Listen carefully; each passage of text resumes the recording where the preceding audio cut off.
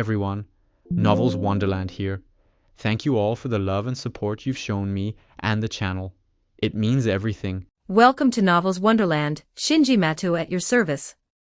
Chapter 451 to 500, Chapter 451, Combat Power of the Phantasmal Puppets. 1174 words. Announcement. Hey guys, check out my P at Trian/absolute code. Shinji Matou at your service status, Chapter 1208 completed. New story. Type Moon, starting out as the Lion King's personal knight. Equals.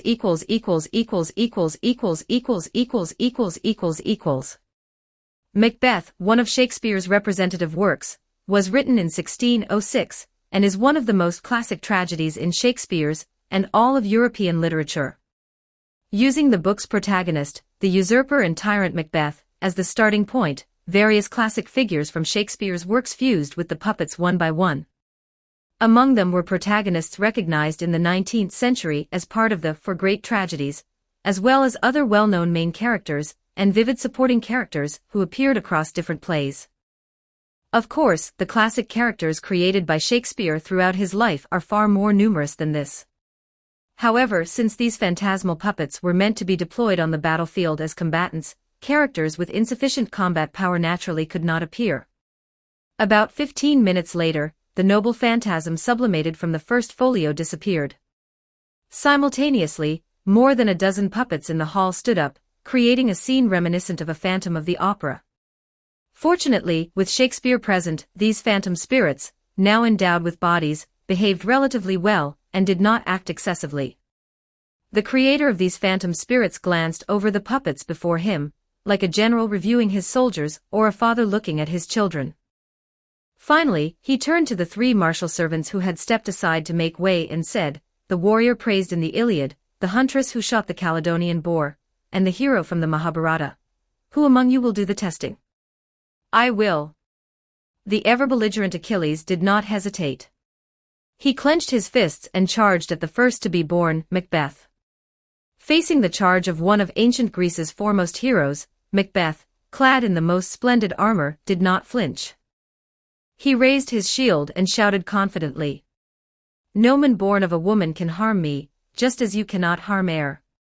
Before he finished speaking, Achilles struck him with a single punch, sending him flying, and added, my mother is a goddess. As Macbeth had claimed, he was protected by life magic that prevented anyone born of a woman from harming him. He ultimately dies at the hands of Macduff, who was born via caesarean section. This attribute was also sublimated into a noble phantasm. Yes, even phantom spirits have noble phantasms, though their effects are significantly diminished due to the nature of their spiritual foundations. However, no matter how strong this protection was, it could not affect Achilles, for his mother, Thetis, was not a woman but a goddess. After punching Macbeth away, Achilles shook his wrist, somewhat disappointed. Decent strength, but not very bright. Well, after all, they are phantom spirits. You can't hold them to the standards of heroic spirits. In contrast, Shira was quite satisfied. True. Achilles crossed his arms and thought for a moment, then nodded. The guy who wields a pen can create such things. I'm already amazed. I underestimated you before. Sorry. With his straightforward and bold personality, Shakespeare laughed heartily. It's not just my work alone. One person isn't enough to be your match. How about facing a few more? No problem, bring them all on. Achilles beckoned to all the phantom spirits. Two figures closest to Achilles moved immediately. One brandished a longsword and declared proudly, I am Prince Hamlet. The other took a similar stance, though his voice was gentler, Romeo. With two longswords, one on the left and one on the right, they flanked Achilles. Good, this is more like it. Achilles chose not to rely on his immortality to take advantage of the phantom spirits. He swung his right hand horizontally, materializing the spear he received from his father Peleus. The spearhead deflected Hamlet's sword, and the spears but swept Romeo aside. As Romeo was pushed back, another figure immediately filled the gap. An arrow tore through the air with a piercing whistle. The bow is drawn and ready, "Be careful to dodge the arrowhead." The puppet wearing a crown bent his bow and shot an arrow, his voice old and maniacal. Achilles caught the arrow with his left hand and easily broke it, then turned his head and asked, "Who is this?" "King Lear," Shakespeare answered with a smile. "Be careful, Oberon and the witches are about to attack as well." Oberon, the fairy king from A Midsummer Night's Dream, one of Shakespeare's four great comedies, once used a potion to humiliate his queen, causing her to fall in love with a donkey. The witches, 3 in total, are important characters from Macbeth. They ignited Macbeth's ambition and provided various means for his usurpation. These 4 are phantom spirits of the Magus type. When Semiramis made their puppets, she used different materials than those for warrior-type puppets. As a result, each of them could easily surpass modern Magus. Achilles' rank C magic resistance was easily breached by the 4 Magus. Of course, breaking through his immortality, scorched by heavenly fire, was impossible. Because of this, Shakespeare had no qualms about letting the phantom spirits attack him together. They couldn't harm him, making it perfect for testing. Semiramis also manipulated the space, creating an undisturbed area within the hall for the phantom spirits and Achilles to fight freely. The battle lasted from midnight until dawn, ending with Achilles' unscathed victory. However, Achilles used all his noble phantasms except his chariot, which speaks to the spirit's strength. Atalanta remarked that with so many phantom spirits attacking together, she could only fight while retreating. Karna also gave his evaluation, even without considering magical energy consumption, using anti-army noble phantasms would still take considerable time to deal with them. It's understandable, there were close and long-range fighters, physical and magical attacks, healers, tanks, supports, and DPS, a classic setup for raiding a boss.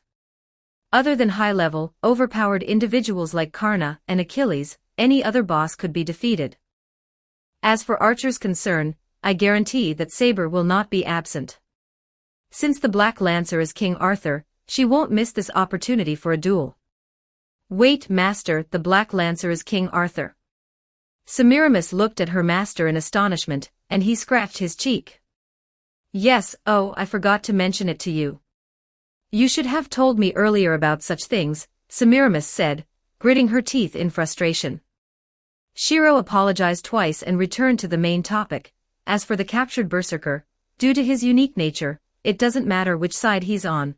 I have my ways to deal with him. Do you have any other questions? Karna remained silent as usual, while Atalanta and Achilles looked at each other and shook their heads simultaneously. Achilles sighed regretfully. "You even went to the trouble of making a castle, preparing for a siege defense." "Siege defense? Writer, your premise is already wrong. My noble phantasm, the Hanging Gardens of Babylon, is not meant for defense but for offense." Semiramis let out a light laugh. Chapter 452, The Activation of the Hanging Gardens. 1880 words. Upon hearing Semiramis's words, both Achilles and Atalanta showed expressions of confusion. Shakespeare, understanding the nature of this noble phantasm, was even more delighted by their reactions. Karna maintained his calm demeanor, while the only master present, Shiro, spoke to Semiramis with a hint of anticipation. "Assassin, stop being so secretive. Let us experience it firsthand." "Well, master, you seem quite passionate." "Because I am a man." "I see," Semiramis said, understanding. She then placed her hand on the gem embedded in the armrest of the throne. Instantly, the ground began to tremble slightly. An earthquake.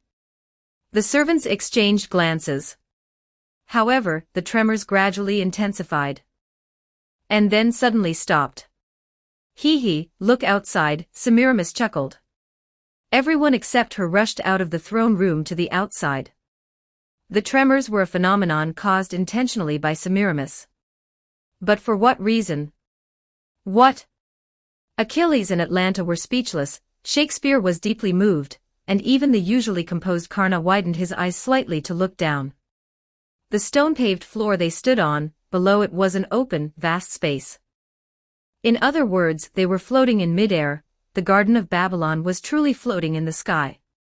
Surprised? Of course, the speed isn't anything to brag about, Assassin said with a hint of pride in her voice. The Empress of Assyria, Semiramis. Her noble phantasm, the Hanging Gardens of Babylon, was like an aerial fortress. However, it couldn't be manifested through magical power alone. Specific materials from a particular region, such as stones and wood, needed to be collected first. After gathering the materials, Assassin had to perform a lengthy ritual to fully form the noble phantasm. This is because the historical Empress Semiramis did not build the Hanging Gardens. She had never seen the Hanging Gardens herself. However, she knew it was etched into her memory as a fantasy, and had that sensory experience. Although it was a mysterious phenomenon added later, the impression of the Hanging Gardens built by the world's oldest assassin and legendary empress was so strong that it became a noble phantasm. To actualize this noble phantasm, real materials based on the physical world were needed: wood, stone, minerals, plants, and water from the land she once lived on. Reassembling these collected items through her ritual brought the fantasy to reality. It was a false reality, a noble phantasm that shouldn't exist. Hence, it was named vanity. For those who knew the truth, it might be a subject of ridicule. However, vanity does not necessarily mean fragility. No, at the moment the materials were gathered to complete the noble phantasm, at least in this era, vanity had transformed into reality. However, this garden draped in fantasy was far more exaggerated than reality, to the point of absurdity. Now then, everyone, the final assault is scheduled for this evening. Please be prepared. The group fell silent. It wasn't out of fear. Rather, it was because they felt the looming battle, igniting a burning fighting spirit within them. Unlike the Red faction, who were preparing for a major confrontation, the day-to-day activities of the Black faction's masters and servants continued in an orderly manner. Fiori and Calz's teams, exhausted from the night's work, were resting in their respective rooms. Vlad III and Darnik were in the throne room, discussing the previous night's battle over a game of chess. Gords had taken Siegfried to the forest outside the castle, and engaged in some mysterious activities. Roche and Avisbron remained in the workshop, continuing their work on creating golems. Roche never doubted that their side would win the Holy Grail war. To him, the outcome was a foregone conclusion. With the combination of Black Berserker, Black Saber, Black Archer, Black Assassin, and themselves as caster and master, he had confidence in their ability to defeat any opponent. More accurately, he believed in his ability to create golems that could overcome the enemy. The masters of the Black faction severely underestimated the golems. True, the golems were shattered by a single strike from Red Saber. But those were merely sentry golems.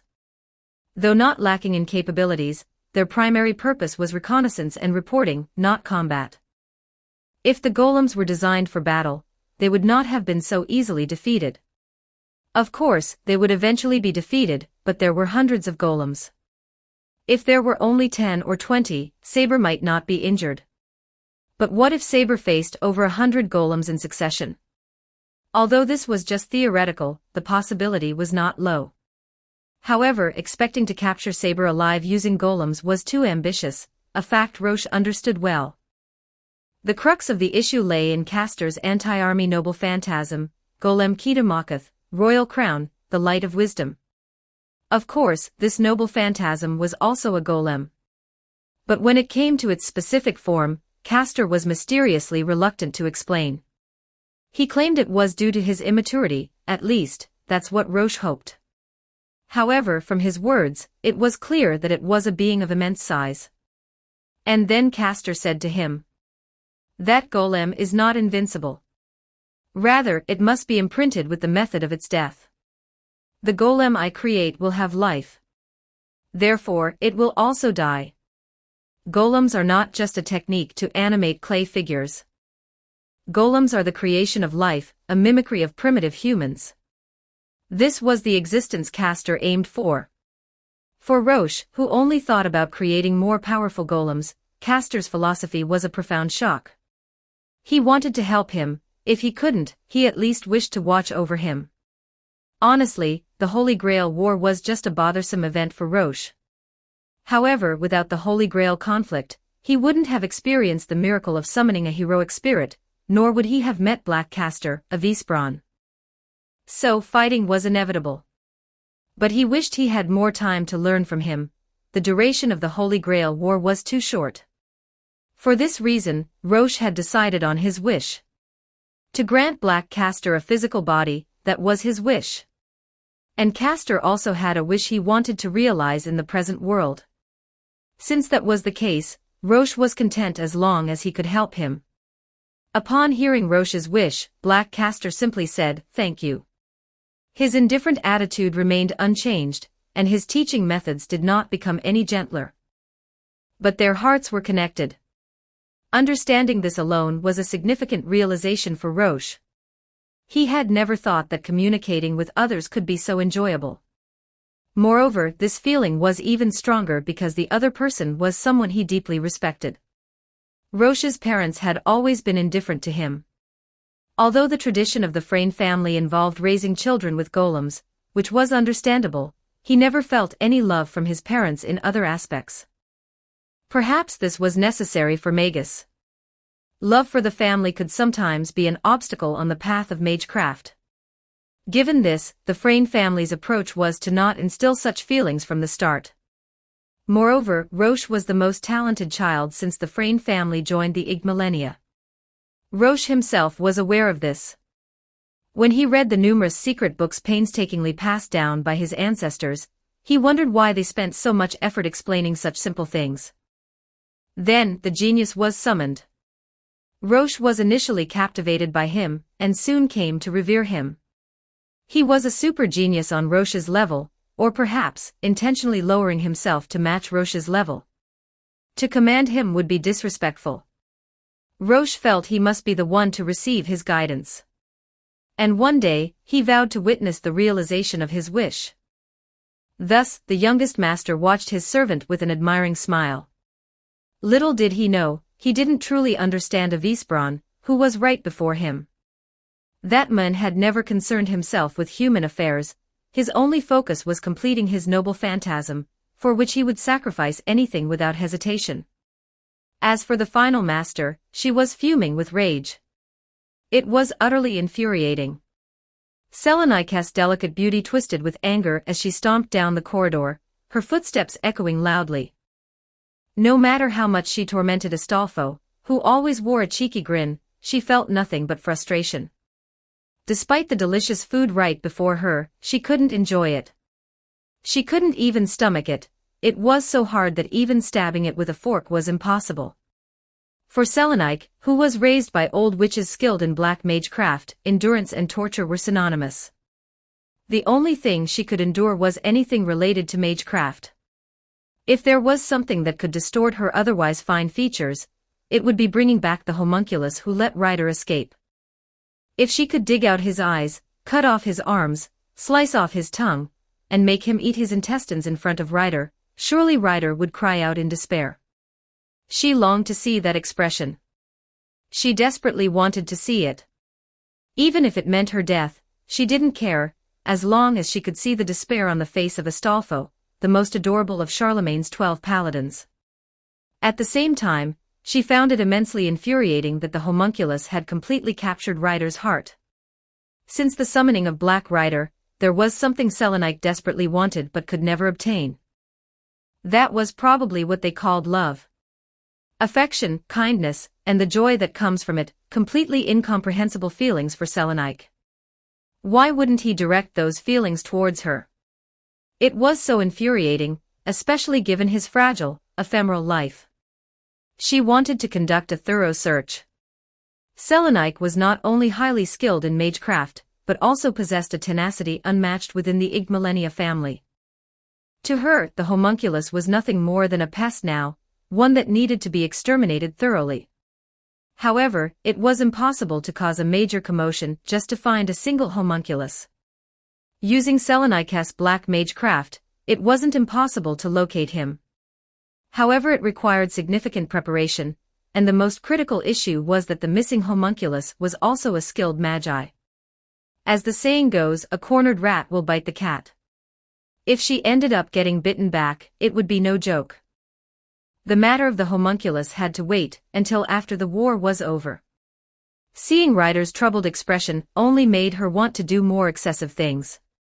She wanted to trample him, humiliate him, and plunge him into despair. Selenite barely managed to suppress these evil impulses. Once this war was over, once they won the war, it would be fine. After defeating the Red faction, she would abandon her wish and battle, using the 3 command spells to torment Ryder to death. Perhaps her agitation was too intense, for as she walked, she bumped into a homunculus. The boy responsible for delivering meals looked down with vacant eyes and muttered, "I'm sorry."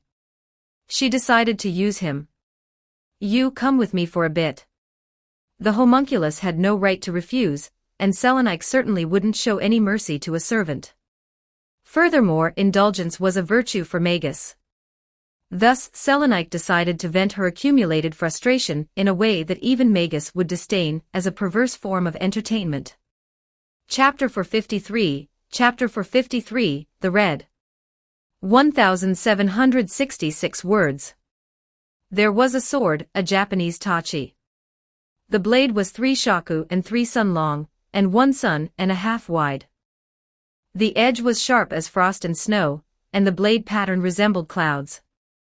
Even with the scabbard in place, one could still feel a chilling aura emanating from it.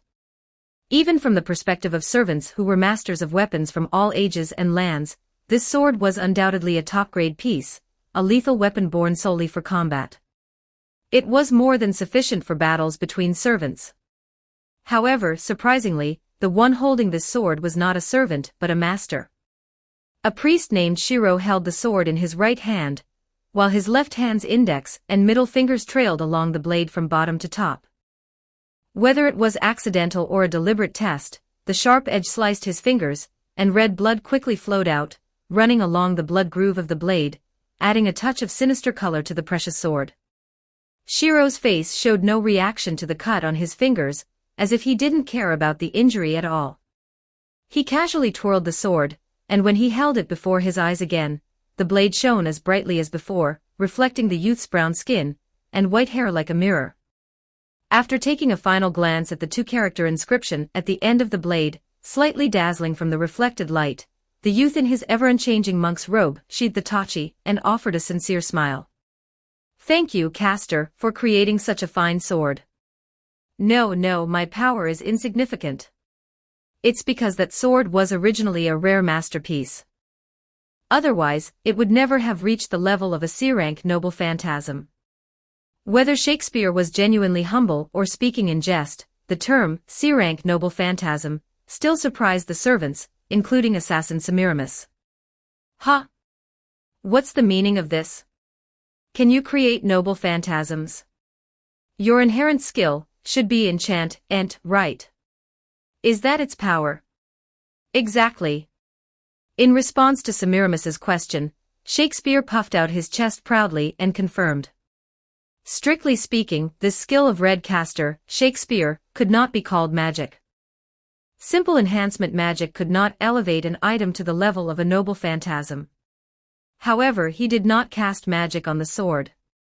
He merely wrote about the sword's sharpness and its bloodthirsty nature while looking at the one Shiro handed him. Words and language can distort reality. This is the power of writer-type servants, and Shakespeare, being the greatest playwright in human history, could turn the impossible into the possible.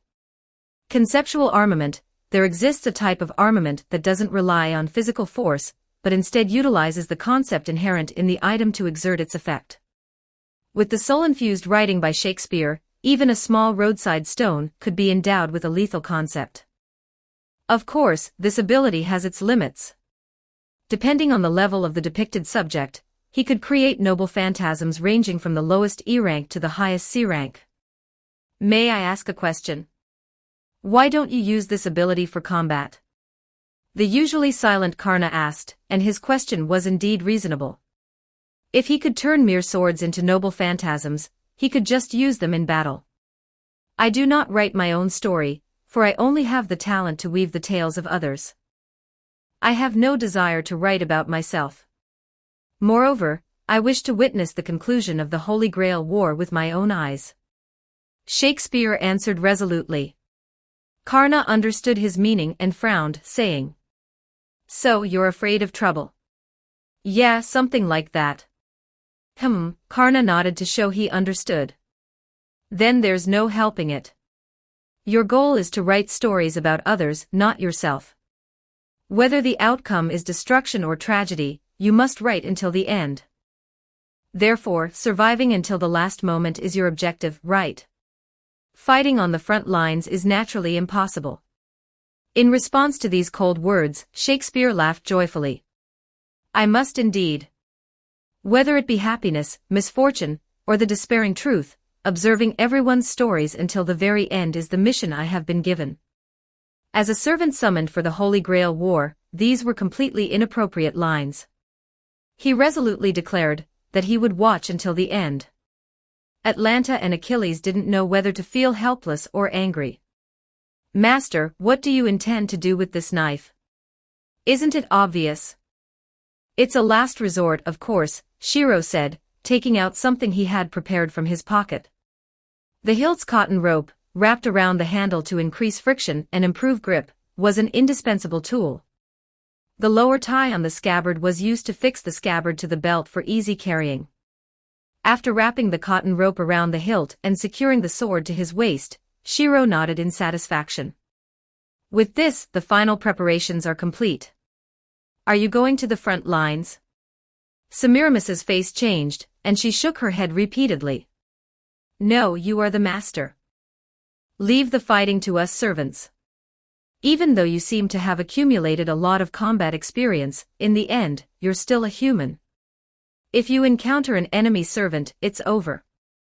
As Achilles and Atalanta said, compared to servants, masters who are still within the human realm are too fragile.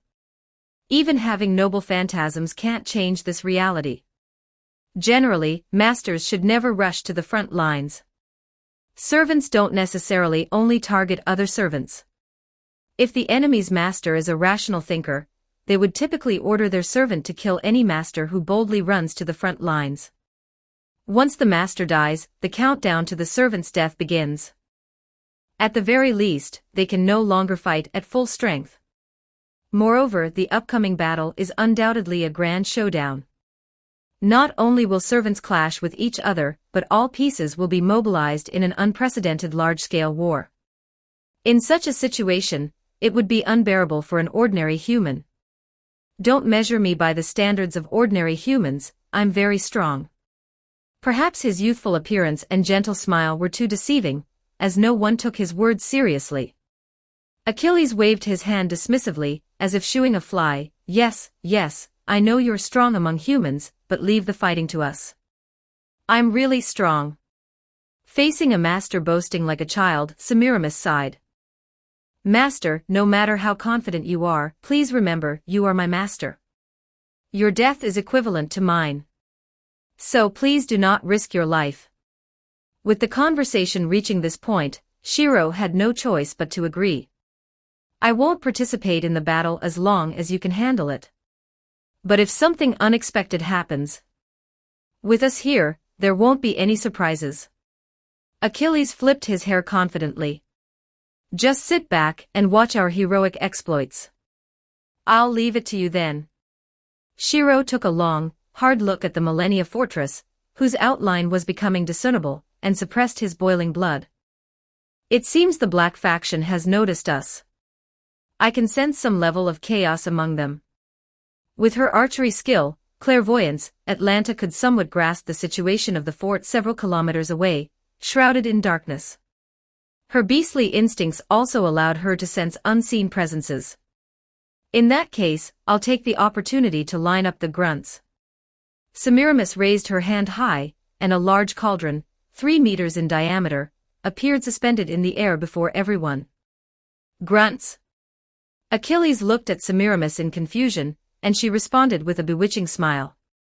"A war with only generals and no soldiers doesn't look right.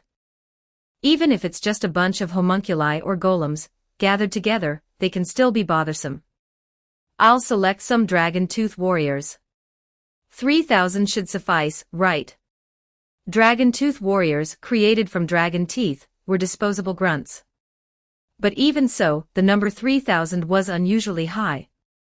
The more, the better, of course. But assassin, isn't that impossible?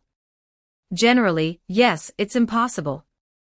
But as long as I'm in these hanging gardens, nothing is impossible for me.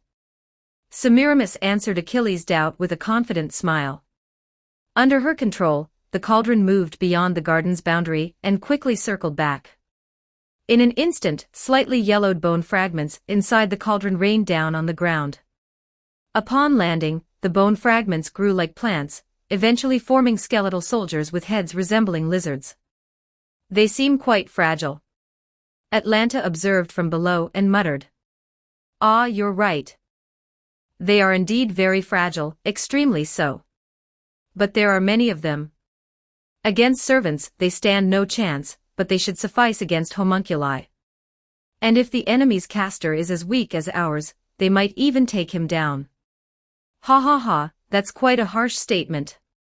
But I doubt any other caster in the world is as literary as me.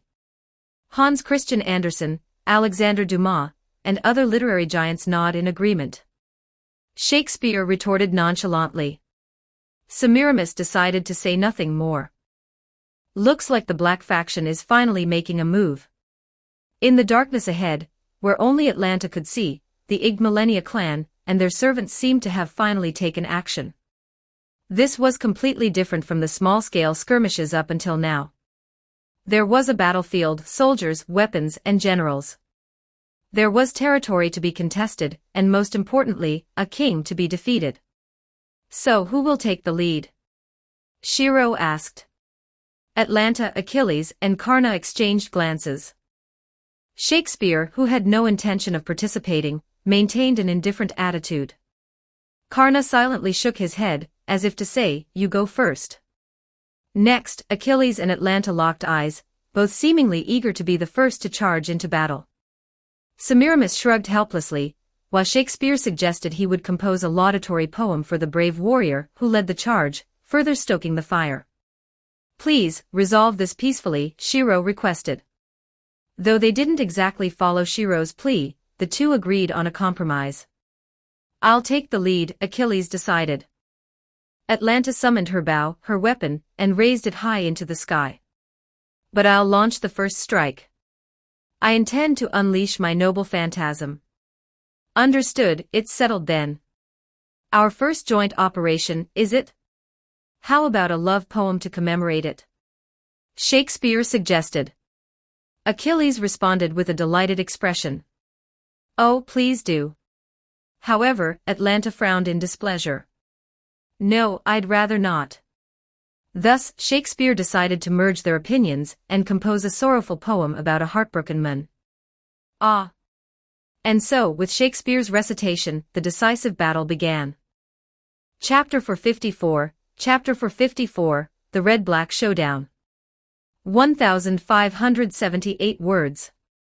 The Igmalenia clan had made comprehensive predictions about which direction the Magus of the Mages Association, i.e., the Red faction, would launch their attack from and formulated a meticulous interception plan accordingly. There were possibilities of a direct assault from the streets of Tryphas or leading an army from the east side. The possibility of an aerial assault was also not low. However, to think they would come with their territory, this is truly unexpected. Black Archer, Chiron, sighed. In his line of sight, the Hanging Gardens of Babylon, the pride of the Red Assassin, floated in the air. I must say, this garden is indeed impressive. Compared to it, Millennia Fortress looks like nothing more than a dilapidated earthen building. Black Assassin Matou Shinji clicked his tongue in admiration, holding a telescope he had somehow procured. Assassin. Fiore glared at her servant with a hint of displeasure. The latter blinked innocently. Seeing this, Fiore felt even more dissatisfied, although she wasn't aware that during this glare, her tension also somewhat eased. Standing beside the barrier, Calls anxiously asked, Archer, what's the current situation? Archer smiled calmly and replied. It has stopped. Although this is just my speculation, it seems the Red faction plans to use this plain as the battlefield. So it's going to be a full-scale confrontation. Yes, masters, please move to a safe location. The enemy will likely also use their servants and familiars to establish their positions. It seems so. They appear to have summoned dragon tooth warriors. Probably to counter our homunculi and golems. With a thud, Darnik landed from above. It turned out he had just boldly observed the hovering fortress from various angles. Uncle. Let's head inside, Fiori. We can only leave the outcome to them now. You're right, Darnik. From here on, it's the domain of servants.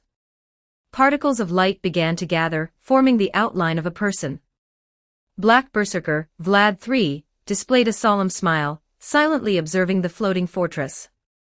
No, it wasn't just him. Black Caster of Eastbron also stood on the wall, watching the floating fortress. To think they would not only step into my territory with such an abominable thing, but also scatter those filthy skeletal soldiers everywhere. Vlad III showed an obvious expression of displeasure. At the moment of invading his territory, they became enemies, they became conquerors, and they became the Ottoman Turks. A strong sense of duty to kill them all instantly bound his entire body. Looking around, Darnik slightly frowned. Gourds and Saber, are they not here yet? Here, here.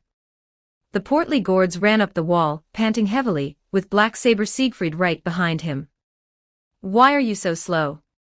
The mystic code needed final adjustments. Fortunately, it was completed just in time.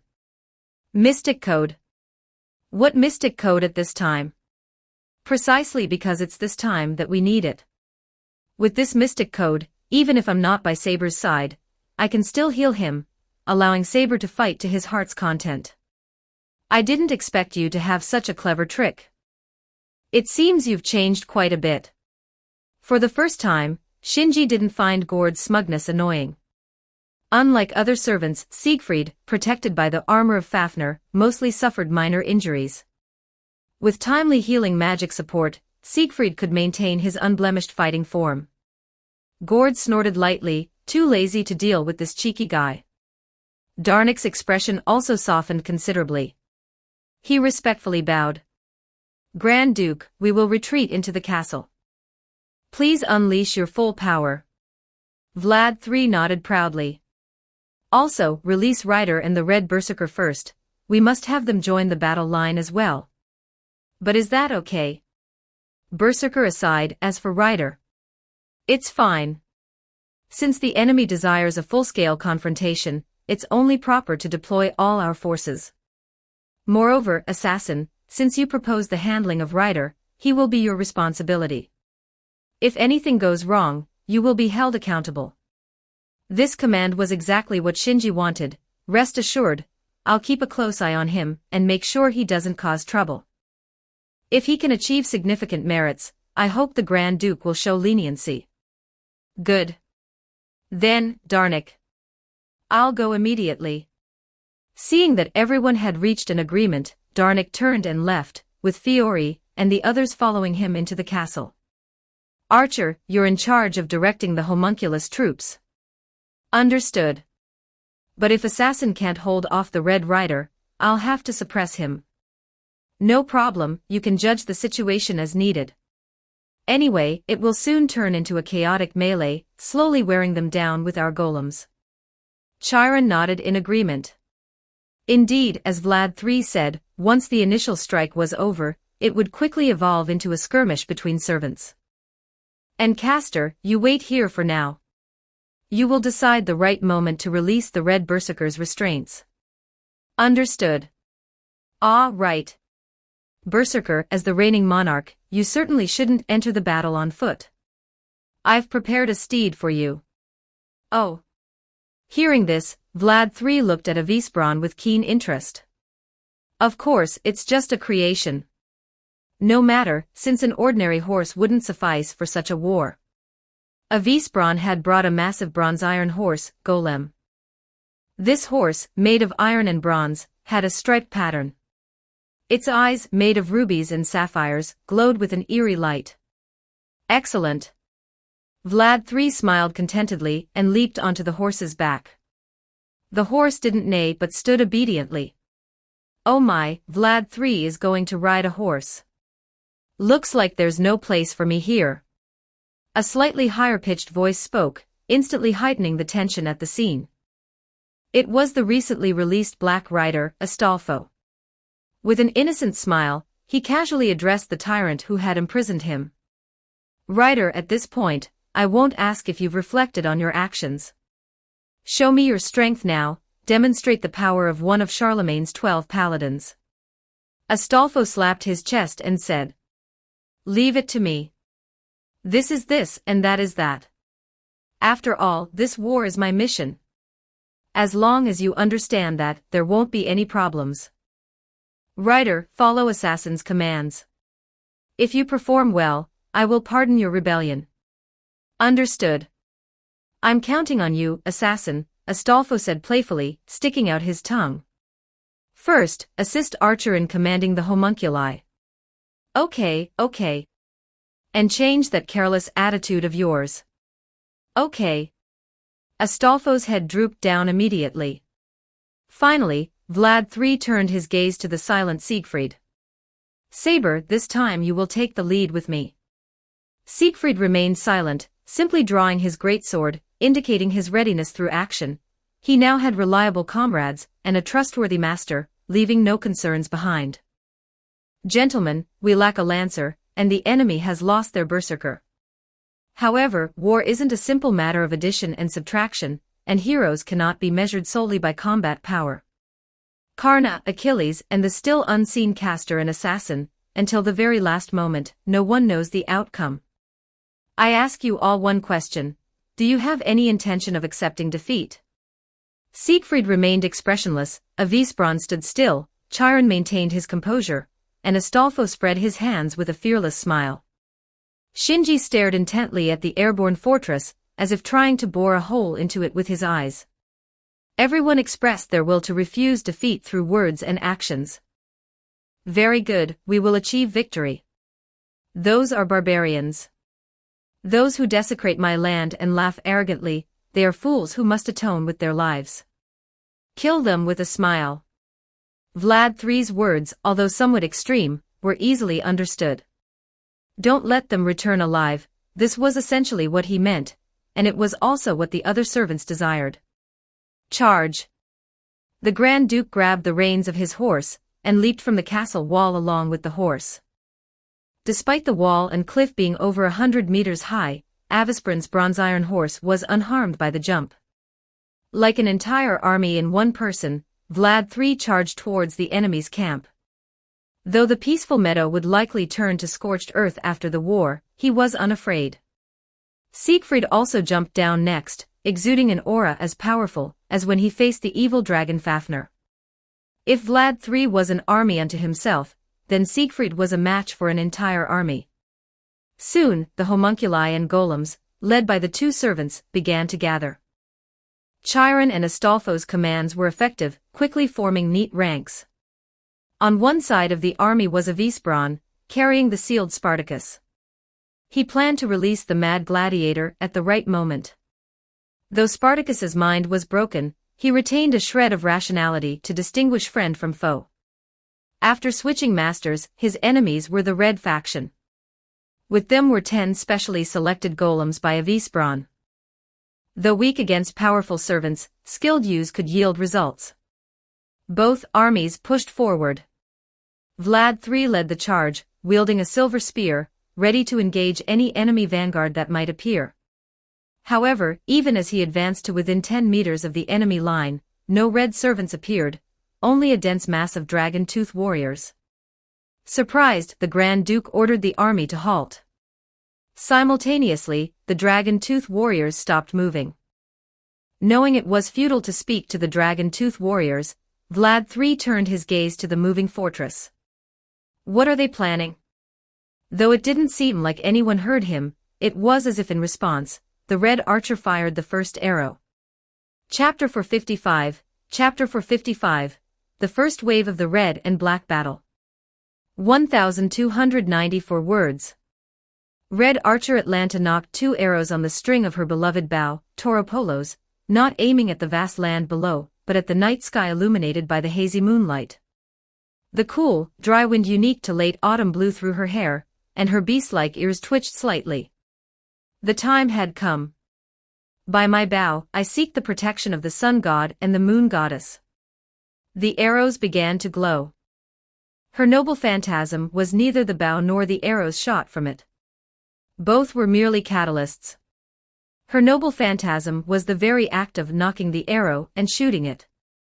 Offer this calamity, Phoebus catastrophe. The two arrows shot into the sky, tracing a dazzling path through the clouds before disappearing without a trace. This was a signal fire, the first arrow. It was an appeal to the gods. The sun god Apollo and the moon goddess Artemis, both deeply connected to the sun and the moon, were also the gods of archery and hunting, respectively. As an archer seeking their protection, the cost was calamity. The so-called protection meant bringing disaster upon the enemy. The night sky filled with a faint glow, accompanied by a subtle sound like raindrops dancing in the wind. However, this was no gentle rain. The savage gods sought a sacrifice, unleashing a storm of disaster upon the earth.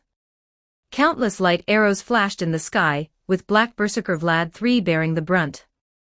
He calmly raised his hand, summoning dozens of black stakes from the ground to form a barrier that blocked the rain of arrows. Following behind him, Black Saber Siegfried was even more at ease.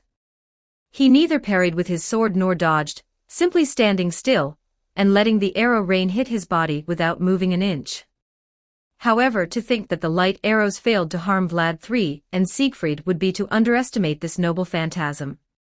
In fact, Phoebus catastrophe, ranked as a noble phantasm, was far from weak. The reason it was easily blocked was due to the formidable strength of the two servants, and the fact that the light arrows were targeting the entire army of homunculi and golems. Atlanta's aim was not the servants but the reduction of enemy troops. Homunculi were hit by the arrows and fell one after another. Even the sturdy golems were shattered by the countless arrows. This was the expected outcome, confirmed by the archer wielding her noble phantasm. However, just before the light arrows swept through the enemy forces, a piercing eagle cry broke through the dark sky. If Phoebus catastrophe was a dense green light rain, then what came from afar was a massive azure light arrow. No, it was a storm. An azure storm arose in the sky, and at its center, a fantastic beast that should not exist in this world appeared. The upper body of an eagle and the lower body of a horse, with wings as sharp as divine weapons. These wings, flapping continuously, generated a terrifying wind pressure that could obliterate all obstacles, including the disaster besieged by Atlanta. Please, Hippogriff. With this shout, the azure storm collided head-on with the green arrow rain, a clash of army-level noble phantasms. In an instant, a dazzling light replaced the setting sun to become the brightest source of light in the sky. At the heart of this radiance, the knight who initiated this clash shed his usual casual demeanor, showcasing the grandeur worthy of one of Charlemagne's 12 paladins, all sparked by a conversation from a few minutes earlier. Teacher, are there any enemy servants among the dragon-tooth warriors? The speaker was Shinji, and the one he called teacher was Chiron. No. The sageman, who had been observing the entire battlefield with his clairvoyance, shook his head. Shinji's eyes gleamed and he hinted, "Why do you think no one stopped the Grand Duke when he charged ahead? No matter how many of these small fry come, they can't threaten the Grand Duke and Saber. The idea of wearing them down is laughable. The Grand Duke could wipe them out in an instant if he wanted." Two possibilities. The first is that this batch of dragon-tooth warriors is meant to be cannon fodder, testing the Grand Duke's strength. From that airborne fortress, it's clear the enemy has a very powerful magus. For a magus of this level, summoning dragon-tooth warriors is merely a prelude. The main force is yet to come. The other possibility is long-range attacks, right? Astolfo took over Chiron's words. I've done such things before, used my horn to intimidate, and then had my hippogriff sweep through. It was exhilarating, ha ha ha. Since you have experience, I'll leave it to you. Shinji snapped his fingers. You ride the hippogriff and follow behind the main army.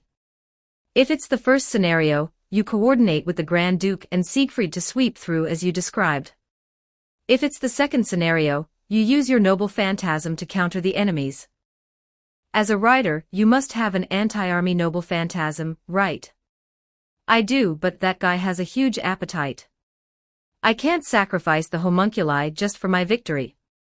Summoning the hippogriff and then riding and commanding it, at this stage, the mana consumption wasn't much, fully within the supply provided by a single homunculus. The problem arose when invoking its true name and unleashing its power. At that point, the mana consumption was almost equivalent to the full release of an A-rank noble phantasm. And it wasn't just a one-time release. Maintaining the hippogriff's state would continuously drain mana, making it a highly inefficient use of energy. Images of homunculi drained of their mana flashed through his mind, along with Sieg's plea. No matter what, he didn't want to do that now. Hence, he could only choose not to. Ah, I'm an idiot, both foolish and cowardly. He should have ignored the existence of the mana batteries and released the true name. Even Sieg wouldn't blame him for it. After all, servants are summoned to fight and win. It's unreasonable to place such demands on them. But Astolfo is such a heroic spirit, he only does what he wants to do, and no one can force him to do what he doesn't want. Both Chiron and Shinji understood this well, and Shinji had prepared a way to persuade him. You've got one thing wrong.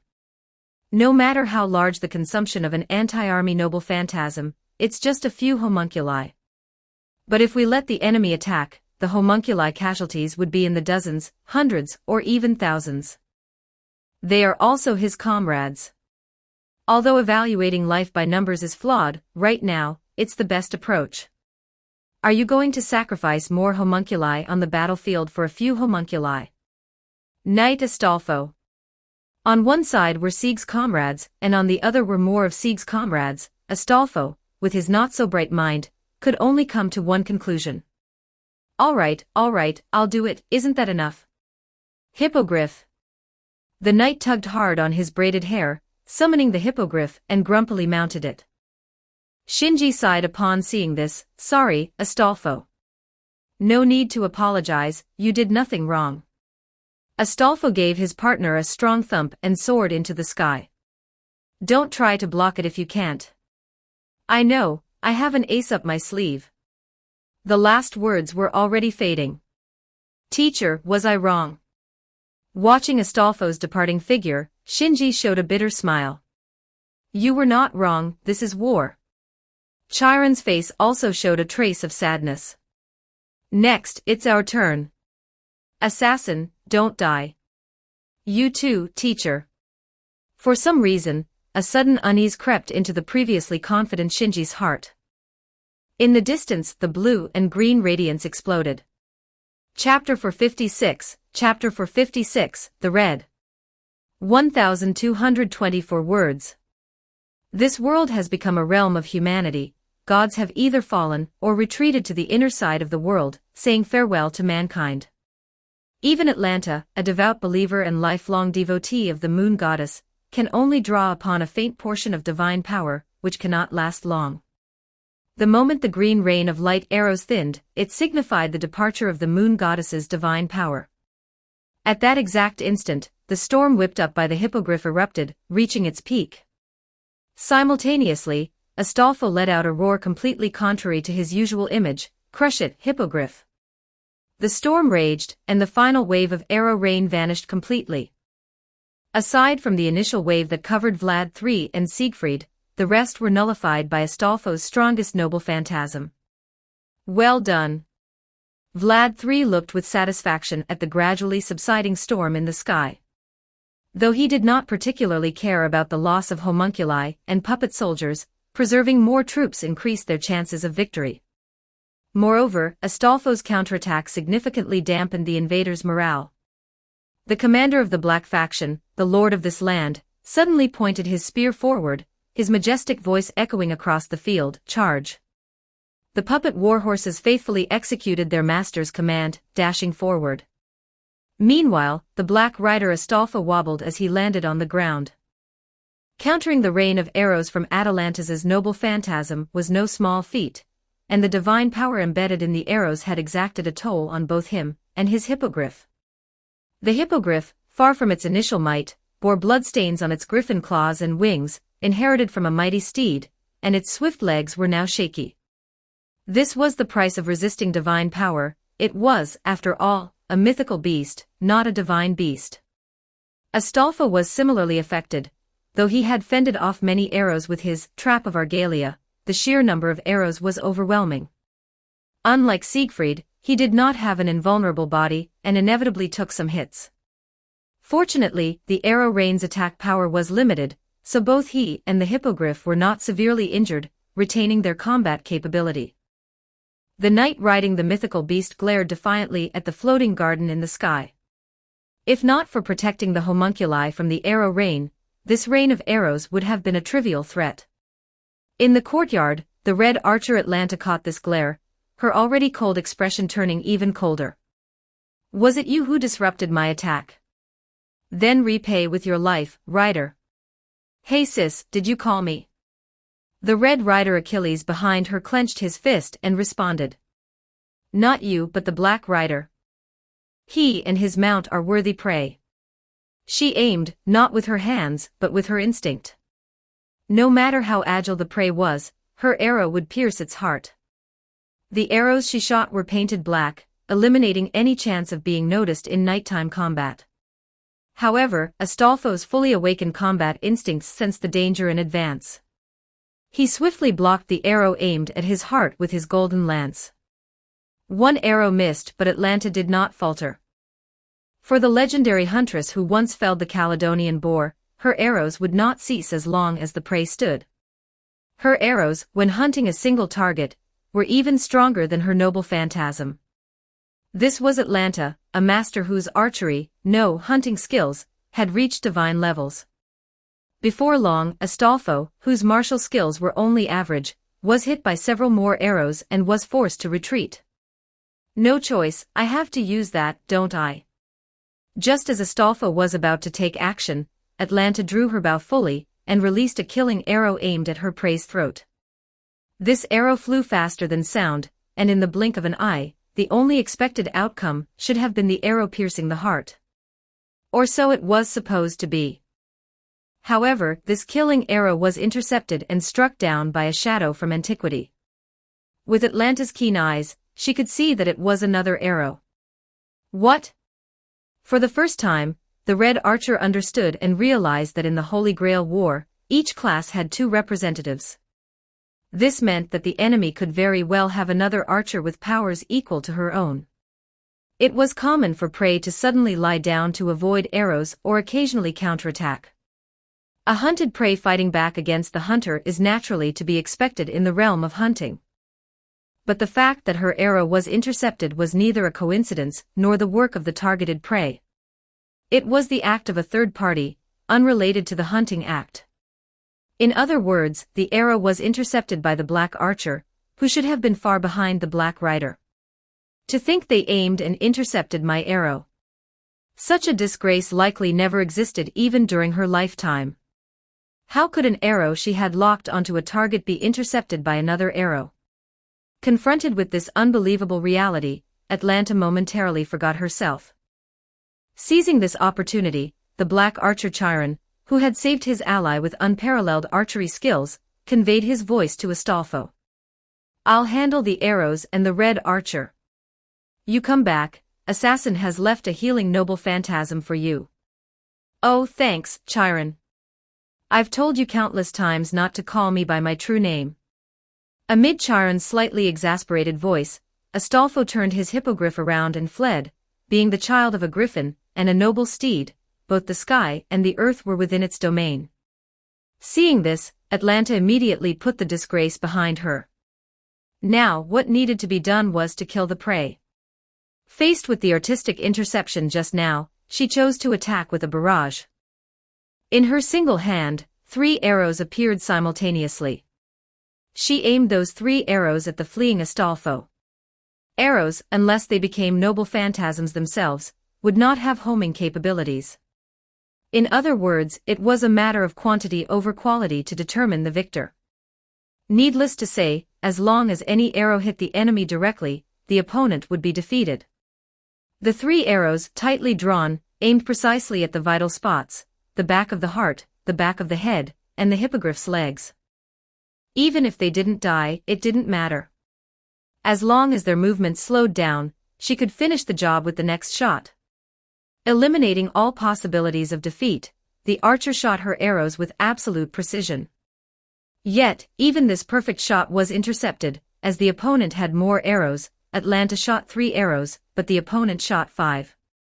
Atlanta was once again utterly defeated. By this time, Astolfo had already run quite a distance. It became harder for her to shoot, while it became easier for the opponent. Even Achilles noticed something was wrong. There's an archer better than you, sis. Atlanta's green pupils emitted an unprecedented light, her beast ears and tail standing upright, a sign of the beast's fury. Black archer. Looks like sis has found her opponent. Now, I'll go find mine. Achilles slapped his knee with excitement and with a joyful expression, began to sprint forward, leaping down from the sky garden. I added new story, type Moon, starting out as the Lion King. Chapter 457, Chapter 457, The Red and Black Showdown, The Mortal Chariot. 1170 words. With a sharp whistle, a chariot powered by 3 military horses suddenly appeared in the sky, precisely catching the falling Red Rider, Achilles. The warrior, who once dominated the battlefield of Troy with grandeur, gripped the reins from his chariot seat, and lashed the horses fiercely. The thunderous neighs of the muscular horses reverberated across the battlefield. Come, let's fight. I, the Red Rider, will take the lead now. As soon as he finished speaking, Achilles brought the chariot down to the ground. Before him stood androids and golems. But not just the combat-specialized androids, even the golems, weighing over a ton, were pulverized under the hooves of the immortal horses bestowed by the sea god. The enormous grinder of the chariot cut through the earth and whirled at bullet speed. Just by racing across the ground, the chariot driven by Achilles could ravage the entire battlefield. Come on, servants of the Black faction. Show us your strength. If anyone can stop my rider's chariot, feel free to try. It wasn't a servant who responded to his provocation but the golems. 3 golems moved to intercept the rapidly advancing chariot. Clicking his tongue, Achilles naturally chose to crush them to pieces. Get out of my way, you lowly soldiers. Hearing his words, the Black caster of Eastbraun, observing the battlefield from afar, responded. Well, that's not necessarily true, Red Rider. At the moment of collision, the 3 golems dispersed simultaneously. To Achilles' surprise, the golems suddenly hardened as they entangled the legs of his horses. Ugh! The chariot, which had been charging at full speed, finally came to a halt. Seeing this, the golems raised their battle axes and leaped towards the chariot. Stop playing your little tricks. Achilles released the reins, grabbed his spear, and leaped off the chariot. With his skills, it only took an instant to take the lives of the golems, without missing a single one. However, just as his spear cut through the weapon of the first golem, and was about to slice through its body, a thunderclap suddenly erupted in the sky. Faster than the thunderclap was the golden lightning. Infused with immense magic, the lightning of Indra, at its peak power, descended from the sky, manifesting as a thunder dragon aiming to engulf Achilles. TCH, Black Assassin, still as underhanded as ever. As the thunder dragon descended, Achilles remained fearless. With a twist of his spear, he swept away the encroaching golems in an instant.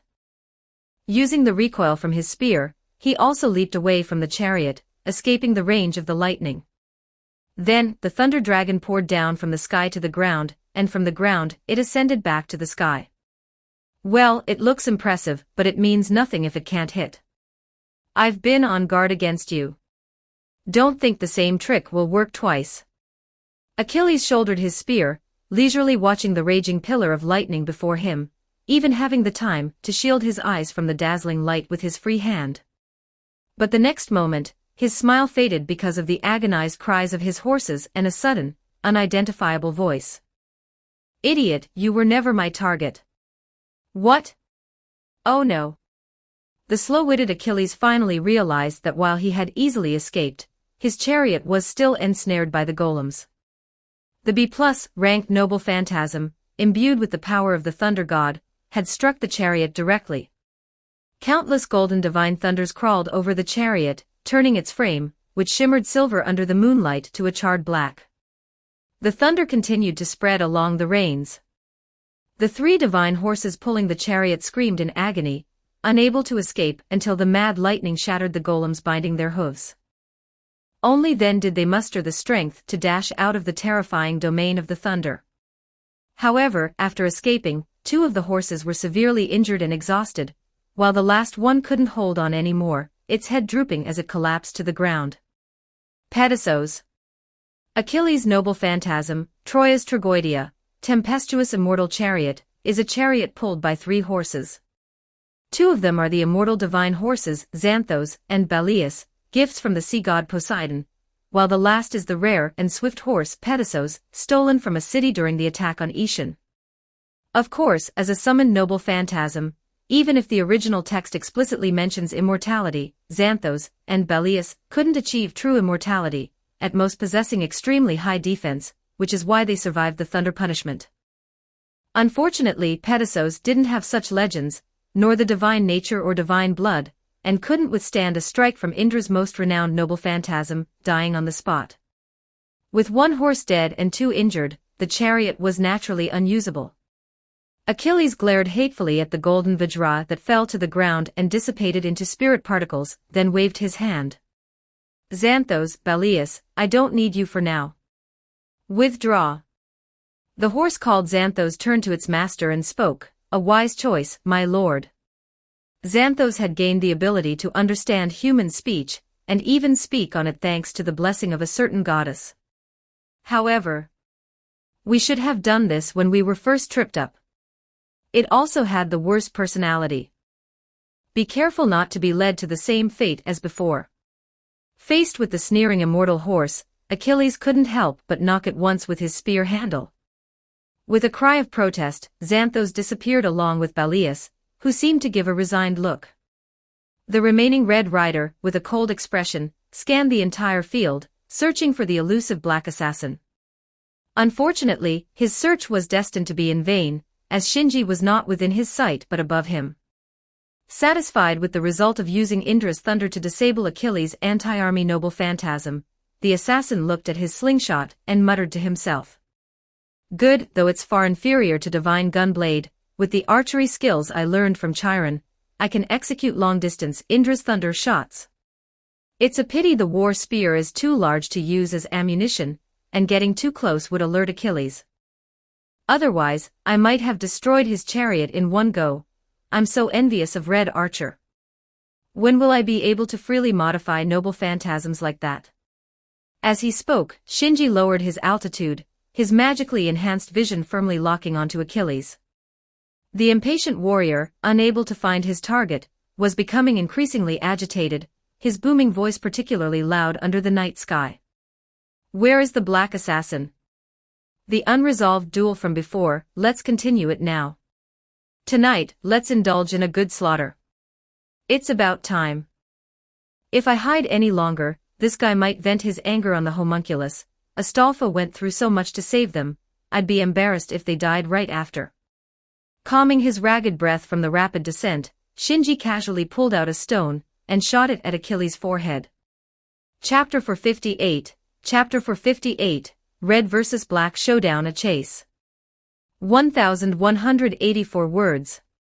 Achilles possesses the noble phantasm, Andreas Amarantos, Amaranth of the Brave, which renders him invulnerable except for his weak point, the heel.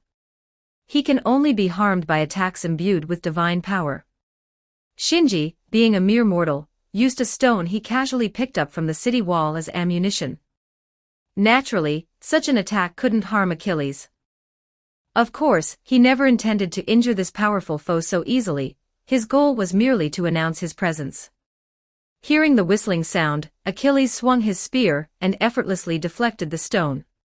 Seeing the stone fragments scatter before him and feeling the slight force transmitted through the spear, he instantly understood the stone's purpose. Trying to lure me over, huh? Achilles turned his gaze in the direction from which the stone was shot. At the end of his line of sight was a forest, from which a faint servant's presence could be vaguely sensed, the territory of the Black Assassin. The forest. Indeed, the complex terrain of a forest would provide excellent cover for an assassin, allowing him to make full use of the terrain and presence concealment to maneuver against his enemy. Tactically, this was flawless.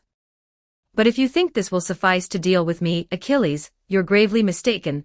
You will taste defeat because of your correct choice, just like that old man. For the honor of my great hero father, my goddess mother, and my eternal friend who shared the joys and sorrows of life with me, I will defeat you, Black Assassin. Achilles roared as he activated comet form and charged toward the forest where Shinji was hiding. Seeing Achilles begin to accelerate, Shinji concealed the deliberately released presence used to lure him, and fled deeper into the forest. The moment Achilles stepped into the forest, Shinji's right hand grasped 3 inconspicuous stones, this time, not just common stones, but meticulously selected, enchanted magic bullets, each inscribed with primordial runes. Following the principles of consecutive shots, he fired the 3 magic bullets in succession. The first one was aimed at Achilles' heart. Achilles blocked it with his spear. As the stone shattered, a rune flashed, and the ensuing explosion of flames engulfed the advancing hero. However, though the primordial flame contained in the Fehu rune was fearsome, it couldn't penetrate the protection of Andreas Amarantos. Achilles didn't even blink as he charged straight through the flames. At this moment, the second magic bullet arrived, causing the air currents to become chaotic. The flames clinging to Achilles' armor flared up once more. Wind followed by fire. Useless, useless, useless. Muda, muda, muda. The momentum of the Red Rider continued to rise. He didn't even bother to block, ignoring the atmospheric disruption and further increasing his speed. The Hagalaz Hurricane rune is not one of the 18 primordial runes, but one of the 24 derived runes.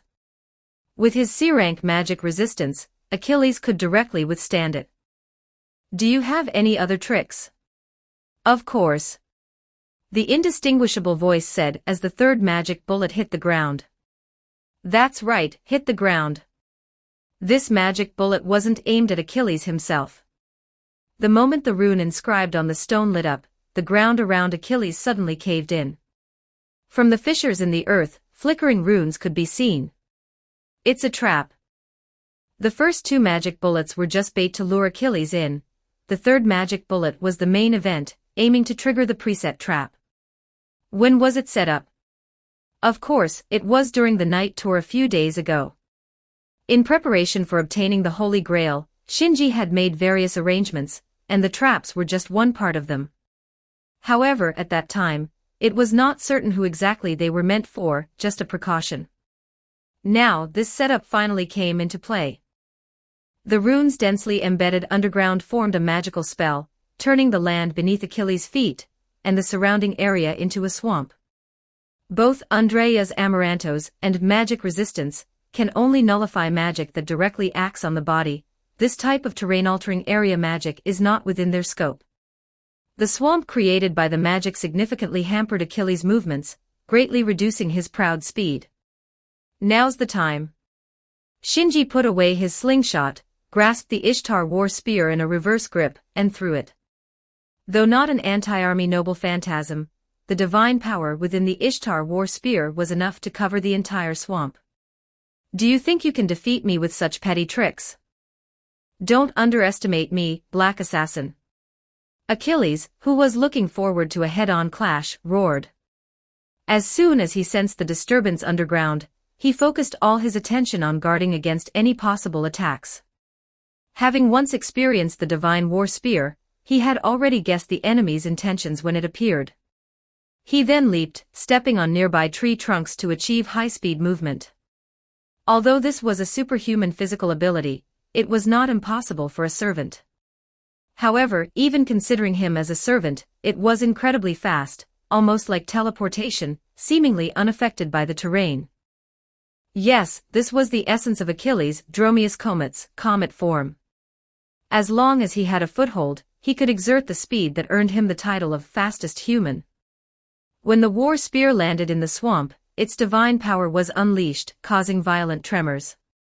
By then, Achilles had already covered a considerable distance, rushing towards the direction from which the spear was thrown at an astonishing speed. "Where do you think you're going?" Achilles, moving through the forest with agility surpassing that of monkeys, and with hearing sharper than that of horses, tracked the enemy's position. Using such a large-scale noble phantasm, no servant could immediately erase all traces, and Achilles would not give the enemy a chance to hide again. He heard a faint "shah" sound, indicating the opponent was also on the move. Because they were moving in the shadow of the trees, he could only vaguely see a figure passing by. If it were Atalanta, she might have been able to use scent as a clue, but Achilles did not have her wild hunting instincts honed from endless hunts. Fortunately, Achilles could use his innate divinity to sense the lingering aura of divine constructs. Another rune magic bullet came flying through the air. He smiled and blocked them all with his spear, whether dodging or deflecting them was very easy. Although these magic bullets would have been considered decent flying tools when he was alive, they were meaningless in the face of Andreas Amarantos. He had already driven the opponent into a corner, otherwise, Assassin wouldn't have used such an attack that nearly exposed their position. He had this realization. "Found you." Achilles showed a bloodthirsty smile, increased his speed to the maximum, and switching the spear in his hand for a shield, charged toward the visible figure in his sight. Achilles Cosmos, the miniature world enclosed by the azure sky. The noble phantasm, interrupted last time, was finally released with its true name. Chapter 459, Chapter 459, Red vs. Black Showdown, Aerial Combo. 1251 words. Achilles Cosmos, the miniature world enclosed by the azure sky. Rank, A+. Type, Barrier Noble Phantasm. Range, 0. Maximum capture, 1 person. Known as the World Shield, Achilles' trump card is extensively described in over 100 lines in the 18th song of the Iliad. This divine armament was crafted by the god Hephaestus himself. It miniaturizes the world Achilles lived in, with the outer edges featuring ocean currents due to the sea god's influence. While it's naturally a shield meant for defense, the combative and aggressive Achilles developed a new use for it. The method he is using now involves deploying the noble phantasm and charging forward, crushing the enemy with this miniature world, a technique even Hephaestus did not envision. As an A+ rank defensive noble phantasm, the World Shield boasts extremely high defensive capabilities, able to almost completely block attacks from anti-personnel, anti-army, and even anti-fortress and anti-country noble phantasms. Since it projects a world, facing it is akin to facing the world itself. How can human power contend with the world, even a small one? Thus, this attack method can be considered both offensive and defensive, making it the perfect counter to the seemingly unbeatable divine thunder barrier. Accompanied by Achilles' shout, the world inscribed on the shield activated, expanding rapidly.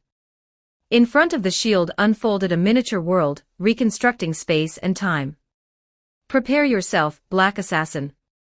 With this strike, Achilles was determined to land. Faced with such an almost undefeatable attack, Shinji showed no sign of panic. Every move Achilles made was within Shinji's calculations, and the World Shield charge was expected. This was not just because he was a well-versed fan of various heroic spirits, but also because Chiron had informed him of all Achilles' abilities before the battle, including the effects and countermeasures for his noble phantasms. Directly countering the World Shield would require an anti-world noble phantasm. This is a matter of compatibility, just as Achilles counters Siegfried. The World Shield is highly incompatible with anti-world noble phantasms, which can easily dismantle this small world. However, anti-world noble phantasms are exceedingly rare, and among the known heroic spirits who possess them, Shinji is not one. Therefore, Shinji had to rely on a non-direct approach, evasion. After all, the World Shield still represents a small world, not the vast world humans inhabit, nor the reality marble that manifests a mental landscape. Though formidable and terrifying, its effects, including crushing, do not apply as long as one stays out of its range. Of course, with Achilles' superb speed, playing hit and run is nearly impossible for most. But there is a prerequisite, being on the ground. Comet form and fastest human are restricted to the land, as Achilles cannot fly, and no matter how fast comet form is, it cannot tread on air. Shinji, on the other hand, while he couldn't fly, had feathered shoes. Just before the grand arrival of the small world, Shinji forcefully kicked off the branch he was hiding on, launching himself into the air. Achilles didn't hesitate, following suit with a leap, clearly intending to give Shinji no respite. However, this plan was destined to fail. Given Achilles' demigod physique, his jumping power and ascent speed were superior to Shinji's. But with the feathered shoes, Shinji could freely soar through the air. As Achilles thought he had Shinji cornered, Shinji performed a small loop in midair. Under Achilles' gaze, which shifted from confident to astonished, Shinji circled behind him. With a quick flip of his hand, Indra's thunder, which had previously killed the famed horse Pegasus, appeared in his grasp, and he drove it straight towards Achilles' back. This is precisely another weakness of the world shield. The small world that reconstructs the rules of space-time only unfolds in front of the shield, leaving the back unprotected. This is a common drawback of all shields, they can only defend the front, not the back. At this critical moment, Achilles displayed astonishing reflexes. With a burst of strength from his waist, he pulled himself upward slightly in midair while rotating his body. Using his waist to drive his shoulders and his shoulders to drive his arms, he swung the shield in a spinning motion, managing to block the lethal Indra's thunder just in time. Impressive. Shinji sincerely praised. This scene was both unexpected and logical. Since Achilles was dubbed the fastest human, his dynamic vision and reflexes were undoubtedly at the pinnacle of human history. Mere speed without the accompanying dynamic vision would result in seeing only fragmented, chaotic images. Poor reflexes would be even worse. In modern society, 9 out of 10 traffic accidents are related to excessive speed, with predictable outcomes. Such dynamic vision and reflex speed aren't easily overcome by simple tricks. Shinji didn't expect to defeat Achilles so easily. As soon as Indra's thunder left his hand, he ascended even higher, thrusting forward with Ishtar's war spear, aiming once again at Achilles' back.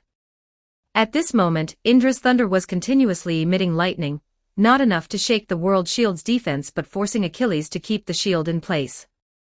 With Indra's thunder in front and Ishtar's war spear at the back, how would Achilles defend? Achilles seemed to have anticipated Shinji's plan. He kept the shield steady with his left hand while his right hand brandished a throwing spear, mirroring Shinji's movements. The black-gold war spear and the simple throwing spear collided in midair. Initially, the throwing spear was deflected, but it then curved and, along with the black-gold war spear, both were flung into the air. This was undoubtedly Achilles' skillful maneuver. Given that Achilles was using one hand while Shinji used both, and Shinji had the advantage of gravitational acceleration, Achilles should have been at a disadvantage. Initially, Achilles was indeed at a disadvantage, as evidenced by the deflected throwing spear. However, after the throwing spear was deflected, Achilles unhesitatingly employed the plus in his strength B+, instantly doubling his power. This unexpected surge in strength caught Shinji off guard. If not for Shinji's strength being B and his timely use of mana burst, the result would not have been both spears being disarmed, but rather Shinji losing his spear alone. Though his meticulously planned strike did not fully succeed, Achilles could accept this outcome. Without his 2 divine armaments, the mortal Shinji, lacking divinity, had no way to penetrate the Andreas Amaranto's defense. Achilles could now fight freely and aggressively. Taking advantage of Shinji's inability to counteract his falling momentum, Achilles swung his fist heavily toward Shinji's head. Despite his carefully planned pincer attack being thwarted, Shinji was not flustered. Having practiced countless times with Chiron, he was accustomed to such scenarios. Reflexively, he caught the oncoming fist with his left hand, chopped at the wrist with his right hand, and then slid down the arm to grab Achilles' chest. Using his full strength, he slammed Achilles to the ground. Finally, he stepped on Achilles' chest twice before leaping away. Upon landing, he didn't forget to taunt. "Get up, stop pretending to be dead on the ground." I know such minor injuries mean nothing to you. P.S. Achilles also has a history of failed pursuits. He couldn't catch Hector. The two ran around Troy, and Hector eventually escaped. This was mainly because Hector's agility was nearly on par with Achilles, and Troy had the sun god's blessing. With the combined buffs and interference from allies, Achilles failed to catch up, and was often troubled by Hector's guerrilla tactics. Chapter 460, Red vs. Black Showdown Meteor Spear. 1,366 words. Even without the Andreas Amarantos, Achilles still possessed A-rank endurance. Endurance refers to the resilience of the body.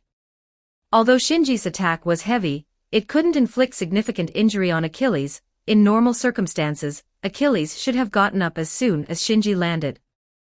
But Achilles didn't, because Shinji had once again overturned his understanding. This human servant, without divinity and divine armaments, had managed to break through his prized immortality and cause him harm. Though the injury was slight, the numbness in his chest was real. The warrior, standing up under the shield's protection, showed a serious expression for the first time. He scrutinized the enemy before him, hoping to find the reason. Soon, he noticed something unusual. The strange assassin's right hand had turned black at some point, emanating an aura that blended uniquely with the night. However, this aura wasn't related to divine power, divinity, or authority associated with the night. Instead, it was another kind of mystery.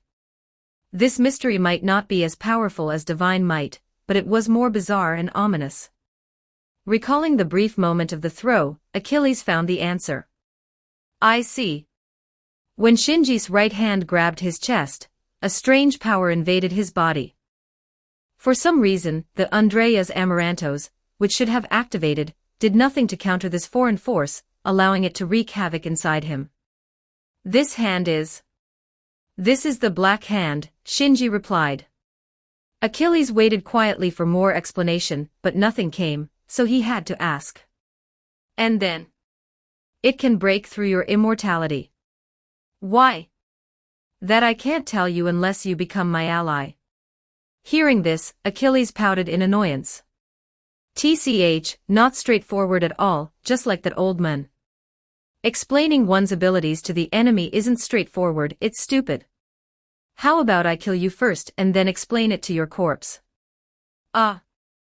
Achilles was taken aback, then said, we servants disappear right after death, no corpses. This answer also stunned Shinji. Didn't expect you to be humorous. Don't compare me with your saber. Haven't I said it before? This world is already so gloomy and rotten. At least let us be happier when we vanish. Couldn't agree more. So let's continue, win with a smile, or die with a smile. Shinji shifted his center of gravity, both hands forming chains, his right hand black as ink, his left hand shining with golden light, adopting a stance that seemed very familiar to Achilles. Pancration. Yes, Pancration. Are you also a Greek hero? You'll find out when you kill me, or when I kill you. Still so unsatisfactory. Achilles shrugged helplessly and put away his shield. Fine, since you're using Pancration, I'll follow the traditional etiquette and have a wrestling match with you. Pancration was not only one of the oldest mixed martial arts of ancient Greece, but also a popular traditional sport throughout the country.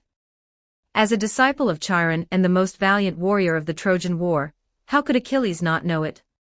He wasn't just familiar with it, he was a master. Shinji was well aware of this. However, compared to weapon combat, he had a better chance of winning in hand-to-hand combat. Then let's begin. Just as Shinji was about to launch his attack, Achilles suddenly raised his hand, making a pause gesture. Wait a moment. What's the matter? The famous Achilles isn't afraid of wrestling with a nobody like me, is he? Afraid, no. Just a bit concerned, Achilles admitted frankly without hiding anything. You're too much like that old man. I'm worried you might use a noble phantasm during the wrestling match. Ah. Shinji felt slightly embarrassed. It seemed his frequent use of devious tricks had lowered his trustworthiness to rock bottom. If I say I won't, you probably wouldn't believe me. But this time, I don't plan to use any tricks. To make me trust you, it's simple. Look at this. Achilles said as he stepped back a few paces and picked up the thrown spear that had fallen on the ground. This is my noble phantasm, it represents my belief, go diatrikon aster lonk, spear tip of the star traversing the skies. The spear flew up into the air and landed precisely at the midpoint between the two. This wasn't a thrown attack aimed at Shinji. Neither the spear nor Achilles carried any killing intent. Then, the laws of time and space were replaced once again. Unlike the Ukalu's cosmos, this world had no mountains, no seas, no grand landscapes. This world was so simple yet solid. Rather than saying it built up walls, it would be more accurate to say it extracted a portion of space itself. Although it seemed no different from the previous surroundings, with the scenery unchanged, it was undoubtedly no longer part of the world Shinji was familiar with. However, since the supply of magical energy wasn't cut off, it wasn't completely severed from the world. In this world, the unmistakable divinity that Achilles possessed vanished without a trace. The spears of Ishtar and Indra stuck in the ground also lost their divine power, turning into ordinary golden artifacts and war spears. Indeed, this world isolated divine power, anything related to the gods couldn't function here. The only unrestricted force was the power of humans themselves. This was a variant of a reality marble, a grand magic Achilles created not as a demigod but purely as a human. Though a warrior, he had surpassed many magus with this miracle. This is the space I created for a decisive battle with old man Hector. During the Trojan War, despite the participation of renowned heroes like Achilles and Ajax, Troy couldn't be conquered for several years. There were several reasons for this. Achilles abandoned the battlefield due to his disgust with the greed and arrogance of their leader, Agamemnon. Even after returning, the internal conflicts persisted. Such internal strife meant that even though they were superior in combat strength compared to the united Trojans, their morale was much lower. Perhaps the exceptional fortifications of the city of Troy, rare even in history, and the protection of the sun god Apollo were also reasons. However, all of these were just minor details. If it were only these issues, the Achaean army might have faced some difficulties, but they would never have fallen into the despair of being unable to capture the enemy city. The primary reason for this despair could be attributed to one man, the Trojan prince and great hero, Hector. Hector was not only a warrior but also a general, a strategist, a politician, and a royal family member. He unified the entire Trojan army and maintained high morale, continuing the fight with unwavering spirit. Although the Trojan War itself ended with Achilles seeking vengeance for his friend and defeating Hector, leading to Troy's downfall, it was an undeniable fact that the Achaean army struggled greatly because of Hector's presence. That guy, he smiled and said, if I fight with a goddess-blessed warrior like you, I'll be struck by a divine retribution, and kept evading me. So, to have a fair one-on-one battle with him, I created this space. Even knowing the effects of this noble phantasm, Shinji was still astonished. This man, blessed by the gods of Olympus and so close to being a divine warrior, had given up all of that just to pursue a fair and impartial battle by creating such a space. This was a warrior who loved combat, enjoyed combat, and was truly worthy of respect. In here, there is no divinity or anything like that. If you get hit, you'll bleed, if your joints are twisted, they'll dislocate. Not even luck can intervene, and time stands still.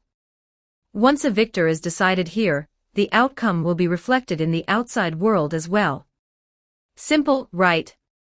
So Hector agreed to duel you under these conditions, Shinji remarked. Yes, when he heard about it, he said, if that's the case, I might have a chance to win, and agreed. But in the end I still managed to defeat him, so, Black Assassin, do you accept? Achilles stomped the ground with a thud, issuing a challenge to Shinji for a duel. Chapter 461, Chapter 461, Red vs. Black Showdown, Wrestling. 1040 words. Whether it was a coincidence or intuition, Achilles' move indeed blocked all of Shinji's various tricks. Shinji's greatest strength lay in his numerous and diverse noble phantasms, which were all related to the gods. In the space created by the Diatricon Aster-Lonk, all of Shinji's noble phantasms would have their abilities reduced or even rendered unusable. Without the noble phantasms, which had immense power and could determine the outcome of the battle, Shinji was left with no choice but to compete with Achilles using pure strength.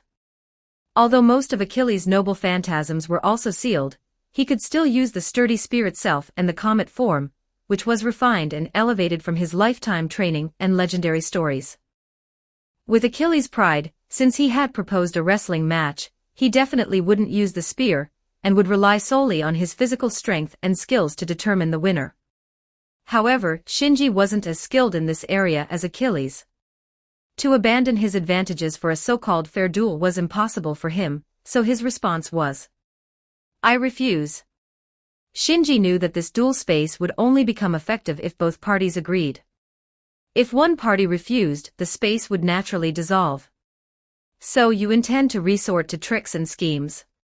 Achilles wasn't surprised but instinctively frowned. Shinji did not deny it, merely stating, "I'm not as strong as you, so I have to find other ways." More importantly, this Holy Grail war is different from the previous ones, it's a team battle. I might need to withdraw from our fight at any moment to support my teammates, and they might also come to support me. Engaging in a closed one-on-one duel with you would disrupt our plans. To be honest, besides stalling you, I have other missions in this war, so I must refuse your invitation both publicly and privately. I see. Considering the bigger picture, you do resemble that old man more and more. Hearing this explanation, Achilles' frown gradually relaxed, and the space constructed by the Diatricon Aster-Lonk dissolved. Then, like before, I'll break your strategies with my strength. If you can manage it. I will. Because although you resemble that old man, there is one huge difference between you that will lead to your defeat. A huge difference. That you're a demigod and I'm not. No, it has nothing to do with lineage, Achilles shook his head. You lack decisive glory. Sorry, I'm not a hero, just an ordinary person trained as a warrior and a magus, Shinji calmly stated the facts. The rationality of a magus and the thinking style of a modern person made his combat style very flexible, and he didn't mind using various strategies and schemes. However, the warrior teachings of Scat Hatch and his developed sense of morality set a bottom line for him. He wouldn't force Diarmuid to withdraw in a humiliating manner like Kiritsugu Amiya in Fate/Zero, nor would he allow Jack the Ripper to constantly kill and devour souls for magical energy as in Fate/Apocrypha. He never sought to be a hero or a champion of justice. He only wanted himself and those around him to live happily. If he could achieve his goals and make further progress, that would be even better. This mindset was common among most modern people. Is that so? Achilles sighed regretfully, then let's continue our battle. Seeing Achilles assume the same pancration stance, Shinji felt a bit puzzled. Knowing my intentions are impure, you still want to wrestle with me. Of course, because a hero does not fear challenges. No matter what schemes you use, I will achieve the ultimate victory. Achilles flashed a brilliant smile, radiating an aura of fearlessness and astonishing presence, as if he were the focal point of the entire world. Come, let me show you, an ordinary person, what a true hero is. Red Rider, true name Achilles, the son of the hero Peleus. Black Assassin, an ordinary person without a hero's name. Let's settle this once and for all, X2. As the final ritual of pancration, the two lightly touched fists. Then, the fist-to-flesh battle began. After issuing the order for the charge, Black Berserker Vlad III did not engage directly, he merely spurred his horse forward. Sensing the enemy's approach, the dragon-tooth warriors began to stir. Their number was not just a few hundred, more than 500 dragon-tooth warriors surged towards him. Of course, to a servant like him, such a horde of minions posed no obstacle. However, charging directly would be a foolish act of bravado. Vlad III had his iron horse kick the ground powerfully, leaping high into the air. Spreading his arms wide, he loudly proclaimed to the surroundings. Come, barbarians who trample my homeland. Now is the time for punishment. Mercy and wrath will transform into scorching iron stakes that will pierce every one of you. These iron stakes are limitless, let the endless stakes drive you to despair, quench your throats with your blood. Khazikli Bay. The ground trembled slightly. The dragon-tooth warriors instinctively looked down at their feet. Instantly, countless slender iron stakes were summoned around them, shooting up and piercing through their bodies one after another. The sound was like the rustling of trees growing on the plains. The iron stakes were the thin trunks, and the bones formed the leaves and branches. Within just 3 seconds of the noble phantasm's activation, the 500 dragon-tooth warriors were annihilated in an instant. The servant known as the Impaler ignored all of this and advanced steadily towards the hanging gardens. Soon, those who noticed him rushed to intercept. He's coming. Vlad III gazed at the servant speeding towards him with fierce velocity, Red Lancer, true name Karna. On the battlefield plain, stakes continued to grow like clusters of blackthorn bushes or like a formation of spears set by an army. This dense array, stretching for hundreds of meters, was enough to hinder most servants. But not Karna. Faced with the continuously emerging black stakes, Karna either dodged or shattered them with his divine spear. Finally, he leaped up, landing on a stake whose tip had been cut off by his spear, and locked eyes with the mounted Vlad III. Chapter 462, Chapter 462, Red vs. Black Showdown, Magic Cannon. 1117 words. Black Berserker, I believe you must be Vlad III. Karna's expression remained as cold as ever. The stakes standing around him, the distant battles between homunculi, golems, and dragon-tooth warriors, none of these elicited any emotional response from him. In contrast, Vlad III's expression was much more composed, reflecting the poised demeanor of a superior. Oh, so it's you, the one who calls me by my true name. You must be the Red Lancer, Karna, son of the sun god Surya. Yes, and for a certain reason, I must defeat you. You have to kill me, and I have to kill you. Although it's regrettable, this is the natural course of things. Moreover, defeating the invaders of my homeland is my duty as a lord. Before the words even faded, Siegfried's figure quietly appeared, forming a pincer with Vlad III. The great heroes of the East and West met once again after their initial battle. Facing Karna, who had previously fought with him and earned his respect, Siegfried broke his usual silence. We meet again, Red Lancer. Yes, Black Saber. Karna's gaze shifted from Vlad III, and his expression finally changed, indicating that Siegfried held a much higher place in his heart than Vlad III. The widely traveled knight of the Netherlands looked regretful. If possible, I would like to have a fair fight with you. Unfortunately. Karna also spoke with regret. Unfortunately, this is war. You and I do not just represent ourselves but the red and black factions. Sorry. Finally, the famous line of Siegfried. No, it's I who should apologize. Karna said, raising the immortal blade, and the golden divine spear and golden armor burst forth with dazzling light, the light of the sun. Vlad III and Siegfried's expressions suddenly changed as they looked up at the sky. There, from a corner of the hanging gardens, an astonishing amount of magical energy was spreading outward. Whether it was a prearranged spell or not, the deep purple glowing magic circle looked like a fully loaded cannon. In the next second, the magic cannon fired a silent roar, and the deep purple beam of magical energy shot out, engulfing the positions of Karna, Vlad III, and Siegfried. The air on the battlefield seemed to be drawn by something, converging towards the explosion center at an extraordinary speed, and then fiercely rebounding with even greater speed. It was as if a heavy hammer had struck the heart, and the intense muffled sound began to assault the eardrums. The force was greater than Achilles driving his chariot, greater than Atlanta praying to the sun and moon gods for disaster, and it accompanied a storm that seemed to escalate to the level of a natural disaster, a storm that, when observed from a distance, took the familiar shape of a mushroom cloud known to all military enthusiasts and explosion art lovers. Everyone, whether inside or outside the battlefield, turned to look at this strike. The masters hiding in Millennia Castle were deeply worried. Avisbron, who was controlling his puppet, paused in his actions. Astolfo, who was treating his injuries with the staff of the goddess, widened his eyes and murmured, "Amazing." Chiron and Atlanta, who were constantly changing positions and firing arrows at each other from a distance, both stopped in their tracks. Achilles, who had just exchanged punches with Shinji, whistled loudly, "Oh, that's spectacular. Who knew that woman had such skills?" Shinji rubbed his chest, which had been hit by Achilles, spat out a mouthful of blood, and said, "Well, it's just spectacular." The combat power of Magus aside, the visual impact is certainly stronger than that of warriors. However, such an attack alone cannot defeat Saber and Lancer. Indeed, Achilles nodded in agreement. Although the destructive power of that strike is extraordinary, it's ultimately a large-scale attack with limited localized damage.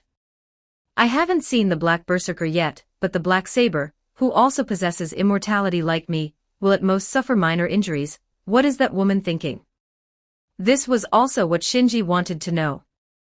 Although he didn't have clairvoyance and couldn't see precisely what was happening, the location of the mushroom cloud and the characteristics of the magic indicated that it was an attack by the Red Assassin, Semiramis, aimed at Vlad III and Siegfried. However, as Achilles mentioned, the wide-area magic cannon had limited localized damage. Why would Semiramis use such a flashy but impractical attack? As Shinji pondered Semiramis's intentions, Achilles had already given up thinking. Never mind, I never understand what that woman is thinking anyway. Let's continue fighting, that's what you and I should be doing. Shinji naturally didn't refuse this perfectly reasonable suggestion. Thus, the two servants with the most noble phantasms in this Holy Grail war once again raised their fists and clashed in battle. In the Hanging Garden of Babylon, Red Castor Shakespeare spread his arms and loudly praised the rising mushroom cloud in the magical projection. Suffering and calamity swell up.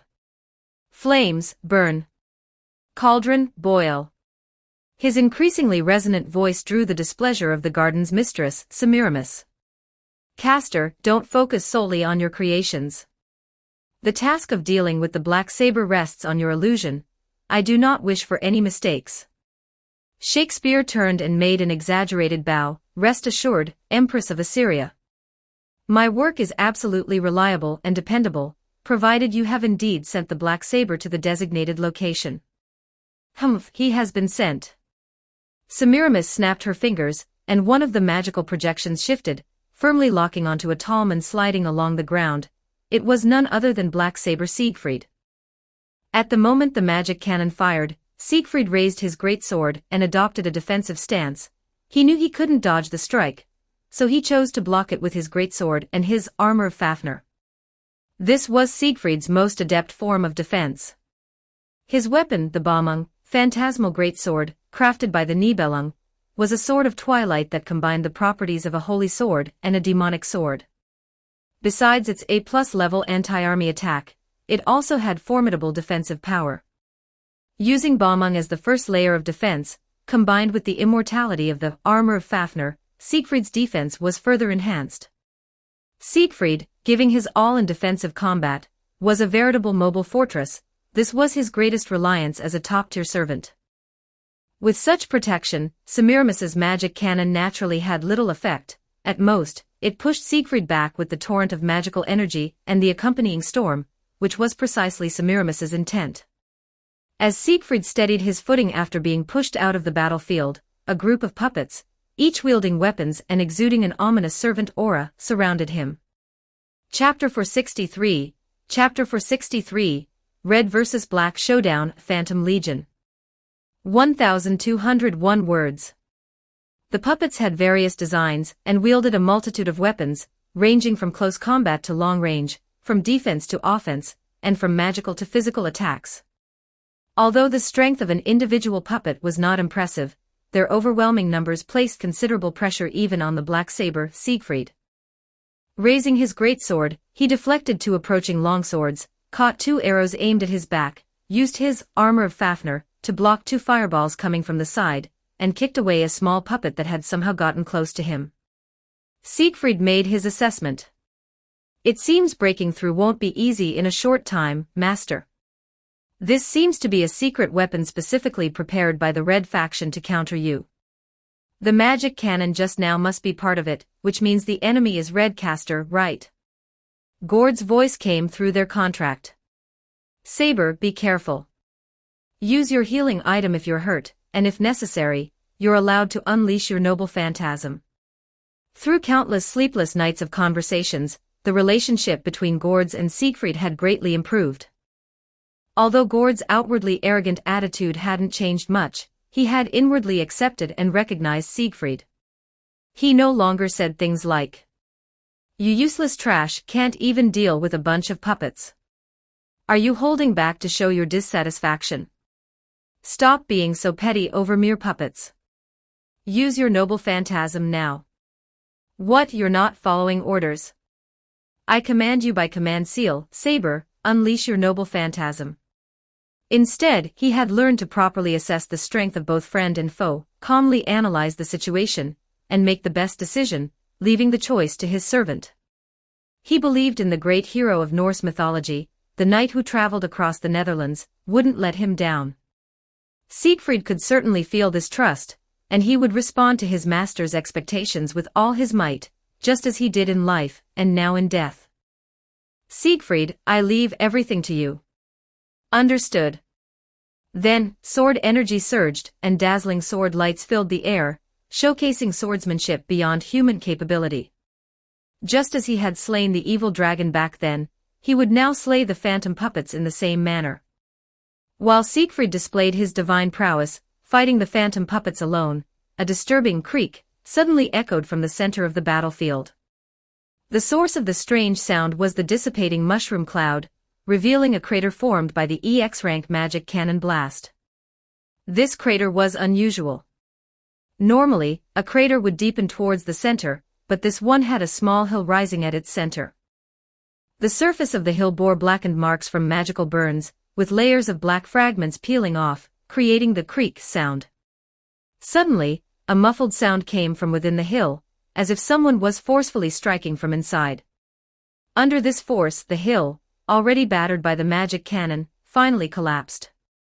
Amidst the scattering black fragments, a figure wielding a steel spear and riding a horse emerged with immense vigor. The black attire and white hair unmistakably revealed his identity, Black Berserker Vlad III. The nature of the scattering black fragments also became clear. They were the stakes summoned by Vlad III. He had used these stakes to form a conical shield, blocking the aerial bombardment from the Hanging Gardens. The Black Faction's commander surveyed the scene, finally looking up at the airborne Hanging Gardens that no one could ignore, a trace of anger flashing in his red eyes. "I see, using the magic cannon to separate me from Saber, that's your strategy, Red Lancer." "Indeed." With an indifferent response, Karna, clad in golden armor and wielding a golden spear, descended from the sky, his red cape fluttering in the wind. Even a hero as formidable as Karna, who could rival Gilgamesh, found it challenging to face two top-tier servants simultaneously, especially when those two were the indomitable mobile fortress Siegfried and Vlad III, who possessed a noble phantasm capable of large-scale attack, defense, and even altering the terrain. Their complementary strengths meant that together, their power was far greater than the sum of their parts. Imagine Siegfried, a mobile fortress, augmented by Vlad's stakes for defensive support. Even an A++ ranked anti-army noble phantasm might struggle to penetrate Siegfried's invulnerability. Furthermore, due to the presence of Khazikli Bey, it would be challenging for the Red Faction's servants to engage in team battles. Under such circumstances, even if Achilles were to team up with Karna as the twin walls of the Red Faction, they would struggle against the duo. With Achilles already pulled away by Shinji, the Red Faction's primary objective became separating Siegfried and Vlad III. For this, the Red Faction's strategists, Red Assassin Semiramis and her master, Shiro Kotomine, devised a plan. Using Karna as bait, they would signal with the flame of the sun, at the right moment, coordinating with the Hanging Gardens bombardment to knock Siegfried out of the battlefield, thereby setting up a one-on-one between Karna and Vlad III while the phantom puppets besieged Siegfried. Despite being a top-tier servant, Siegfried's relatively straightforward attack methods made him the ideal target for the numerical advantage of the phantom puppets. Though the plan seemed simple, it involved careful calculation of both sides' attributes, skills, and noble phantasms. Any miscalculation could lead to failure. The core element of the plan was the impact of the magic cannon on different servants. Vlad III, unlike Karna or Siegfried, lacked a noble phantasm for damage reduction, and had no magic resistance due to his berserker class. Unable to escape, he had to rely on the barrier constructed by Kazikli Bey to withstand the bombardment. Siegfried, on the other hand, with his bombung and armor of Fafnir, along with the healing item specially made by Gords, could endure the magic cannon's blast head-on. Here, the differences between the two became apparent. As long as Vlad III's barrier held, he would not be displaced. However, Siegfried, using his sword and body to withstand the magic cannon, would still be affected by the impact, thus creating a distance between them. To achieve this outcome, two conditions had to be met. First, they had to ensure neither servant could escape the bombardment range. Second, when the bombardment occurred, the two must not be too close together, otherwise, Vlad III's barrier would envelop Siegfried, and the separation plan would fail. This was why Karna had to serve as bait. His presence would keep both their attention on him. Eventually, he would create an opportunity for close combat with Siegfried while Vlad III stood at a distance, ready to strike, though this was no longer necessary, as Siegfried's cautious positioning alongside Vlad III gave Karna the chance to send the signal directly. Of course, Karna himself was unafraid of the magic cannon. His golden armor could reduce all hostile interference to 1/10. After the EX rank magic cannon was weakened by his armor, it was reduced to a level his class skill, magic resistance at rank C, could nullify. In other words, the magic cannon did not affect him. Casually brushing aside the scattering debris, Karna adjusted his stance, facing Vlad III once more. This time, there would be no interruptions. Chapter 464, Chapter 464, Red vs. Black Showdown. Spartacus takes the field. 1563 words. You're the only one left, Black Berserker. Red Lancer. Karna descended gracefully to the ground. Despite having been subjected to various forms of discrimination during his lifetime as a charioteer's son, a consequence of India's caste system, his demeanor and character were far nobler than most aristocrats and nobility. Of course, this did not include Vlad III, who, even in his anger, maintained his composure in front of Karna. To have managed to restrain Saber in such a manner, I must commend you and the supporting caster. However, if you think this alone can defeat me, you are gravely mistaken. Are you prepared? Unrepentant sinners who dare to trample upon my homeland, now is the time for execution. Join those dragon-toothed soldiers and be left to rot in the wilderness. With a slight movement of his fingertip, spikes burst from the ground, aiming to impale Karna. Karna reflexively leaped into the air, aware that remaining grounded would make him an easy target. Yet, iron stakes simultaneously emerged, seemingly intent on piercing his descending form. With a flash of his divine spear, the stakes shattered. However, in the next moment, new stakes sprouted from the gaps where the destroyed ones had been. So, destruction is meaningless. Reaching this conclusion, Karna grasped an iron stake with one hand, only to be assaulted by an even greater torrent of stakes, resembling a deluge of iron. Even so, Karna responded to the situation calmly and methodically. The armor he wore, Kavacha and Kundala, granted by the gods, provided absolute defense with the radiance of the sun, effortlessly deflecting the stakes' thrusts. Yet, impressive armor. The voice was closer than expected. Vlad III, gripping a long spear with one hand, had approached Karna unnoticed. Mounted on a steed of bronze and iron, Vlad III ascended the stakes, thrusting his spear towards Karna's neck, now immobilized by the stakes. But once I've closed in this much, it's meaningless. In a state where he could not call for help or move his body, with the spear tip aimed at his throat, Karna remained extraordinarily calm. Just as Vlad III prepared to thrust his spear, Karna's body erupted with a blinding brilliance, as if to split the night. Mana burst, flame. Unlike Artoria, Karna's mana burst manifested as flames, a specialized form of mana release. The stakes he held and those binding his body instantly melted and fell to the ground. His figure, resembling a god of flame, descended upon the earth and radiated an inferno that seemed poised to scorch the ground to ash, yet it did not singe a single hair on his head. As expected of the sun god, it seems you won't be easily dealt with. Vlad III spoke coldly as he brushed aside the remnants of the stakes on his body. Surrender. Don't make such a preposterous suggestion, Red Lancer. As long as I have a wish I want to entrust to the Holy Grail, I will not surrender. And your divine spear, your armor, your flames, how long can your mana supply last? Shouldn't it be you who surrenders? Indeed, as Vlad III said, heroic spirit Karna is undoubtedly top tier. However, his perpetually deployed golden armor, the magnificent divine spear he wields, and the mana burst he just used, all consume an extraordinary amount of mana. If it were an ordinary magus, they would likely be rendered unable to move a single finger immediately. Even a first-class magus would fall into a state of complete exhaustion, unable to perform their magecraft. In the end, as invaders, you shall receive no mercy from me. Vlad III raised his right hand, and the ground around him surged with intense murderous intent. From the aerial garden, Red Assassin Semiramis frowned as she observed the scene. Despite Karna burning so many of them, the number of stakes seemed inexhaustible.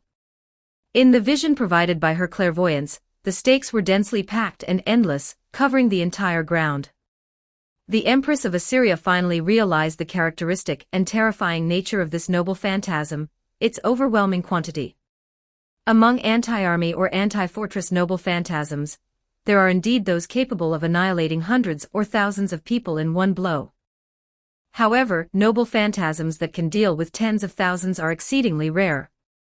This is because his noble phantasm is not something like a holy sword or spear, but a reproduction of a historical, actual event, the legend of impaling 20,000 Ottoman Turkish soldiers on stakes. Indeed, each stake may be considered insignificant, not even qualifying as a noble phantasm.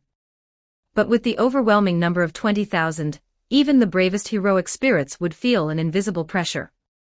Though it exudes an aura of madness, it is the most intense and impactful military demonstration. It is something utterly impossible for a human to achieve. Hence, this noble phantasm is called Khazikli Bey, the title of the most terrifying noble phantasm, named after its owner. Perhaps not high in rank, but Vlad III's noble phantasm, like her manifested garden, is of an extraordinary level. No choice. The Empress, exuding an air of decadence, dispelled her lazy, spectator-like demeanor. With a crisp snap of her fingers, four massive magical formations appeared at the garden's apex. While the mana contained in each formation might not surpass the earlier mana canon individually, combined, they were undoubtedly more terrifying. We cannot afford to lose Lancer now. I will provide support. No, it's not time yet. Shiro's voice interrupted the imminent spellcasting. Facing the puzzled gazes of Semiramis and Shakespeare, he explained. This level of attack is not enough to threaten Karna. But don't forget, the Black Faction still has pieces to play. If I were the master of the Black Faction, I wouldn't miss this prime opportunity to unleash the Mad Dog. Mad Dog. Semiramis extended her other hand, pointing at various locations on the battlefield map. Soon, the image revealed a masked magus and a man who could be described as a mass of muscle. The former was unbinding the latter, Black Caster of Eastbraun, and the berserker Spartacus, formerly of the Red Faction. Spartacus, your master is me, understand? Breathing heavily, his blood boiling from the distant sounds of battle, Spartacus responded with the last vestiges of his reason. Ah, I understand. It seems I cannot exist without your power. It is an unforgivable subjugation. So, will you kill me? But I cannot kill you. I must stay in this world as long as possible to fulfill my mission. I must reach the oppressors and cling to the faintest hope in the depths of despair.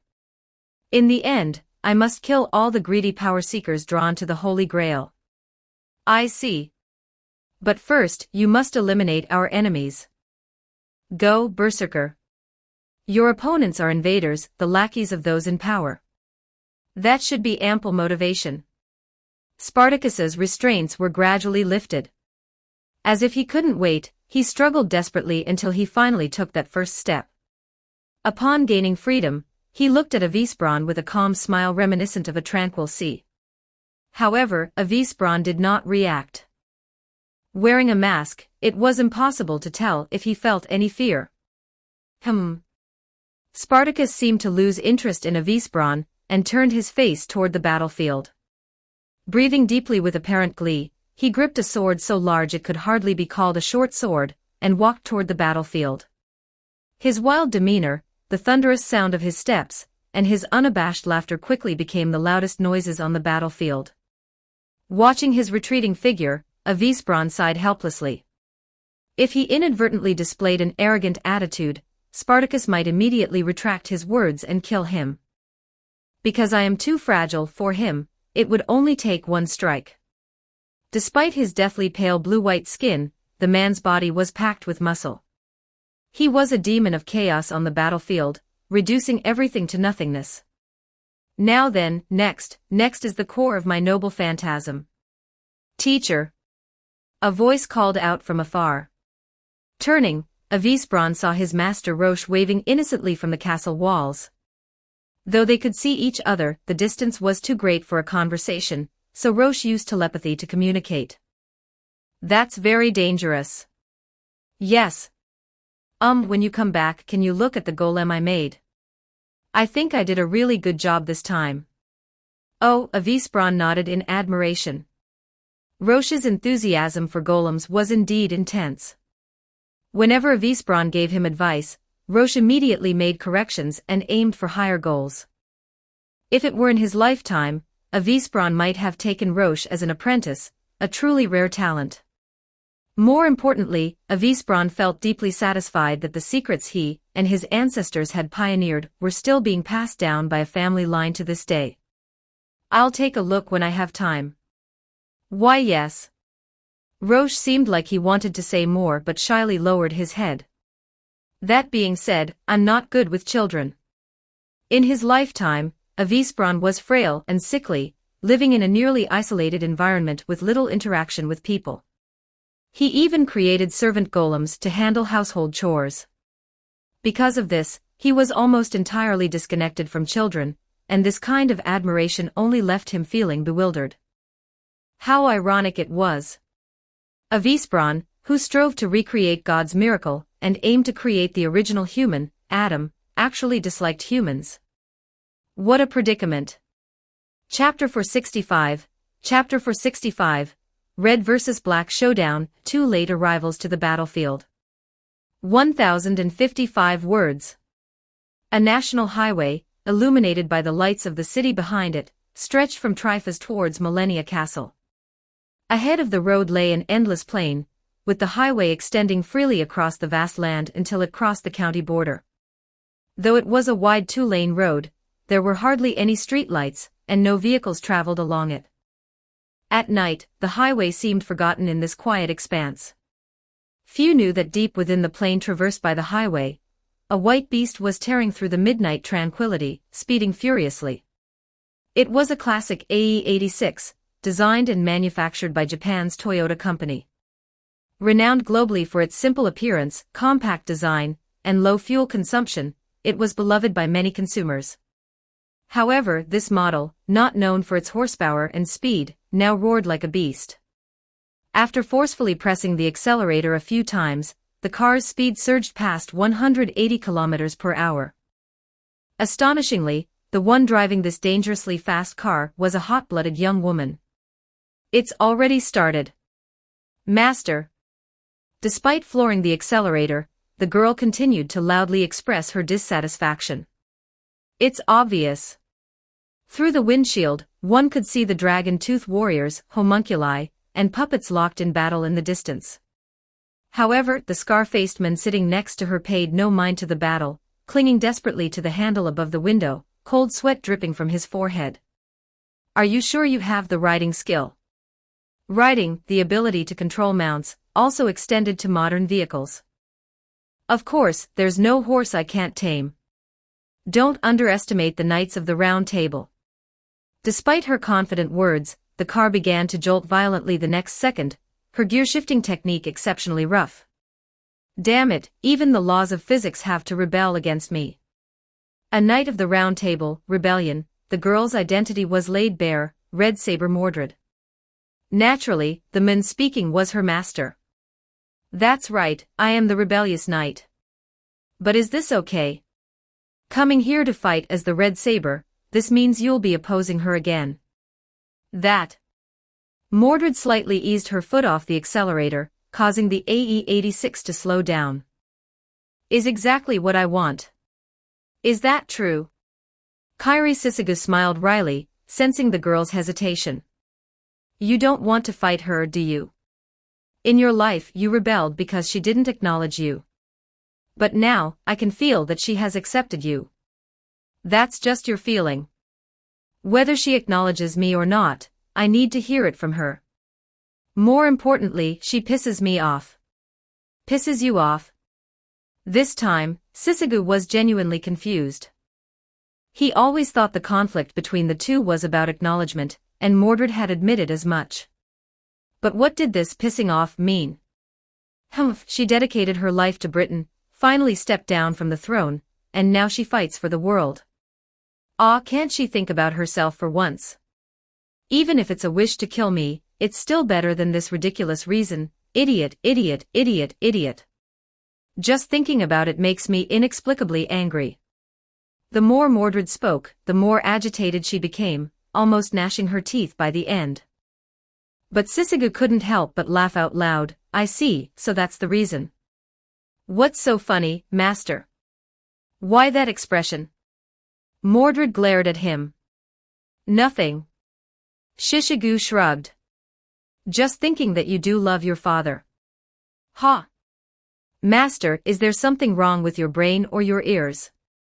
Me like my father? How is that possible? Listen up, I hate that person the most. Yes, I got it.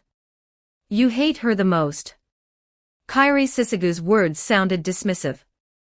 TCH, now I'm even more pissed off. Mordred pouted. In an instant, crimson lightning flowed from the shift lever into the clutch and spread throughout the entire power system. The AE-86 then shot up a ramp, leaping into the air, a regular sedan running so wildly was possible only due to Mordred's magical reinforcement. Slow down, slow down, slow down. Shut up. Arriving late to the battlefield is too embarrassing. Maybe I should drive after all. Sisegu continued his last-ditch effort. Stop talking, master, or you'll bite your tongue. Shishigu could only respond with a scream, Awaya. Thus, the consequences of angering a brat became painfully clear. In the opposite direction of the AE-86 wild ride, another white figure was galloping freely across the land. Unlike the former, which was a modern technological creation dubbed an iron horse, the latter was a true purebred white horse, the mount of King Arthur, Dun Stallion. At this moment, Dun Stallion was racing towards the battlefield at a speed not inferior to that of the AE-86. On the white horse, the Night King, clad in silver armor and helmet, held the reins, focused on the path ahead. Behind her, the saint entrusted with the duty of judgment locked her eyes on the aerial garden above, a vision flashing before her like a mirage. A man in a monastic robe, his true face obscured, stood in the center of the garden, surrounded by raging flames. Yes, he is the greatest distortion, the root of the anomaly. Hearing the saint's mutterings, the Night King turned to inquire. Jean? I've found the source of the problem. It's in that aerial garden, Artoria. I'm counting on you. Understood, done. At her master's call, the white horse neighed loudly, and its already impressive speed surged further, breaking past 200 kilometers per hour. The tremendous impact instantly pulverized the dragon-tooth warriors wandering on the battlefield's edge. It was at this moment that they heard a piercing, shrill metallic sound. A blood-splattered, bright red car with a dented body was barreling towards the white horse while colliding with dragon-tooth warriors and homunculi, dodging golems. Realizing what would happen if this continued, Artoria patted the horse's back. Dun Stallion understood immediately and leaped over the car. The AE-86, upon passing, made a sharp turn as if forcibly twisted by a giant, and continued its relentless pursuit, with a crazed honking, seemingly determined to crash into the white horse. More intense than the horn was the gaze from within the car, piercing through the dirt-covered windshield, fixated on the figure she had obsessed over all her life, even after death. "I won't let you get away, father." Chapter 466, Chapter 466, Red vs. Black Showdown Speeding. 1,214 words. The dense darkness covering the mountain road was no longer twilight but the depths of night. Mordred drove the steel beast at breakneck speed, using the car's headlights to cut through the inky blackness ahead. The AE-86 had long surpassed its original speed limits, with numerous parts of the vehicle emitting sounds of protest. If left unchecked, it wouldn't be long before the AE-86 would be completely wrecked. Mordred paid no heed to this, channeling her magical energy into the car, unleashing all its horsepower while simultaneously keeping the tires from losing grip due to the overwhelming torque. It was no exaggeration to say that Mordred was using her brute force to tame a beast 100 times her weight. However, Mordred didn't find this task arduous. Her blood was boiling with excitement from the pursuit. The ferocity of the beast beneath her only fueled her fervor. "I won't let you go, father." Mordred uttered the same words again, this time not as an expression of resolve but as a declaration of victory. As a member of the Round Table, she knew that Dun Stallion had already reached its maximum speed. This burst of speed couldn't last long, a characteristic inherent to living horses, an immutable fact of nature. But the AE-86 was different. As a creation of science, as long as it had fuel, the steel and machinery could maintain this speed, even under overdrive conditions. In a prolonged chase, this capability was crucial. As Mordred had anticipated, it wasn't long before Dun Stallion's speed started to drop. The distance created by its turns and bursts of speed began to close. "All right, I've got you." Mordred took a deep breath, instantly releasing all the magical energy she had accumulated, the mana from the air, and the magical energy she received through her contract with Shishigu via the dragon's factor. The stains on the car were wiped clean by the surge of magical energy. The white car body was soon enveloped in a red aura, resembling a streak of crimson lightning. With the infusion of magical energy, the engine's sound underwent a startling transformation. The previously low, thunderous roar escalated to a piercing high pitch, becoming more ferocious and savage, tearing through the night sky. The intense acceleration transformed the car and its occupants into a bullet, with the night scenery streaking past like meteors. At this moment, technology and mysticism became one. At this moment, the driver and the car truly became one. At this moment, the rebellious knight defied the laws of physics. Yoo-oo. Accompanied by a roar louder than the engines, Mordred ignored the irregular shaking of the steering wheel, steering the AE-86 into the air, aiming straight at Dun Stallion's rear. However, just as the AE-86 was about to make contact, a sudden gust of wind arose right in front of the car. The wind disrupted the balance Mordred had painstakingly maintained, and allowed the slowing Dun Stallion to speed up once more. "Damn invisible air!" Mordred cursed, punching the steering wheel. The already unsteady vehicle shook even more violently. "Don't panic, hold the direction, we're not done yet." Sisigu's voice reached Mordred's ears. Though it sounded strained, like it was forced through gritted teeth, it injected new energy into the nearly deflated rebellious knight. He grasped the handle firmly with his left hand, drew a sawed-off shotgun with his right, and aimed at the white horse not far away. "I'm sorry, King Arthur. I know what you're doing is right, but I still have to stop you. After all, I'm Mordred's partner."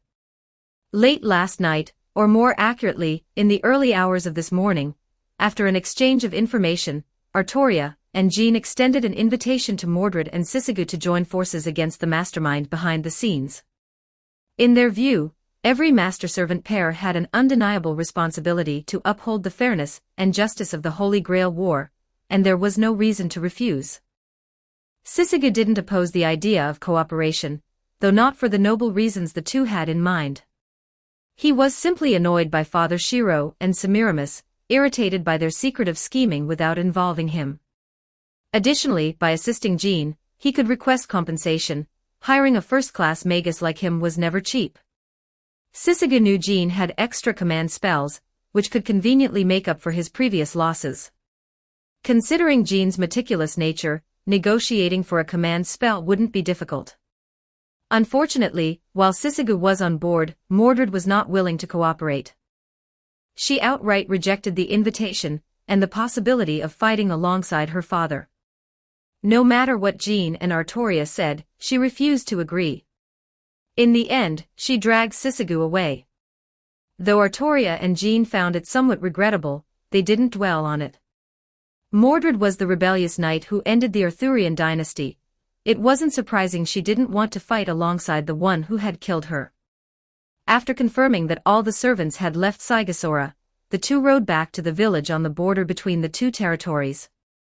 The mastermind, the priest named Shiro, was well hidden, and further searching was unlikely to yield results. It was better to wait patiently in Trifas. While they didn't know the mastermind's exact plans, they were certain that his goal was the Holy Grail. As long as they waited near the Grail, he was bound to show up. Incidentally, the village chosen as their base wasn't on the path of the floating garden, so they didn't notice anything unusual at first. It was only after receiving a notification from Shinji at Millennia Castle that they hurriedly rode out. On the other side, Sisage Kairi, who had been dragged away without a chance to voice his opinion, was dealing with a headache. His sulking servant, Mordred. Yes, Mordred was sulking, and Sisage was certain of it. Though he looked like a brute, Sisage hadn't always lived a life of killing. He had once been married, had a family, and even had a cute daughter. Mordred's behavior was exactly like his daughter's when she was sulking.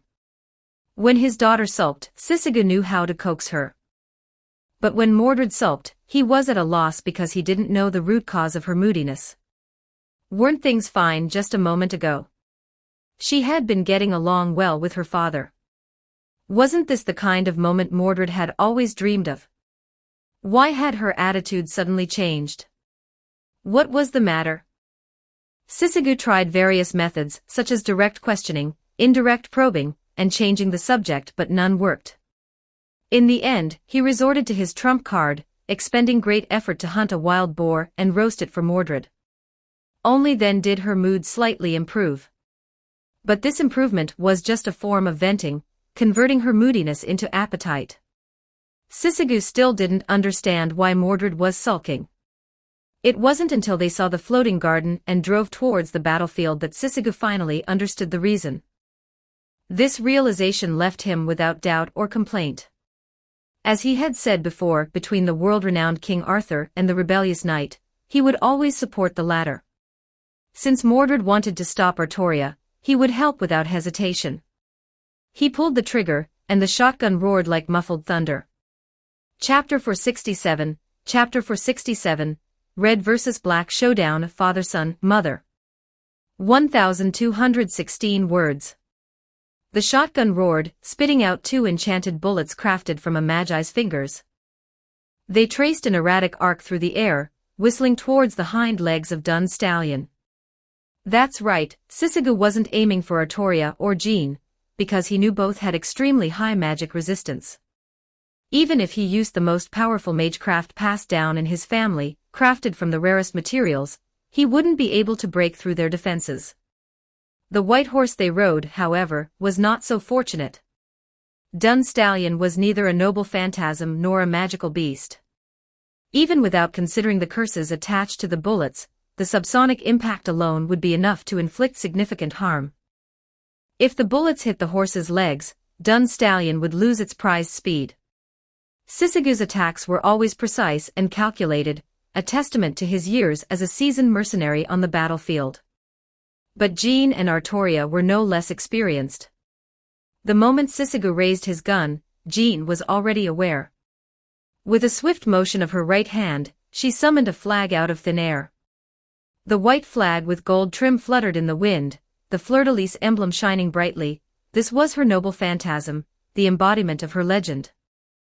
During the 100 Years' War, she wielded this very flag, leading the French army to victory after victory, driving the English out of Orleans. This flag embodied Jean's faith, the spirit of the French army, and the hearts of the people of Orleans. After she was canonized, it became the Holy Banner. The Holy Banner symbolized protection. Even in the face of an army, the flag would not fall, let alone be troubled by 2 mere finger bullets.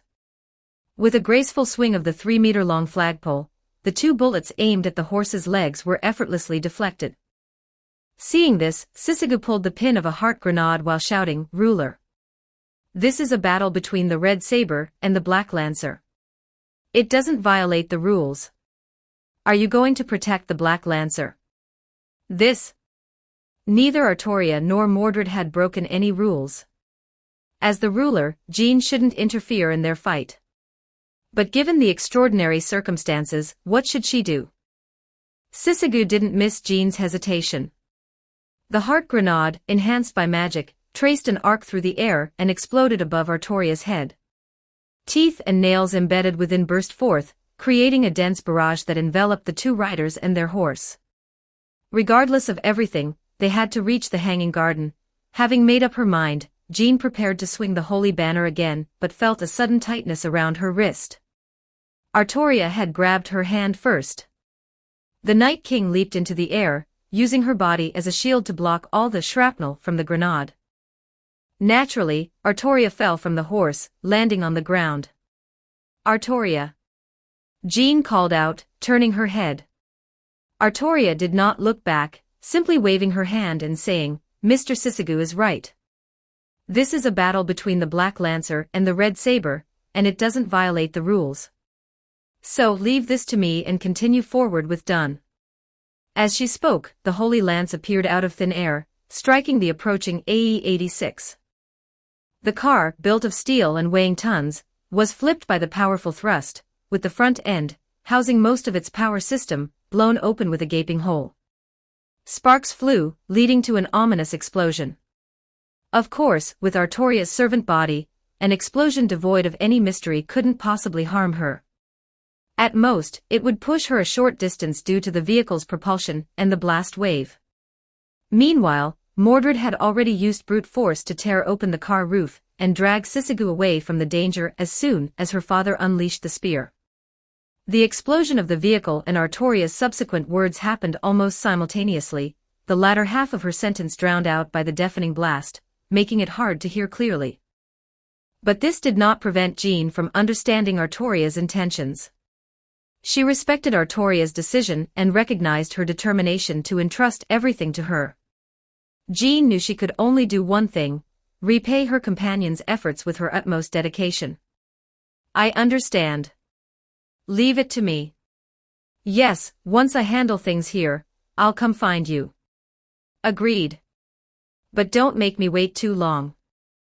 If everything's settled and you haven't shown up, I'll laugh at you.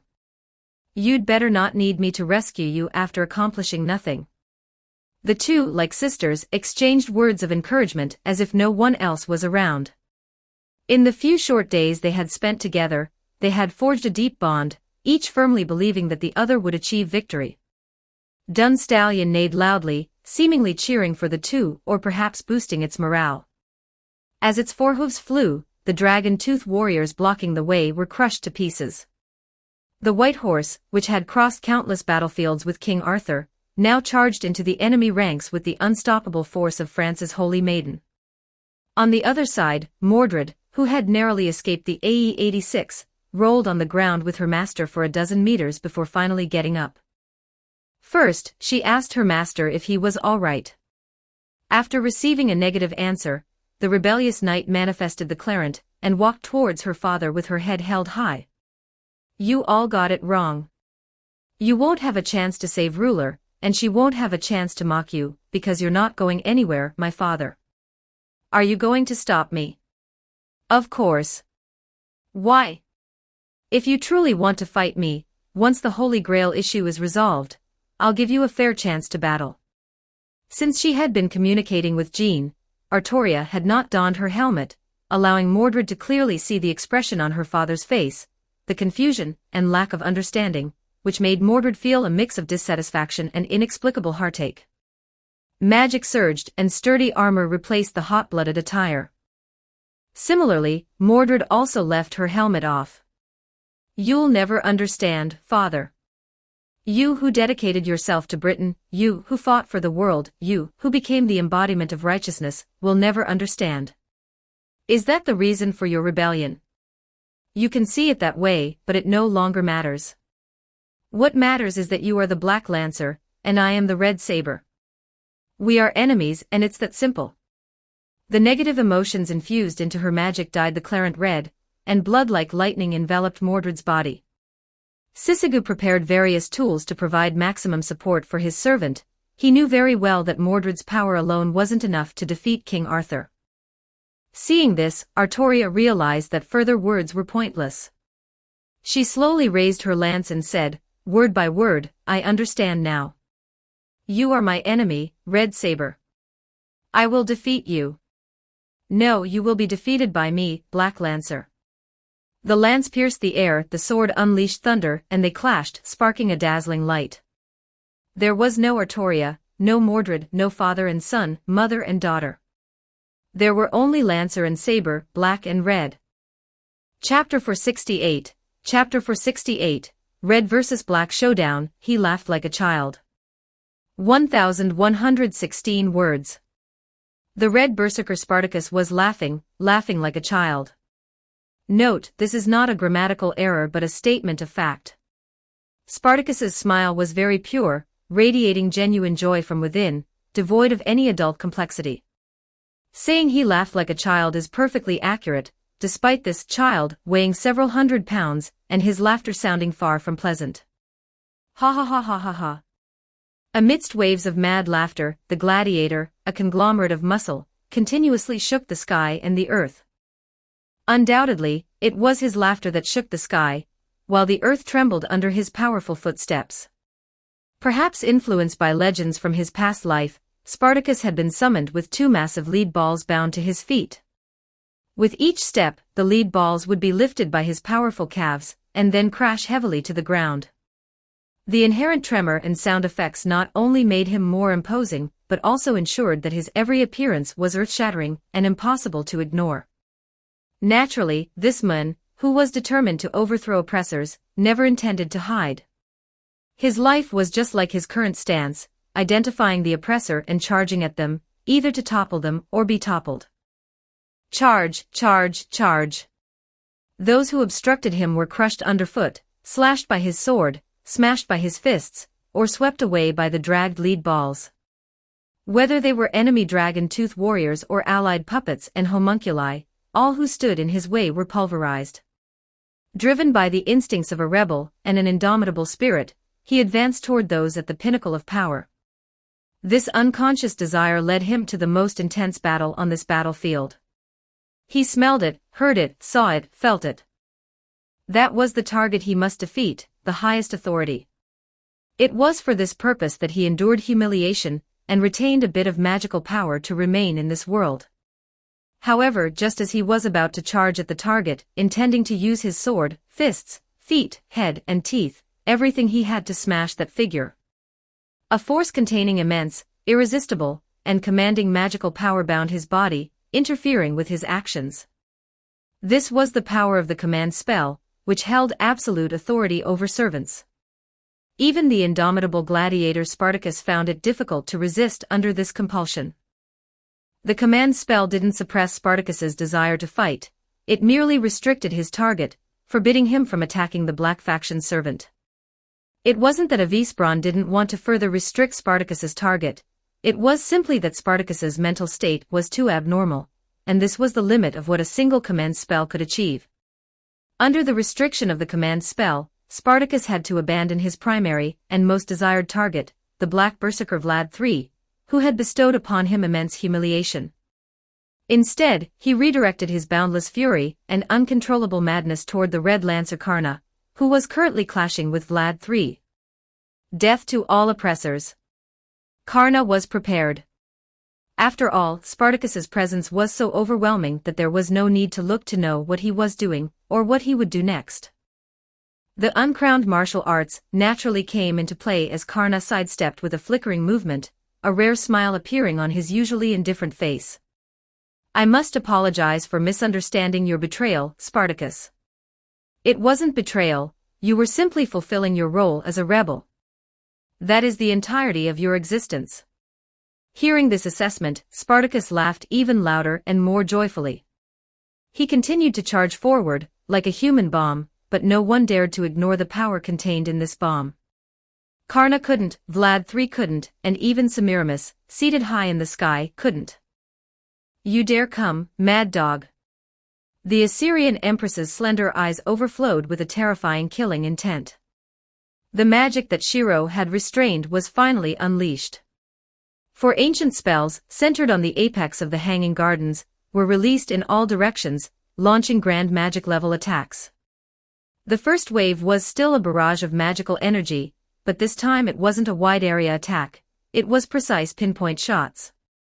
For finger-thick beams of concentrated magical energy shot out from the four corners of the diamond-shaped magical formation, each targeting one of Spartacus's limbs. Caught off guard, Spartacus was unsurprisingly pierced by the magical beams and fell to the ground, gasping heavily.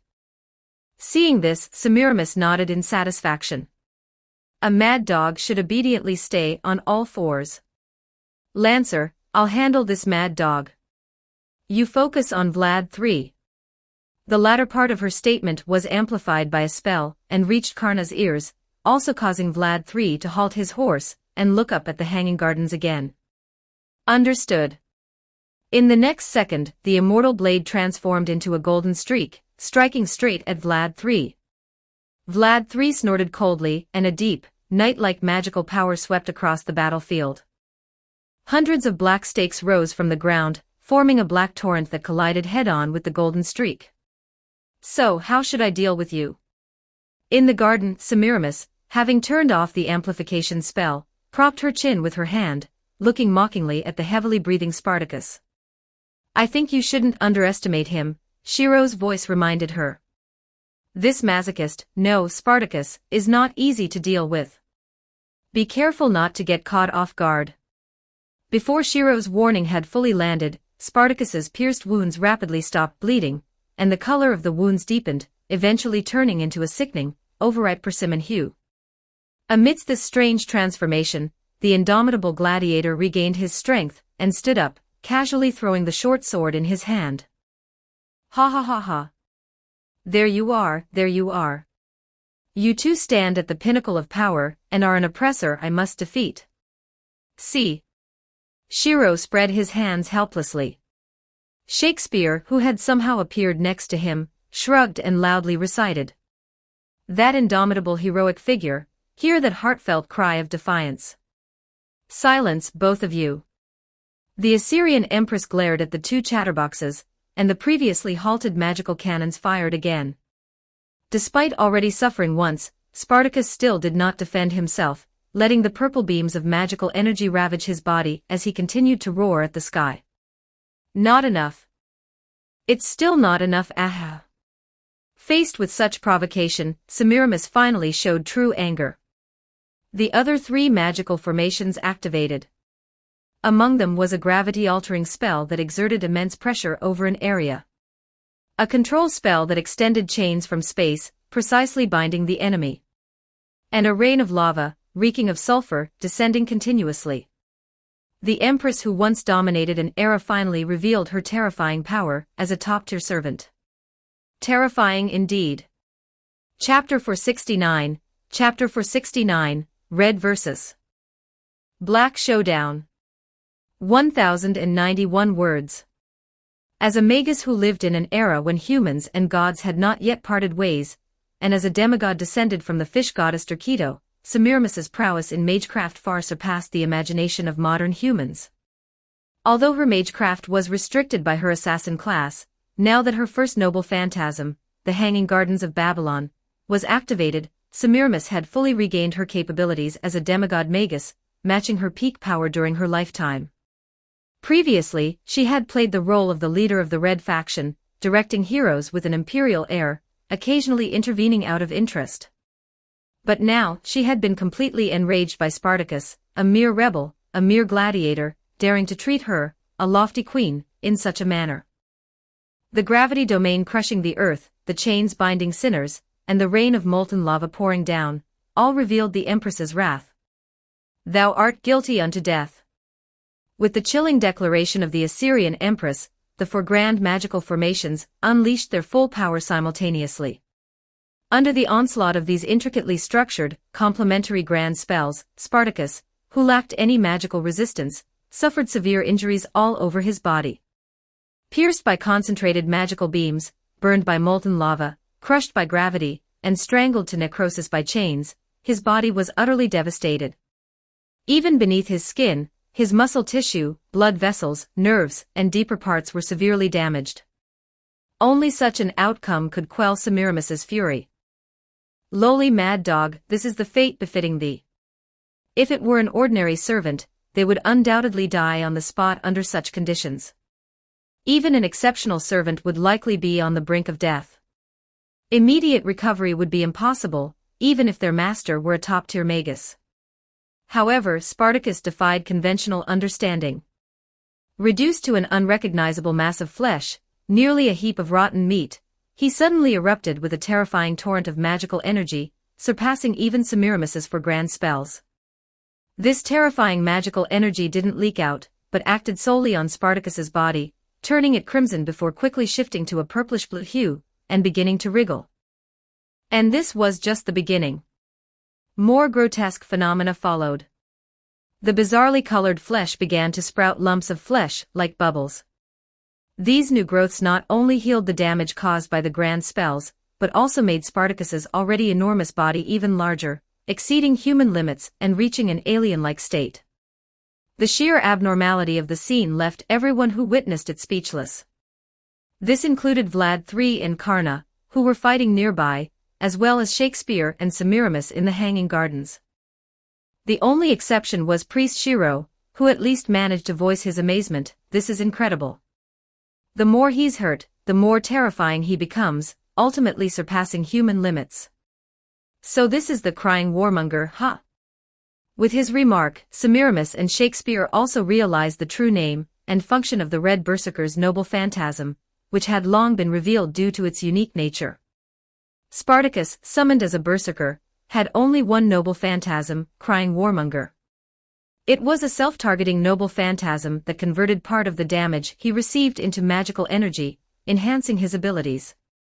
While Semiramis's for grand spells had nearly destroyed Spartacus, they had also granted him immense magical energy. The abnormal scene unfolding was the result of Spartacus using his noble phantasm's power to convert damage into recovery, rapidly healing his wounds. However, I didn't know even his appearance would turn alien-like.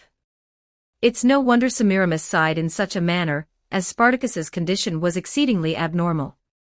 Originally a giant standing 221 centimeters tall, and weighing 165 kilograms, he was already quite exaggerated.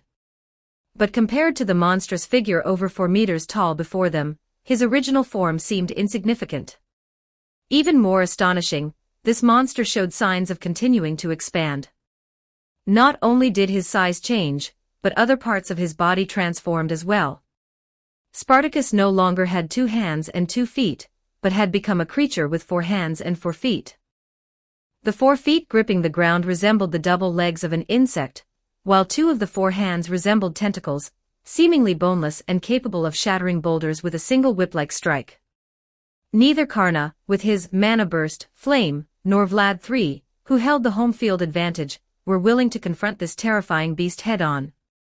Unanimously, they chose to shift the battlefield, allowing the monstrous Spartacus to unleash his power without restraint. With their retreat, Spartacus's attention fully locked onto Semiramis. 2 of his tentacle-like limbs shook the atmosphere, creating gusts powerful enough to split mountains and shatter stones, directly targeting the oppressor in midair. Naturally, such an attack could not harm Semiramis, who was heavily protected, but it symbolized Spartacus's conviction. Ha ha ha ha, to defy oppression with rebellion, to strike back against suppression, to pursue true liberation. No matter the circumstances, his heart of resistance against oppression remained unchanged, his resolve to win unshaken. This was why, in his lifetime, he could repeatedly lead a makeshift army of slaves to overcome despair and defeat the powerful Roman legions dominating Europe. Crying warmonger was the crystallization of this inevitable reversal, belief and determination, which had been sublimated even after his death. The greater the harm and difficulty, the less likely he was to give up, and the stronger the power he would unleash. While crying warmonger could transform damage into power, it did not lessen the damage. In other words, every bit of power Spartacus gained required him to endure equivalent or even greater harm. While the damage could be healed, the pain would not diminish. Enduring pain that would make even heroic spirits faint was the true source of Spartacus's strength. If you couldn't defeat him swiftly, he would only grow stronger, eventually becoming so powerful that even top-tier servants would struggle to face him directly.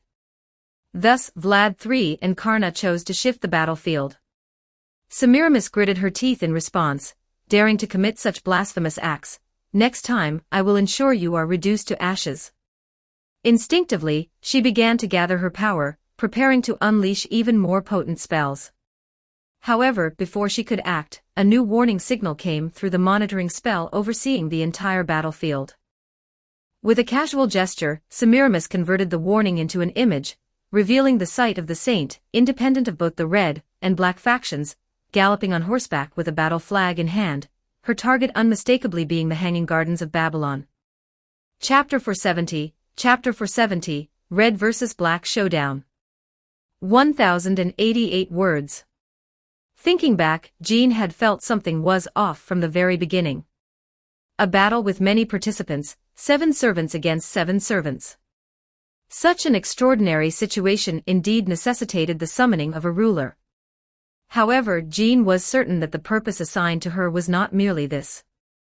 It felt as if something within her was urging her forward.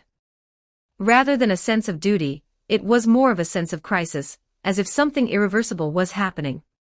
Her encounters with Artoria, her conversations with Shinji, and the intelligence she received from Kairi all confirmed this feeling. Upon seeing the enormous floating fortress, ruler's anxiety peaked. That should be the aerial fortress belonging to the Red faction. Despite the numerous Holy Grail wars, such a thing was exceedingly abnormal. If it were merely a matter of flight, there would be no need for a servant. Modern technology and magecraft could achieve that. However, this was something from an entirely different dimension. Even in the Age of Gods, few could accomplish such a feat with magic. It was likely a noble phantasm belonging to one of the Red servants, and an exceptionally powerful one at that. According to her revelation, the root cause of her summoning lay at the heart of that fortress. It seems this won't be easily resolved. Not to mention dealing with the lethal being hidden within, even reaching that person would not be a simple task. Yet this did not shake Jean's resolve. She bore not only her mission but also the trust of her friends. The obstacles came quicker than she expected. In front of the galloping dun stallion, hundreds of dragon-toothed soldiers gathered, sensing Jean's presence, and immediately charged at her. Faced with such several dragon-toothed soldiers, even a magnificent horse like Dun Stallion, active since the age of fairies, couldn't simply charge through as before. However, the white horse showed no signs of slowing down. Upon spotting the dragon-toothed warrior, Jean gently patted its back. The spirit-bound horse quickly understood Jean's message: keep moving forward, leave the obstacles to me. This girl, exuding a similar aura to its master Artoria, was a trusted friend of its master, and thus also a trustworthy figure to Dun Stallion. Since Jean requested it, Dun Stallion would comply without hesitation. Just before the white horse's head was about to touch the dragon-toothed soldiers, Jean swung her holy flag, sweeping away the obstructing soldiers. Indeed, this holy flag was her usual weapon, not the crystalline one-handed sword at her waist. Whether it was a custom of the time or a mere coincidence, the French military flags had spear-like tips at their tops, which Jean used specifically for attacking, either by stabbing with the flag tip or using the flagpole to strike enemies. The flag, representing military spirit and morale, was extraordinarily sturdy. While no one had done this before, it undeniably proved effective as a weapon. Jean's bravery in battle, always leading the charge with the flag flying at the forefront, greatly boosted the French army's morale, turning the tide of the 100 Years' War in favor of France. Of course, her comrades, led by Gilles de Rice and the Duke of Alençon, disapproved of this method and often advised Jean, "We don't mind you stabbing and hitting people, but at least take the flag down. The flag is useless in battle and can sometimes be a hindrance." This advice was not without merit. However, these sword-wielding noble comrades never considered what a 3-meter-long wooden pole with a metal tip would be without the flag, a spear. Spearmen are known for having lower luck. Just look at King Arthur, whose luck is BA with a sword but drops to C when wielding a spear.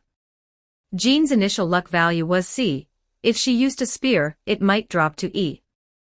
At that point, any stray arrow could end her life, let alone save France or liberate Orleans. Thus, Jean received a revelation from the Lord guiding her, instructing her to ignore her teammates and use the flag as a weapon. From then on, Jean proudly used the flag as a weapon, citing the revelation that the flag's tip should be used to strike others, and continued to do so until she became a heroic spirit. Only the advice is real, the rest is a joke.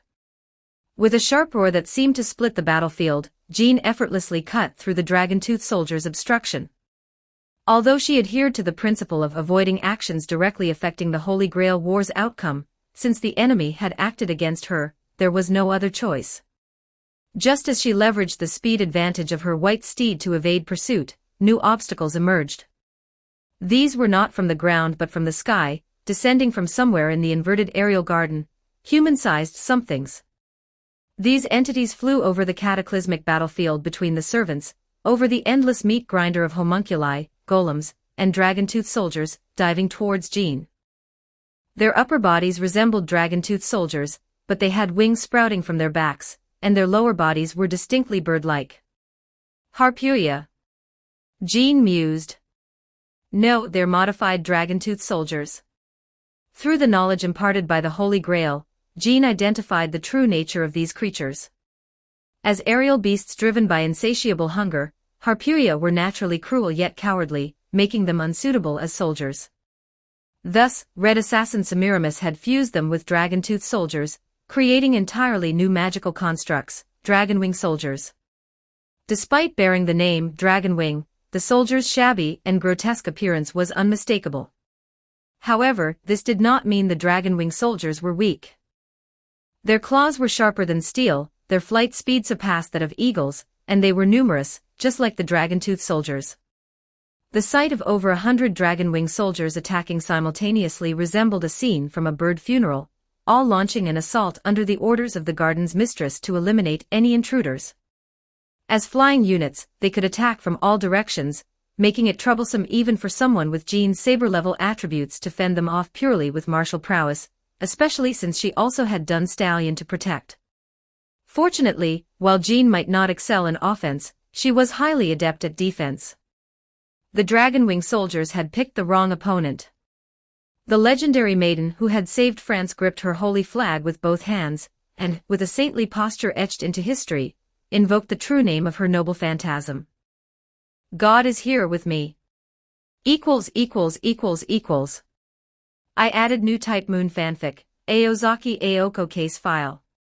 Chapter 471, Chapter 471, Red and Black Showdown. 1076 words. God is here with me, Luminosite Eternelle. This is the flag that Saint Jeanne d'Arc holds in place of a sword. It is the holy flag that brought immense encouragement and upliftment to the soldiers who followed the saint in battle. It is said to have always protected the saint who fought on the front lines. With the blessing of angels, it protects a 10-unit radius centered around this flag. It can convert EX-level magic resistance into physical defense to block enemy attacks. This is the legend materialized, where Jeanne waved the flag on the battlefield and emerged nearly unscathed. It's worth noting that this protection is not unlimited. The flag itself accumulates damage from enemy attacks, and once the damage exceeds its limit, the holy flag will be destroyed. Furthermore, while holding the flag aloft, Jeanne cannot make any attacks. However, to save time and prevent the numerous Dragonwing soldiers from injuring the galloping Dun Stallion, Jeanne resolutely decided to use this noble phantasm, though it might be overkill. Under the protection of the holy flag, all attacks from the dragonwing soldiers, whether collisions or claw swipes, were blocked by an invisible barrier, leaving no trace. Soon, Jean, with the posture that had led France to victory time and again, raised the flag high and crushed the obstruction of the dragonwing soldiers. Yes, crushed. The dragonwing soldiers blocking her path, like the dragon-tooth soldiers before them, were reduced to fragments. Wait, wasn't it said that Jean couldn't attack while holding the flag aloft? How did these dragonwing soldiers get crushed? Did they shatter themselves? Exactly, they shattered themselves. During the activation of her noble phantasm, Jean indeed had to remain stationary with both hands holding the flag. But her stillness did not mean Dun Stallion remained still.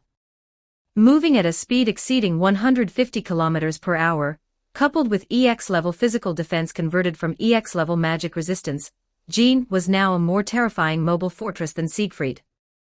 There was no need for an active offense, simply charging through was enough to crush all obstructing soldiers. This was, of course, part of Jean's calculation. Don't forget, she was the saint who led the demoralized French army to drive out the English and save Orleans. There's northwest better place for her to excel than a large-scale battlefield. I will find that person. Having broken through the double blockade, Jean's expression was resolute, and the determination in her eyes put immense pressure on Semiramis, who was watching the scene. Semiramis, with a similarly resolute gaze, stared at the projection of the saint. She had never been so eager to stop a single person. I will never let you reach here, little girl. As the oldest poisoner and the Assyrian empress who usurped the throne through schemes and ultimately ruled a nation, she was like her second noble phantasm, a cup of dazzlingly colorful poison. She despised women, those lazy and weak women manipulated by men. She would show no mercy, even if they were gods. She mocked men for always bullying women while their minds were filled with lust. They deserved to be the ones manipulated. This was her philosophy, her understanding of the world. Thinking back, it was something from when she was born. Though the memory was very vague, she clearly remembered the silhouette of the woman who hurriedly fled to the river after abandoning her. Her mother, Derikite, the fish goddess, had a daughter with an Assyrian man. That child was Semiramis. You are my shame, she said. The child born with a human was her shame, she made this clear. What a foolish woman, Semiramis later thought. It was you who couldn't resist the temptation of a man. Her mother abandoned her, and her father was killed by her mother, who felt ashamed of the matter. However, her mother left her with one gift. Semiramis, who inherited the divine bloodline, had a natural affinity with the riverbank where she was abandoned. Not only that, but hearing the baby's cries, pigeons gathered to take care of her. Countless pigeons surrounded her, wrapping the shivering child in their feathers. They even held milk in their beaks and fed it to her. Semiramis grew up drinking the milk fed by the pigeons who sheltered her from the elements. 10 years later, she was found by a shepherd, thus Semiramis entered the world of humans. However, her inner self was already complete. The dance and makeup skills taught by her foster parents were merely tools and techniques necessary for survival. But the woman in the projection, the one named Jean, was different. In her life, in her eyes, there was almost no trace of negative emotions, even though she was slandered, humiliated, and cursed by everyone before being burned at the stake. This woman never harbored any hatred, like a clear spring, the complete opposite of Semiramis. It was certain, this woman was entirely different from herself, an existence she could never understand or agree with. She wanted to utterly crush this woman, not just physically, but also mentally, breaking her spirit, will, dreams, and everything else. She wanted to see what kind of despair this saint would fall into when everything collapsed, what her ultimate end would be. She wanted to muster the strength of the entire court to crush this woman, who was so incompatible with her. Unfortunately, she couldn't do that because her opponent wasn't just Jean, there was also a disgusting mad dog. Although she didn't want to admit it, that increasingly large and insane mad dog couldn't be ignored. Wait, a mad dog? Her beautiful black pearl-like eyes turned, and Semiramis had an idea. Master. Yes? What's up? Shiro, who was watching Shinji and Achilles wrestle with great interest, turned his head and replied. "Help me with something." Shiro was immediately intrigued. He slapped his katana and stood up from the steps in front of the throne. "Is the situation bad and you need me to take action?" "Great, I'm itching to fight." "Tell me, who do you want me to go after? Black Berserker? Or Archer? Surely not Spartacus." "None of them. You don't need to go anywhere, just sit here quietly." Semiramis glared at her master. "Then what do you want me to do?" "Order Archer to lure that mad dog to cause trouble for ruler. I am the Assyrian empress you called the serpent. I have plenty of ways to achieve my goals without getting my hands dirty." Chapter 472, Chapter 472, Red and Black Showdown Crossing Arcadia. 1046 words. Once again, the Red Archer Atlanta felt a sense of helplessness, even stronger than when facing the Black Saber. Previously, the Black Saber possessed immortality similar to Achilles, rendering her arrows ineffective. Fighting him felt like a dog trying to bite a hedgehog. It was impossible to find a weak spot, a clear case of being countered by his abilities. This time, however, the Black Archer presented no such issue of countering abilities. It was purely a matter of skill suppression. Undoubtedly, as the greatest female hunter of ancient Greece, Atlanta's archery had reached the divine realm. But the Black Archer she was battling had also reached that realm, and was on an even higher level. Terms like divine realm, divine skill, and superhuman are broad terms that signify surpassing human limits, and they vary in strength just as gods vary in power. Karna's father Surya and Chiron's father Cronus are powerful, while Achilles' mother Thetis and Semiramis' mother Dirce are relatively weaker. Even weaker still are Stheno and Euryale, the elder Gorgon sisters, who can be easily torn apart by Shinji once their divine powers are neutralized. Similarly, among divine archery skills, the prototype of Sagittarius, Chiron, who has been active for countless years, naturally belongs to the highest tier. Atlanta, who was turned into a lion early on, still has some distance to that level, and not even the blessing of the moon goddess Artemis, who wields a bow, can bridge that gap. In standard archery, their precision, power, and shooting speed are roughly equal, but in terms of the subtlety of their arrow trajectories, Atlanta falls short of Chiron's effortless mastery. In rapid-fire archery, Atlanta is at her most disadvantaged. Atlanta's limit is a 7-arrow chain, a sophisticated archery technique she serendipitously derived from the Big Dipper constellation, and one of her most prideful moves. But Chiron's limit is a 10-arrow chain, precisely the number corresponding to the 6 stars of the Southern Dipper plus 4 other bright stars associated with Sagittarius. While each arrow might be stronger from Atlanta, in a chain shot, quantity matters most, and in this regard, Atlanta is completely outmatched. In multi-arrow shots, the trajectories and number of arrows might be equal, given the constraints of the bowstring and fingers, but the shooting speed is a notch slower. The only area where Atlanta can gain an advantage is in her full-power draw shot, but she knows well that this is due to her beloved bow, rather than her skill. If both were to use the same bow, she might not hold any edge. Fortunately, Atlanta retains some of her beast-like thinking, and doesn't care about the pride of a hero. If it were someone like Achilles, whose eyes are fixed on the heights, it wouldn't simply be the helplessness he felt. He'd likely have grown restless and reckless, thinking of ways to go all out against the enemy, unlike Atlanta, who calmly maneuvers and leverages her strengths, specifically in the area where she is most proficient but is being crushed. Does Atlanta have any advantages over Chiron? The answer is yes, she does. Atlanta's class is an archer, but her true class is a hunter. Archery is just one part of hunting, which also involves skills like hiding, trapping, and misleading. In the entire field of hunting, Atlanta is at a divine level, and with the blessing of Artemis, the goddess of the hunt, she stands at the pinnacle. Though Chiron possesses divine wisdom, and has also learned from Artemis and Apollo, he hunted a lot during his time in the mortal world. However, he is too exalted and involved in too many fields, making him less adept in hunting than Atlanta, who has continually refined and honed her skills. This gives Atlanta a chance to counter Chiron. To maximize her advantages, Atlanta painstakingly moved the battlefield from the plains to the forest. This is where she grew up, her home turf, where everything becomes her ally, aiding her in countering Chiron's fearsome archery. Her innate beast instincts, her final fate of being degraded into a lion, and the ears and tail that accompanied her as a heroic spirit, all become heightened in areas untouched by human destruction. She continues to fire arrow after arrow, constantly changing positions. Every inch of Atlanta's skin, every muscle, every nerve was trembling.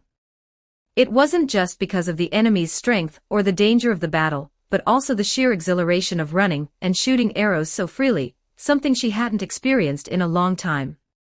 It was like her childhood, where she constantly ran through forests and rocks for survival, fighting various wild beasts. A series of 9 arrows descended from the sky, each one aimed precisely at Atlanta's next landing spot. This was the perfect blend of divine archery and calculation, a testament to Chiron's full effort. The appearance of her beast ears and tail, and divine bow confirmed Chiron's identification of his opponent. Facing such a powerful archer, he had no choice but to go all out. Yet, this divine skill, which even caused Artoria considerable trouble, did not affect Atlanta. Her steps remained light, her movements agile, the arrows that should have pierced her feet simply landed beside them, narrowly avoided by a hair's breadth. My distant homeland Arcadia, rugged mountains stretch endlessly. I leap among the rocks and play. As Atlanta ran past the arrows, her lips moved, and a melodious voice spilled from her mouth. These were her most precious memories, the scenery forever imprinted in her heart. This experience sublimated with her in death, becoming her power. Skill, crossing Arcadia. Rank, B. Allows her to move across all obstacles on the field, including enemies. For her, the more complex the terrain, the stronger her abilities. On the plains I am not your match, but in the forest. After smoothly avoiding the 9 arrows, Atlanta turned her head and glimpsed her pursuer. She softly recited another phrase. Go ahead, I will follow like the wind, overtaking you. This was the sublimation of another of her anecdotes, another of her great assets. She drew her bowstring, and the arrow she released was aimed precisely at Chiron's landing point. At that moment, Chiron was springing from one tree to another. Chapter 473, Chapter 473, Red and Black Showdown, Aesthetics of the Last Spurt. 1050 words. Skill, Aesthetics of the Last Spurt. Rank, C. Allows the enemy to take the initiative, after which she can act preemptively upon confirming the enemy's actions. According to legend, after Atlanta's adventures aboard the Argo and her hunt for the Caledonian boar, her fame spread far and wide, attracting numerous suitors. Annoyed by the constant proposals and having sworn a vow of chastity to the moon goddess, Atlanta decided to settle matters with a race. If you win, I'll marry you, if you lose, I will shoot you. Every time, Atlanta let her opponents start first, yet she remained undefeated until one suitor, aided by divine intervention and trickery, finally won. Though not as fast as the renowned fastest human Achilles, Atlanta is still one of the swiftest in human history. When her skill is activated, her movements surpass Chiron's in speed. While she hasn't reached the realm of foresight, Atlanta can still use her skill's effect to counter Chiron effectively. Using crossing Arcadia for evasive maneuvers and aesthetics of the last spurt for counterattacks, this is the foundation of Atlanta's ability to hold her ground against Chiron. However, merely holding her ground is the extent of her capability. Achieving an advantage or victory is out of the question. Chiron's raw power surpasses Atlanta's, and he has no apparent weaknesses. Despite the prolonged pursuit and shootout, Atlanta hasn't found a single opening to exploit. Slightly delaying Chiron's movements, Atlanta continues to maneuver through the forest as she has been doing. This seemingly aimless wandering has a clear purpose if viewed from above and traced on a map. She is aiming to reunite with Achilles. When unable to take down the prey alone, joining forces with others for the hunt is the most natural course of action for a hunter who cares little for pride or honor. Her first thought was of her friend's son, Achilles, who calls her Big Sister. With numerous noble phantasms, immense strength, and his nigh invincible immortality, teaming up with him gives Atlanta confidence in taking down the troublesome Black Archer, even if the Black Assassin joins in. Thus, upon realizing she couldn't defeat Chiron, Atlanta began methodically moving toward Achilles. For most servants, this would be an impossible task. While two archers exchanged arrows, Shinji had already taken Achilles off the battlefield, far beyond the sensory range of ordinary servants, even out of the scope of the archer class's clairvoyance. Finding Achilles under such conditions would require either ruler-class level sensory capabilities or some special skill, noble phantasm, or technique, and Atlanta happened to possess the latter. Atlanta has a skill known as Wild Instinct, not listed on her servant status sheet, but one of her most crucial abilities. This instinct, honed through endless hunting, is further amplified by her cursed beast ears and tail. Thanks to this ability, her hearing, vision, smell, touch, and intuition far exceed human limits. Can't see him. Can't sense his mana. No problem, I can track him by scent. While many know that dogs have an incredibly keen sense of smell, few realize that cats aren't far behind. With her feline ears and tail, Atlanta can easily sniff out Achilles' location. As the scent grew stronger and she was about to pinpoint Achilles' exact position, a warm, mellow voice suddenly reached her ears. Archer. What is it, father? Atlanta's ears twitched slightly as she recognized the voice, Father Shiro. The situation on the red side is currently very peculiar. Except for the independently acting Saber group, all the masters apart from Father Shiro are missing. They only communicate through the master-servant contract when giving orders, and the 5 servants, including Atlanta, don't even know what their masters look like. In this final battle, their masters have delegated command to the only visible master, Father Shiro, under the pretense of unified control.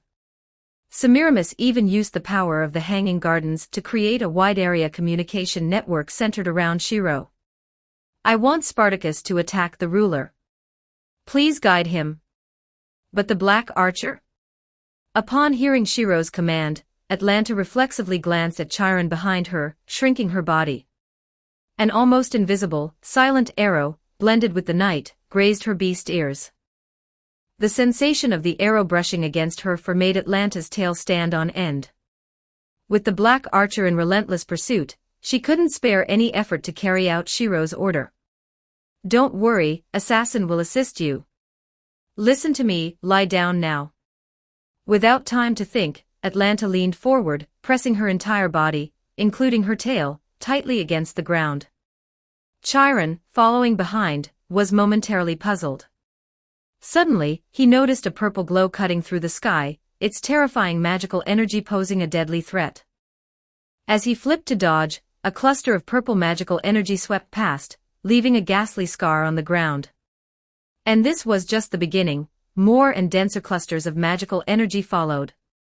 Point shots, scatter shots, rapid shots, sweeping shots, explosive shots, and bombardments. The storm of attacks forced Chiron into frantic evasion, unable to counterattack, feeling utterly frustrated. By the time he managed to withstand the barrage, Atlanta had already turned into a tiny dot, a small point in his A-rank clairvoyance. Did she run? No, the situation isn't dire enough to require cover for an escape. With her strength, she could have coordinated with the previous attack to counterattack me. But she didn't, which means, she has something more important to do, like supporting a teammate or executing some tactical strategy. No, I can't let her leave just like that. The wise and farsighted Chiron took a deep breath, fully drawing his longbow, and pouring an immense amount of mana from his homunculus battery into the arrow without any concern for consumption. However, before he could release the arrow, a new wave of magical attacks descended from the sky. Helplessly, Chiron redirected his shot into the sky, colliding with one of the incoming magical clusters. The heavy earth-like mana and the eerie purple cluster exploded together, creating a dazzling two-colored firework in the dark sky. The scattering fragments of mana illuminated the forest at the battlefield's edge, Chiron's solemn face, and a pair of azure-gray wings soaring in the sky. What is that? A touch of pink appeared in Chiron's vision at some unknown time. Chapter 474, Chapter 474, Red and Black Showdown, Shinji's Arrangements. 1,166 words. A petite, slender figure with a delicate appearance that evokes pity. Such characteristics belong to only one person in this Holy Grail war, the Black Rider, Astolfo, one of Chiron's closest comrades. Strangely, seeing his companion appear, Chiron didn't show any joy. Instead, he displayed rare anxiety and shouted, "Rider, watch out." It turned out that when Chiron saw Astolfo, a new cluster of magical energy had already cut through the sky, launching a long-range sniper attack on him. At that moment, Astolfo was intently looking downward, seemingly searching for something. Hearing Chiron's voice, Astolfo first showed a hint of joy, muttering, "There it is," then tilted his head in confusion. "Watch out for what?" Before he could react, the glowing beam that cut through the sky had already engulfed him, and his riding eagle. Seeing the tragedy unfold right before his eyes, yet powerless to stop it, Chiron's eyes widened in anguish. "Rider!" He pushed off with his feet, running forward at the fastest speed. If he could reach Astolfo in time, he might still be able to use his medical skills to save his life. But Chiron also knew this was wishful thinking. Having been in close contact with those clusters of magical energy, Chiron was well aware of their terrifying power, capable of vaporizing a person instantly. Getting hit by such an attack without any defense would likely leave no chance of falling. One would be directly reduced to spirit particles and vanish. However, as long as there was a 1% chance, he would give 100% effort. With A+ rank agility burst he hadn't even used against Atlanta, he doubled his speed, covering hundreds of meters in a flash. Throughout the sprint, Chiron kept his eyes locked on the sky, ready to adjust his path at any moment to reach his severely injured companion as quickly as possible. Yet, reality once again defied his expectations. Despite taking a direct hit from a magical cluster, Astolfo didn't fall, nor was he reduced to spirit particles without a trace. He remained steadily seated on his eagle, appearing completely unscathed, even having the leisure to pat his chest and stick out his tongue, saying, "Wow, that scared me." It turned out that just before being hit by the magical cluster, Astolfo's evaporation of reason skill, which includes partial instinct abilities, had instinctively sensed the danger. He had taken out a book, a noble phantasm whose true name he had forgotten. The Universal Magic Guidebook, provisional name, is a constantly active noble phantasm. Possessing this book grants Astolfo an A-rank magic resistance. This magic resistance differs from the class skill of servants, which applies only to the servants themselves. Astolfo's magic resistance through the Universal Magic Guidebook forms a spherical range centered on the book, protecting anything within that range. Although the range isn't large, it's enough to encompass his mount, allowing it to safely endure the ambush of the magical cluster.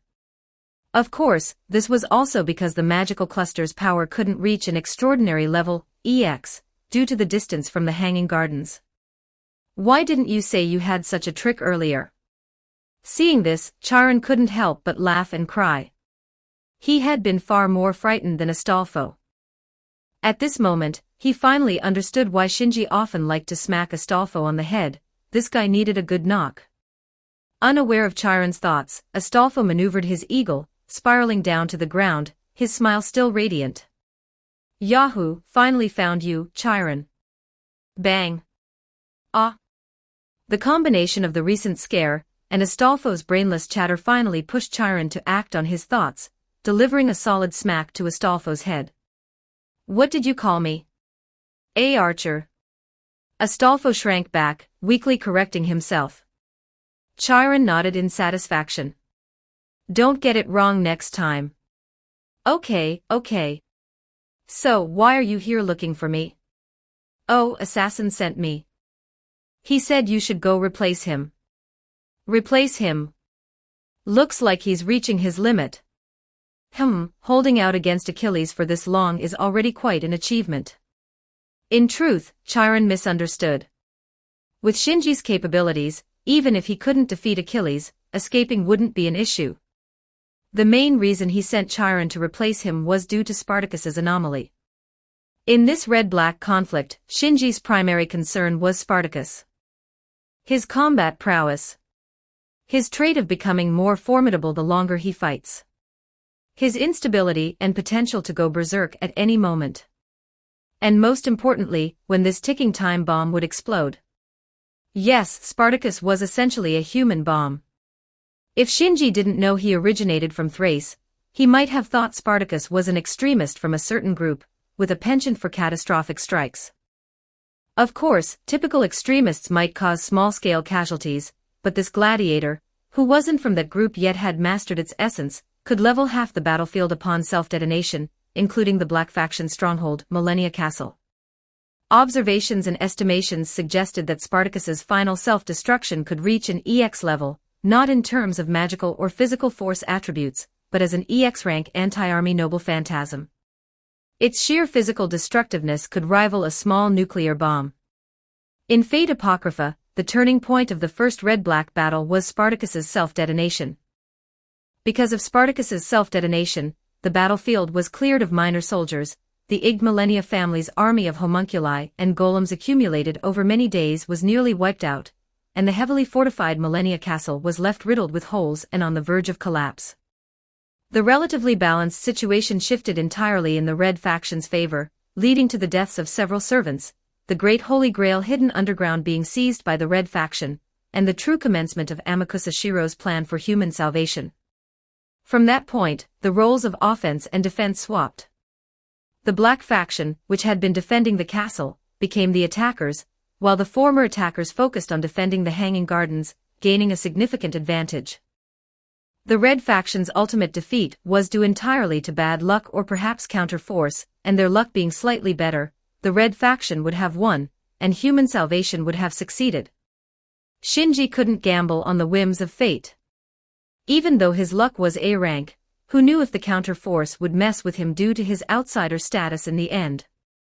Shinji also couldn't sit idly by while the Black Faction suffered immense damage, that was Fiori Future Foundation at stake. Shinji's principle has always been to repay trust with greater trust. Since Fiori trusted him so deeply, he had to give her ample return. Moreover, Shinji couldn't allow Amakusa to initiate his human salvation plan. He deeply loathed such forcibly imposed ideals on all humanity. Rather than making such a futile wish, it was better to use it to retrieve Chiron's immortality. Spartacus's self-detonation had to be prevented. If not, the damage must be minimized, and if possible, using this bomb to counter the Red Faction would be ideal. Chapter 475, Chapter 475, Red and Black Showdown. Master and Disciple Reunite. 1162 words. To address the greatest element of instability, Shinji devised a special plan. This plan required Astolfo's power, so he deliberately left the goddess scepter behind, and stayed in the rear to ensure that this reckless knight wouldn't charge ahead, and become targeted by powerful servants. Shinji remembered clearly that in the original story, Astolfo got beaten badly because of his excessive recklessness on the battlefield. Initially, he relied on Hippogriff's mobility to steal the Red Faction's base. Then, believing that his universal magic resistance book would protect him from magic, he charged straight at the top-tier servant Semiramis. Moreover, because using the Hippogriff's true name release consumed a lot of mana, he didn't want to harm Sieg's companion, which meant that his trump card couldn't be used. As a result, Semiramis broke through the book's defenses with a series of powerful spells, injuring the Hippogriff, and causing Astolfo to fall from the sky. After landing, he encountered Mordred, who arrived late to the battlefield full of pent-up rage, and got beaten up by her.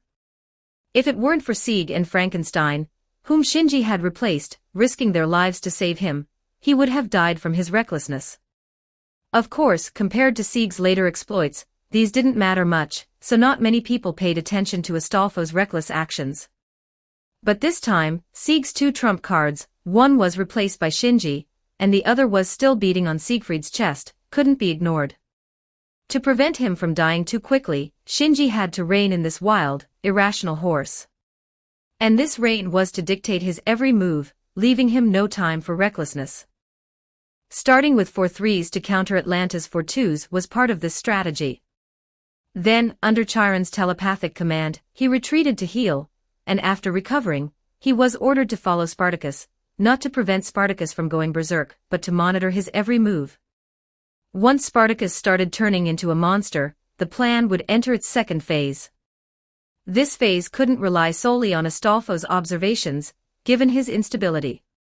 To ensure everything went smoothly, Shinji had to be on-site personally, which was why he didn't enter the dual field created by Achilles. Even if most of his noble phantasms were rendered useless, he still had one ace up his sleeve. Given the right moment, this ace could frustrate the Greek hero second only to Heracles to death. However, outside of a confined space, this ace's lethality would be reduced, and his identity might be exposed. So even under Achilles' fierce attacks, Shinji gritted his teeth, and held on, waiting for Astolfo to bring Chiron, allowing him to withdraw smoothly while pinning down Achilles, whose instability rivaled Astolfo's. It's important to note that the two greatest sources of instability in this Holy Grail war were these two rider-class servants. Because of these two, the rider class's reputation suffered, becoming known as a hotspot for traitors, second only to the Lancer's curse of bad luck. Of course, traitor here didn't mean they harbored ill intentions from the start. It was mainly because these heroes were too capricious. They valued their desires over their allegiance to the red or black factions.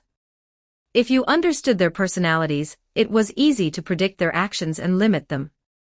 For instance, persuading Astolfo to stop worrying about mana consumption to save more homunculi. For instance, sending Chiron to deal with Achilles. Shinji needed Astolfo for his rider class mobility, which Achilles also possessed, but to a greater extent. In other words, Achilles had the power to ruin Shinji's plans, and being known as the fastest hero, could leave whenever he wanted. If he attacked Shinji at a critical moment, everything would be ruined. Since he had Andrea's Amarantos, he wasn't afraid of non-divine noble phantasms, and Shinji couldn't withstand that. Fortunately, the only ones who could pin him down, besides Shinji himself, who was mysteriously recognized as another Hector, were Chiron, his greatest teacher. With Chiron around, Achilles couldn't go anywhere because this is your weakness. When Shinji heard Astolfo's shouts, he was determined to take to the skies even if it meant breaking an arm. When Achilles decides to abandon the Pancration match rules, materializes a javelin to intercept Shinji, and prepares to take on multiple opponents. When an arrow descending from the heavens deflected the javelin, a man clad in leather armor descended from the sky. When Achilles saw the man's face, that familiar calm expression, and the smile of a long-lost reunion, Achilles was stunned. At that moment, Achilles forgot that Shinji was recognized as a worthy rival who had to be defeated. At that moment, Achilles forgot that he was on a battlefield. At that moment, Achilles could see only this man. This man he had seen before. No, he had spoken with him, received his teachings, shared meals and lodgings with him. You are. To such an Achilles, Chiron spoke in a calm voice the words he had prepared days ago, and he also kicked his dazed, subpar disciple. Achilles' body flew into the air from the powerful blow. Chiron then naturally knocked an arrow and shot it with fluid ease. The instant Achilles realized the arrow was aimed at his heel, every nerve in his body tensed. He twisted his body to its limit, trying to dodge the arrow's trajectory. He dodged it. The arrow didn't hit the vital spot but pierced his side. Despite the intense pain coursing through his body, Achilles paid it no mind. The man standing before him was a far greater concern. All the mysteries surrounding the black archer were resolved. His archery skills being superior to the red archers was only natural, for he was the teacher of many heroes, including Achilles himself. Achilles pulled out the arrow lodged in his side and tossed it aside, then stood up. Chiron still held the bow, standing motionless, as if waiting for the rider to speak. Why are you? Foolish question. In this Holy Grail war, I have manifested in this world as the Black Archer. And you as the Red Rider. We both have our wishes and attachments. That's why we are here, both you and I. Achilles lowered his head into silence. Chiron sighed and naturally took the stance of a teacher instructing his student. Honestly, naivety has its limits. This was the one thing you never corrected in life. You are merciless to those you consider enemies, but with companions or those you trust, you are endlessly lenient. This might be an admirable trait for a hero, but this is the Holy Grail war. There is no room for mercy, even for a hero like you, do you understand? Achilles. The black archer called out to the Red Rider by his true name. The young man called Achilles nodded with the seriousness of a student receiving a teacher's instruction. The master and disciple, separated by Shinji's intervention, finally returned to their starting point. Chapter 476, Chapter 476, Red and Black Showdown, Battle in the Sky. 1178 words. Seeing Achilles thrown off balance by Chiron's sudden appearance, Shinji finally felt at ease to leave. As soon as he sat on the back of the swift eagle, Shinji winced and drew a sharp breath. Hiss, it hurts so much. Achilles' combat and spear techniques were on the same level, and with the added benefit of his skill, bravery. Bravery, rank A+. A skill that nullifies mental interferences such as intimidation, confusion, and bewilderment. Additionally, it increases hand-to-hand combat damage. Achilles' destructive power was even greater when unarmed than when wielding a spear. Wrestling with such an opponent, even adhering to the traditional rules of Pancration, Shinji felt immense pressure. To avoid being defeated by Achilles, he had to perform beyond his usual capabilities, exhausting all his potential. In this extreme state, he even forgot the pain, thinking only about what his opponent would do, and what he should do. It was only after leaving the battlefield that Shinji allowed himself to relax, and the accumulated injuries on his body finally registered in his brain through nerve feedback. Curious, Astolfo turned his head. He had witnessed Shinji and Chiron's intense training, and seen Shinji's indifferent expression despite being covered in bruises. In his eyes, Shinji had already earned the label of a monster who doesn't know pain or fatigue. So hearing Shinji cry out in pain now piqued his curiosity. A glance was enough to startle him. Whoa, that's terrible. Are you okay, assassin? Yes, it was terrible, extremely terrible. At this moment, Shinji looked as if he had used Spartacus' noble phantasm, crying warmonger. His entire body seemed swollen, and his exposed skin was a purplish blue, turning black in places, like a piece of rotting flesh, minus the stench. The worst was his right arm. Achilles had focused his attacks on this spot, the only weak point in Shinji. Continuous blows and joint techniques led to multiple fractures, muscle strains, and contusions. In the end, to escape, he had to use this arm to block Achilles' sidekick, resulting in a complete break, making it difficult to even grip objects. As Shinji used his still functional left hand to inscribe healing runes on his fractured areas, he replied through gritted teeth. It's nothing, just surface wounds. With the goddess' staff, I'll recover quickly. Besides, I've taken so much, Achilles isn't much better off.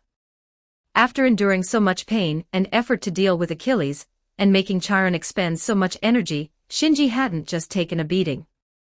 Although the time was short and the training insufficient to surpass human limits into the realm of gods, he still made Achilles suffer considerably. In direct numerical comparison, if Achilles caused 20 points of damage to Shinji, Shinji could return 10 to 12 points. If Shinji was swollen all over, Achilles would at least be half as swollen. This was despite Shinji holding back to avoid further provoking Achilles. If he hadn't adhered to the rules, Achilles might have suffered even more. In terms of breaking the rules, no matter how wild Achilles was, he couldn't outdo someone like Shinji, who had no scruples. With these injuries as a prelude, even if Achilles went mad and wanted a life-or-death match with Chiron, Shinji wasn't worried about Chiron losing. Both were top-tier fighters, but one was heavily injured while the other was unscathed, leaving no suspense about the outcome. Now he could finally let go and execute his plan wholeheartedly. As Astolfo extended his hand, a uniquely shaped staff emitted a soft white light, enveloping Shinji's body in the healing power of a goddess from ancient Egyptian mythology. From afar, it looked like a bright star shining on the autumn night. The fortress in the sky couldn't stand the sight of the rising star and cast a rain of purple light, intending to shoot down the star. However, this star, like a stormy petrel in a tempest, pressed forward fearlessly against the storm. Just as the mistress of the aerial garden was about to leave her throne to personally confront the brave petrel that had caught her eye, the petrel suddenly began to circle in the air. No matter how the aerial garden's magic struck, it didn't advance a single step. Oh, what a delightful Valkyrie and noble Assyrian empress! How will this duel end? Shakespeare exclaimed, waving his hands in excitement. Good eye, Father Shiro praised with a smile. Crafty fellow, Semiramis remarked with a discontented expression. Despite possessing the rare skill, Double Summon, which granted her the abilities of both the caster and assassin classes, Semiramis' primary class was still assassin. She couldn't freely and effortlessly cast magic as she did in life. Her magic had to rely on the support of the Hanging Gardens of Babylon to bypass the limitations of her class. If Astolfo continued to advance, she could unleash a grand-scale magic similar to the one that blasted Siegfried away, giving the enemy a painful lesson. Little did she know that Shinji had anticipated this move. With the maneuverability of the swift eagle, even in a prepared state, it wasn't impossible to evade concentrated magical attacks. The reason they didn't dodge and face the attacks head-on was to test the power of the magical barrage and find the critical point that the universal magic book resistance could withstand. Knowing Semiramis could release grand-scale magic, how could Shinji not be cautious? He wasn't like Astolfo, who tended to lose rationality. After waiting a while outside the critical zone, Shinji flexed his left hand, which had regained feeling, and said to Astolfo, maintain this distance and keep an eye on the aerial garden. If you get too far, move closer. If you get too close, move away. Don't change altitude. If you get too low, you might get sniped by an archer lurking somewhere. Shinji didn't know Atlanta's maximum range, but before the battle, he had asked Chiron about the safe flying altitude. The aerial garden and the two of them were currently at this safe height. Also, since the other side can summon so many dragon-tooth warriors, it's not impossible for them to send some flying fodder to harass us. If they do, don't hold back, take them down. Don't conserve your mana. You wouldn't want the homunculi you worked so hard to protect to die from carelessness, right? Got it. Astolfo replied energetically. Having recovered from his injuries, he was eager for action. So when do we charge in? That aerial fortress looks interesting. Not now. I need an opportunity, Shinji shook his head. Oh, Astolfo pouted in disappointment, his eyes darting around. Seeing this expression, Shinji knew exactly what Astolfo was planning, and immediately flicked his forehead. I warn you, every move we make determines our comrade's fate. If you do something irreparable out of curiosity, no matter the outcome, I'll bind you and send you to Miss Sealnike. I'll also ask the Duke and Caster to craft some special restraints just for you. It'll be an experience you'll never forget, how about that? Want to try?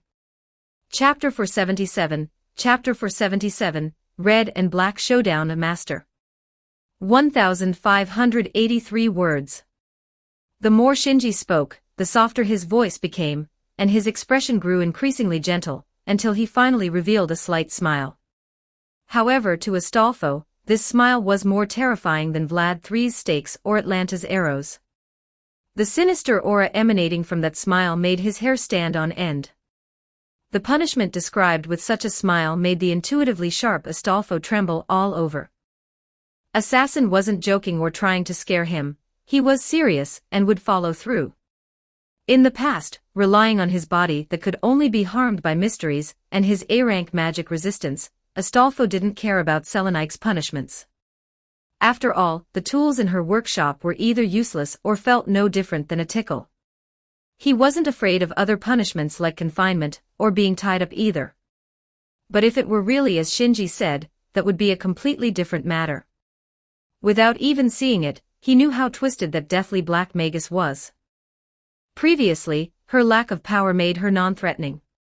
Once given the ability to turn her ideas into reality, though Astolfo didn't know exactly what kind of punishment it would be, the unknown itself was the greatest terror. In the blink of an eye, cold sweat broke out on Astolfo, and his fearless demeanor vanished. He looked like a shivering hamster, helplessly saying, I understand, I won't do anything reckless. That's good. Seeing Astolfo's frightened look, Shinji's expression softened. Remember, you carry the lives of many people, including mine. You are our ace. Ace? Astolfo's eyes lit up. You mean? Endure for now, your time to shine will come. As Shinji spoke, he cast a meaningful glance at the silent hanging gardens. In any case, leave the aerial matters to you. If you can draw half of its firepower, that would be a great merit. And you? Me? I need to keep an eye on a certain thieving cat. Shinji pressed a hand on Astolfo's shoulder and leaped up, floating in the air with the help of feathered shoes. Luring Spartacus to attack the ruler was a brilliant move. It not only took down one of our pieces, but also freed up their combat strength. However, whether this clever plan will succeed depends on whether I allow it. With a wave of his hand, a black gold war lance materialized in the air. He launched it at Atlanta, who had just completed her diversionary task, and was preparing to retreat. The war lance, which had once killed the great mountain, traced a brilliant arc in the sky, its luster identical to the mythological Venus. The war lance's owner, Ishtar, was the goddess of Venus. It was only natural for Achilles to be thrown into disarray. To his younger self, Chiron was an absolute symbol. The words of the gentle yet stern Chiron had an almost magical effect on the young Achilles' heart. To Achilles, Chiron was both a father and a teacher, both an elder brother and a good friend. For a hero's son, blessed by the gods of Olympus and admired and revered by soldiers at a young age, people he could call friends or teachers were extremely rare. Chiron was undoubtedly one of them. He was as trustworthy to Achilles as his good friend Patroclus. Yet now, that hero was standing in his way, seeking the Holy Grail. Here I come, teacher. That's unnecessary, Red Rider. Chiron's stern response caused Achilles to shrink back slightly, but he quickly regained his spirit, and thrust his spear boldly. The battle began within talking distance, portraying a scenario where an archer was approached and attacked by a light-armored warrior. Despite harboring a slight sense of guilt, Achilles aimed his spear sharply at his opponent's heart. With his spear skills that could rank him among the top lancers, a typical archer would have already been pierced through the heart.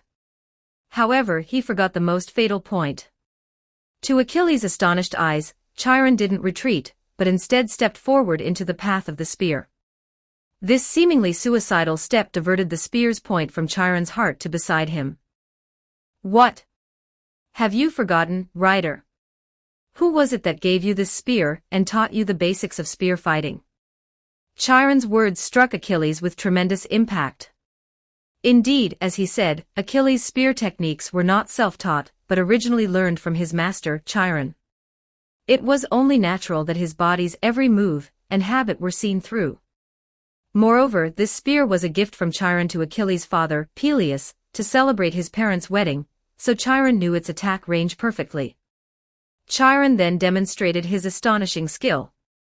As he stepped forward, he had already set an arrow on the bowstring.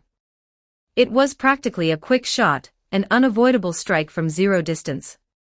You will die, rider. Chiron aimed at Achilles' skull, and released the arrow without hesitation. Achilles reflexively bent backward to dodge. Only through incredible speed and determination did he barely escape this life-or-death crisis. At that moment, Chiron launched a kick.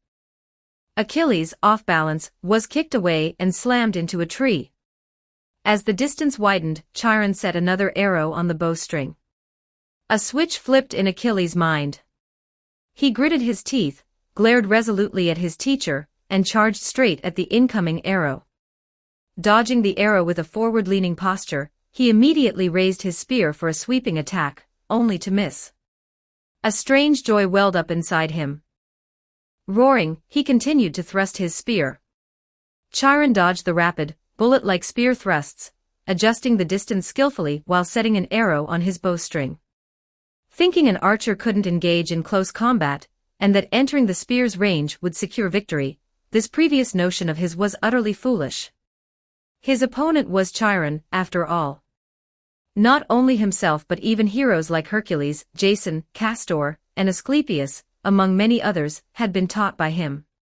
He was truly a great sage. In close quarters, he could barely fight to a draw.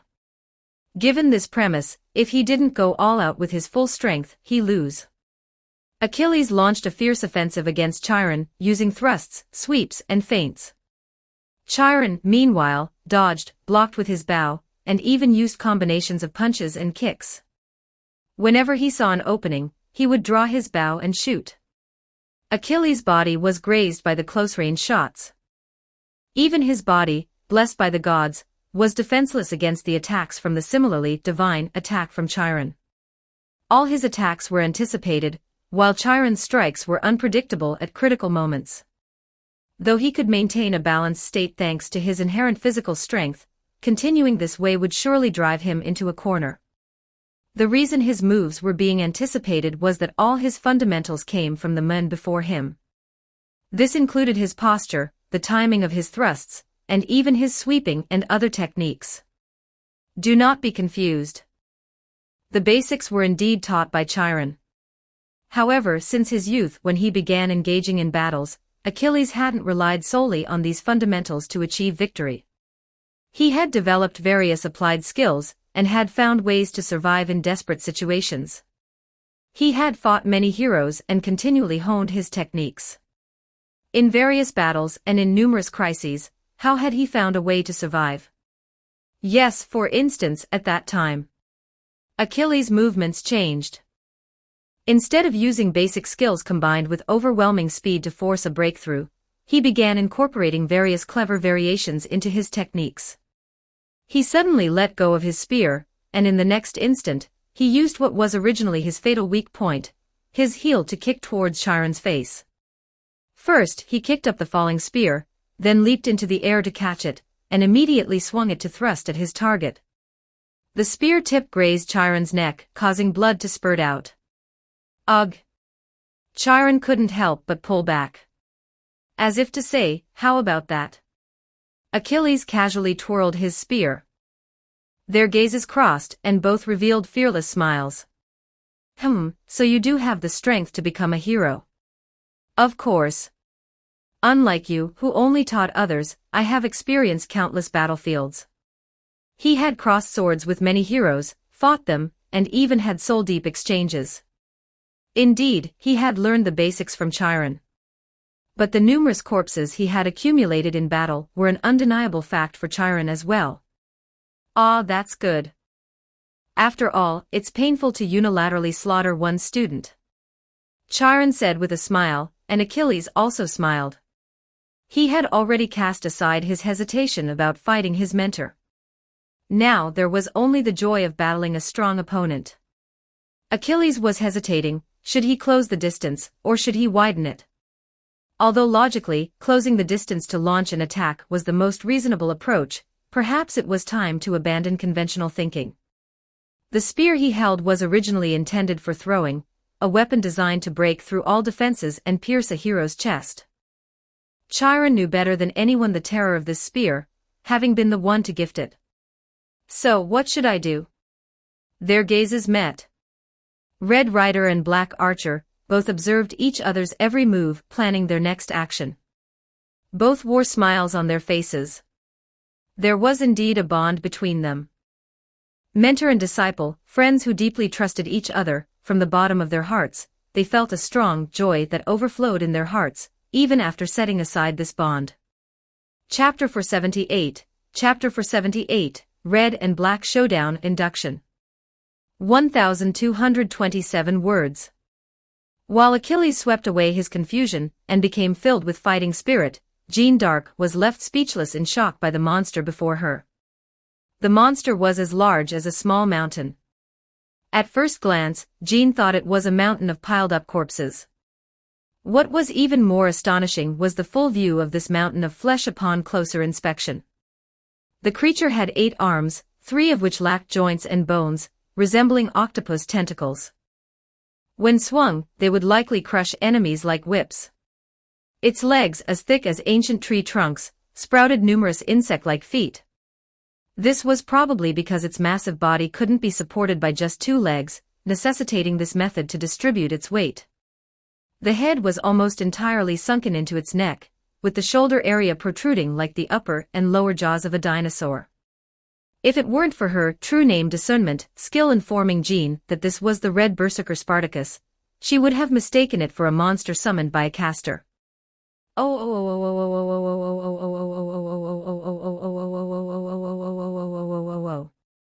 monster opened its exaggerated jaws, releasing a thunderous roar. This was both a frenzied outburst and a cry of pain. To draw Spartacus away, the Red Archer Atlanta once again used her Noble Phantasm. This Noble Phantasm had two forms of attack, one to open a battle with a wide-area scattershot covering the Black Faction's vanguard, and another to target a single opponent by concentrating the arrows in a compressed field. While a single light arrow lacked the power to kill, thousands of light arrows concentrated in a small area had considerable lethality. Only those with immortality, like Karna, Siegfried, or Achilles, or those with extremely powerful defensive noble phantasms like Kavacha and Kundala, or Rangaminiad, could escape unscathed from such an attack. Others would be severely injured if not killed. Spartacus, having neither immortality nor defensive noble phantasms, naturally suffered massive damage. His body, which had just been restored, was once again shattered. This damage finally diverted Spartacus' attention from the Hanging Gardens, and allowed his constantly active noble phantasm, Crying Warmonger, to once again display its power. The terrifying regenerative ability, driven by his intense desire for battle, transformed his already mutated body into a complete monster. I am alive. I cannot die. I must fight. I must defeat all oppressors. 4 arms weren't enough, so he grew 8. If his legs couldn't support his weight, he grew more legs. If 2 eyes couldn't find the enemy, he grew eyes all over his body. The more he was hurt, the more suffering he endured, and the closer he believed he came to victory. Even in his berserk state, Spartacus held on to this faith. There. The 5 eyes on his shoulders, neck, and abdomen all locked onto the direction of the attack. His centipede-like legs wriggled madly as he advanced towards the culprit, smashing the ground as he went. The exaggerated strength brought to mind prehistoric beasts from myths and legends. At this moment, Spartacus had lost all human thinking, single-mindedly pursuing the target that posed the greatest threat, and caused him the most harm. Atlanta, who was both clear-headed and highly knowledgeable about beasts, naturally wouldn't confront such a mindless and overwhelmingly powerful monster. She immediately sprinted at full speed, simultaneously shooting arrows at the monster to keep its attention, and soon encountered Jeanne d'Arc, who was galloping on her horse. "You over there, are you the ruler?" Atlanta's voice was as refreshing as a cool breeze, and her nimble movements were reminiscent of leaves swaying in the wind. However, what should have been a pleasing sight instead sent an unexpected chill down Jeanne's spine. Red Archer? Given that she had previously been attacked by a red servant, who she guessed was Laer, Jeanne reined in her horse and heightened her vigilance. "You're wary of me, well, I guess it can't be helped." Atlanta muttered softly upon seeing Jeanne's caution, then raised her voice. "I'm truly sorry, but I'll leave the rest to you." "Leave it to me." "Wait." Without giving Jeanne any time to think, the green-clad girl spun in the air, darted past Jeanne like a gust of wind, and in that brief moment, drew her oversized bow and shot a powerful arrow at the distant monster. Before Jeanne could finish her sentence, the girl had already sped away. Renowned for her swift feet, Atlanta's running speed was beyond the reach of either the now arthropod-like Spartacus or the white-horse-dun stallion.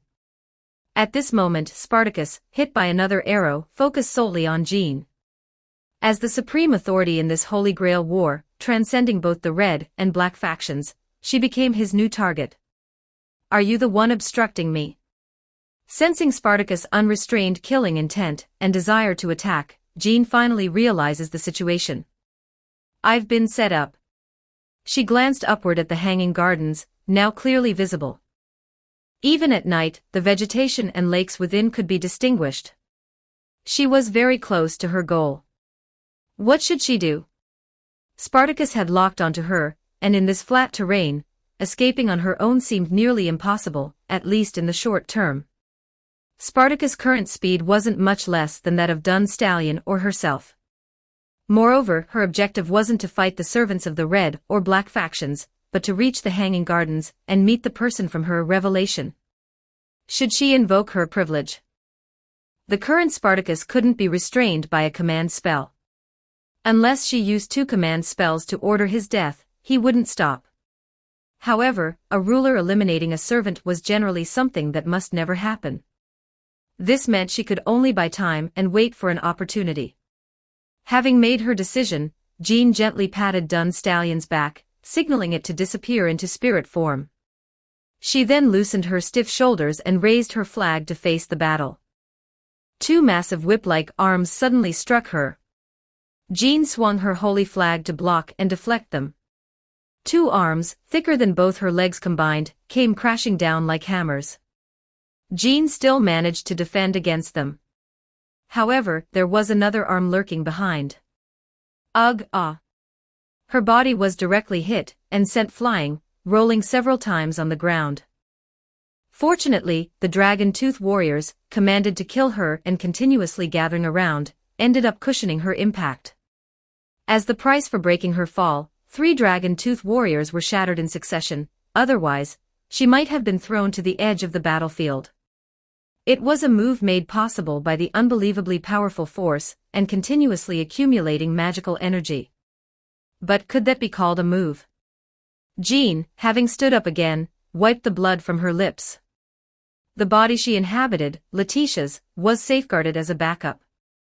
When Jean achieved her goal, or was defeated, Letitia's body would instantly revert to its original state and be forcibly transferred to a safe place. During this process, any injuries sustained would be immediately healed. Therefore, it could be said that no matter how much Jean was injured, it wasn't a problem, but if she had taken that hit without any preparation, she might have been close to death.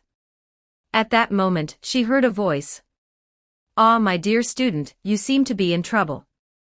Do you need your teacher's help?" Chapter 479, Chapter 479, Red and Black Showdown Suggestion. 1175 words. That familiar voice, that tone that loves to call itself teacher, Jean instantly recognized the owner and couldn't help but feel a sense of relief. Black Assassin. You're here just in time. Help me deal with Red Berserker. As the saying goes, 2 fists are no match for 4 hands, let alone 8 hands, each possessing EX-level strength, with some even wielded like whips. Even a powerful servant like Jean felt immense pressure. If someone could help hold him back, it would greatly reduce the burden. Yes, just hold him back. From the beginning, Jean never considered letting Shinji confront Spartacus while she seized the opportunity to escape. Spartacus's strength had now reached an abnormal level. Even someone like Vlad III or Karna might not be able to face him head-on, not defeat, just confront, let alone Shinji. Since they had already formed an alliance, Jean couldn't possibly put Shinji in danger for her benefit. Of course, this was also because Jean didn't know Shinji had a flying noble phantasm. If she knew, she would have made a different request, take her to the Hanging Gardens. But no matter which it was, Shinji wouldn't agree, because he had his plans. Sorry, I can't do that. Why? Shinji had already prepared an answer to this question. Because I have my enemies to deal with. Although it wouldn't be difficult for me to leave, I can't ignore the enemy. If they regroup with their allies and attack our servants or directly invade Millennia Castle, it'd be troublesome. Then how about helping? I can give you a suggestion. This guy was specifically brought here by the Red faction to deal with you. The reason, I don't have to say, you know it. So the next step is simple. You mean? If the Red faction can lure him here, can't you lure him back? This. While Jean was pondering, Spartacus didn't remain idle. His 8 arms alternated, launching a storm-like assault on Jean. This time, Jean had learned her lesson, not confronting Spartacus directly but maneuvering among the dragon-tooth warriors, using them as shields to reduce the impact of the attacks. Seeing Jean not respond, Shinji knew she was hesitant and persuaded. This isn't asking you to intervene in the battle but to undo the effect. If you hadn't appeared, Spartacus would still be confronting the Hanging Gardens. Luring Spartacus back means restoring the original situation. At the same time, you achieve your goal of approaching the Hanging Gardens. It's a win-win. How about it? Not a bad idea, right? It's not bad. But I feel you have other plans. Shinji didn't hide it and admitted frankly, haha, as expected of you.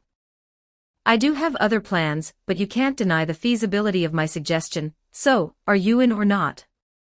Perhaps annoyed by Jean's evasive strategy and the obstructive minions around, Spartacus struck the ground with all 8 arms simultaneously, producing a deafening roar.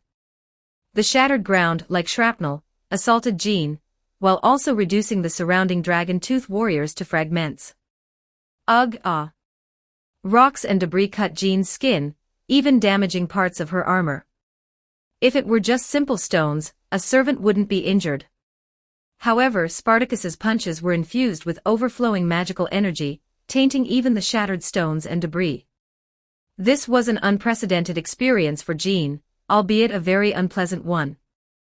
Suffering a second injury, Jean knew that dragging things out any longer was not a solution. Let's do as you say. With a wave of her holy flag, she blocked the sweeping whip-like arms. As expected, she was sent flying. However, this time Jean was prepared. The sweep not only didn't harm her but also served as a force to accelerate her movement. She flew towards the place where fire and iron, light and darkness clashed. Seeing that the conspicuous mass of flesh was gradually moving away, Shinji breathed a sigh of relief, and turned his gaze to a girl dressed in verdant green. Oh my, it seems that your plan has failed. The girl snorted coldly and responded with an arrow. She was, of course, the Red Archer. After successfully luring Spartacus and trapping Jean, she followed the orders of Commander Shiro to retreat. But she hadn't gotten far when a sudden javelin destroyed her foothold, forcing her to stop. Renowned for her sharp instincts, the legendary huntress immediately changed direction, drawing her bow to retaliate, just as she had always done. This was her specialty, using her unmatched speed to traverse mountains and plains combined with divine archery. Atlanta's tactics were nearly unbeatable, unless she encountered an equally skilled long-range fighter like Chiron or a special existence like Achilles who was faster and possessed invulnerability. The newcomer didn't have these traits, so Atlanta didn't take him seriously. In her view, there were only 2 possible outcomes: the enemy would be kited to death or, if not killed, would be harassed to no end. However, she soon realized she was gravely mistaken.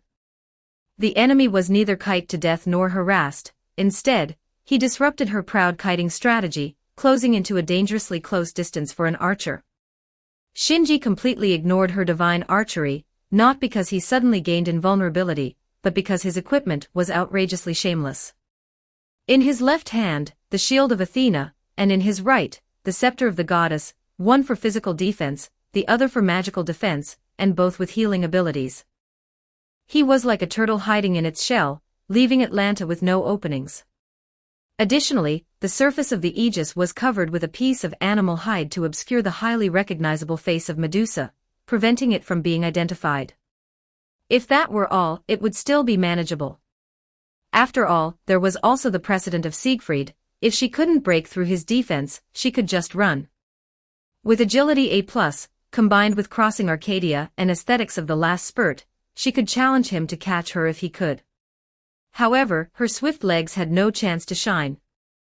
The spear of Ishtar caused earthquakes, disrupting the terrain. Although Atlanta wasn't afraid of obstacles, she still needed solid ground to stand on. With the ground unstable, even the fastest legs would be affected. The divine thunder barrier covered a wide area, occasionally causing paralysis. Achilles' experience had already shown how disastrous paralysis could be for someone running at full speed. Unfortunately, Achilles, being proud, hadn't shared this embarrassing incident with his beloved older sister, leading directly to Atlanta's predicament. A sudden acceleration led to a chaotic tumble, nearly causing her to stab herself with an arrow. By the time she managed to get up, Shinji had already arrived in midair. Mid-air, that was another shameless aspect of Shinji. While Atlanta struggled with the shaking ground, Shinji had no such concerns in the air. Atlanta had neither a flying noble phantasm nor something like Achilles' noble phantasm to break through the barrier. Thus, Atlanta found herself in a terrible situation where she couldn't win the fight or escape. Chapter 480, Red and Black Showdown, Shinji and Atlanta. 1,204 words. Here, we need to revisit a frequently discussed topic, compatibility.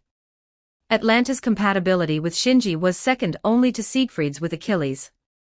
Atlanta's strengths were her high agility and wide attack range, while her weaknesses were low health, low defense, and a lack of powerful, decisive attack methods. Unfortunately, except for her wide attack range, her other strengths couldn't be leveraged, and her weaknesses were targeted by Shinji, making it very difficult for her to utilize her abilities. The situation grew even more frustrating. After closing the distance, Shinji didn't initiate an attack. He seemed utterly indifferent, as if he didn't regard her as a threat. This might have been acceptable since Atlanta's mindset differed from typical heroes. If you're not paying attention to me, I'll just run away. But after just a few steps, that damn paralysis struck again, and that damn assassin used the opportunity to close the gap once more. Shooting arrows to block him was useless.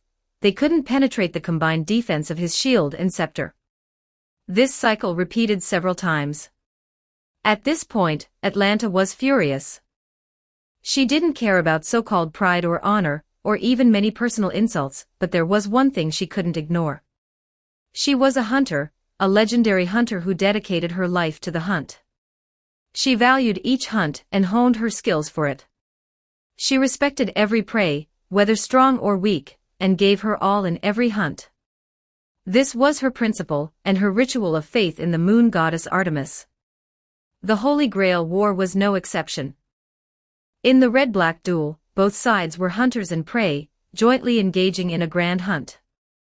If, after successfully closing the distance, Shinji had immediately attacked, no matter the outcome, even if she was killed by him, she would have no complaints, only perhaps some regret. But Shinji didn't do that. He neither attacked nor let Atlanta leave, nor did he even speak. Such behavior was naturally seen by Atlanta as toying with her as prey, an insult to the sacred hunt. This behavior made her extremely angry. In all fairness, Shinji had no intention of insulting or toying with her. On the contrary, he had a certain fondness for Atlanta, not because she was a bestiared waifu, but because of her wish entrusted to the Holy Grail. Abandoned by her parents as a child and surviving thanks to the care of others, she wished to repay this kindness to children, hoping the Holy Grail could create a world where all children grow up surrounded by love. Perhaps naive, perhaps unrealistic, even a bit foolish, but such a person with such a wish was hard for Shinji to dislike, especially after he had a daughter, Jack. It wouldn't be an exaggeration to say that of all the red servants, Atlanta was the one he least wanted to fight against. But he couldn't let Atlanta roam freely to cause trouble. Except for the two casters without direct combat capabilities, all other servants had their opponents. Allowing a divine archer like Atlanta to remain active on the battlefield and possibly shoot crucial arrows to collapse the Black Faction's battle line was not an option. In the end, the only method he could think of was to stick close and keep an eye on her, not fighting, not letting her go, just stalling until Spartacus self-destructed. As for not speaking, his mouth might not have moved, but he hadn't been silent. He wasn't talking to Atlanta but to Jean instead.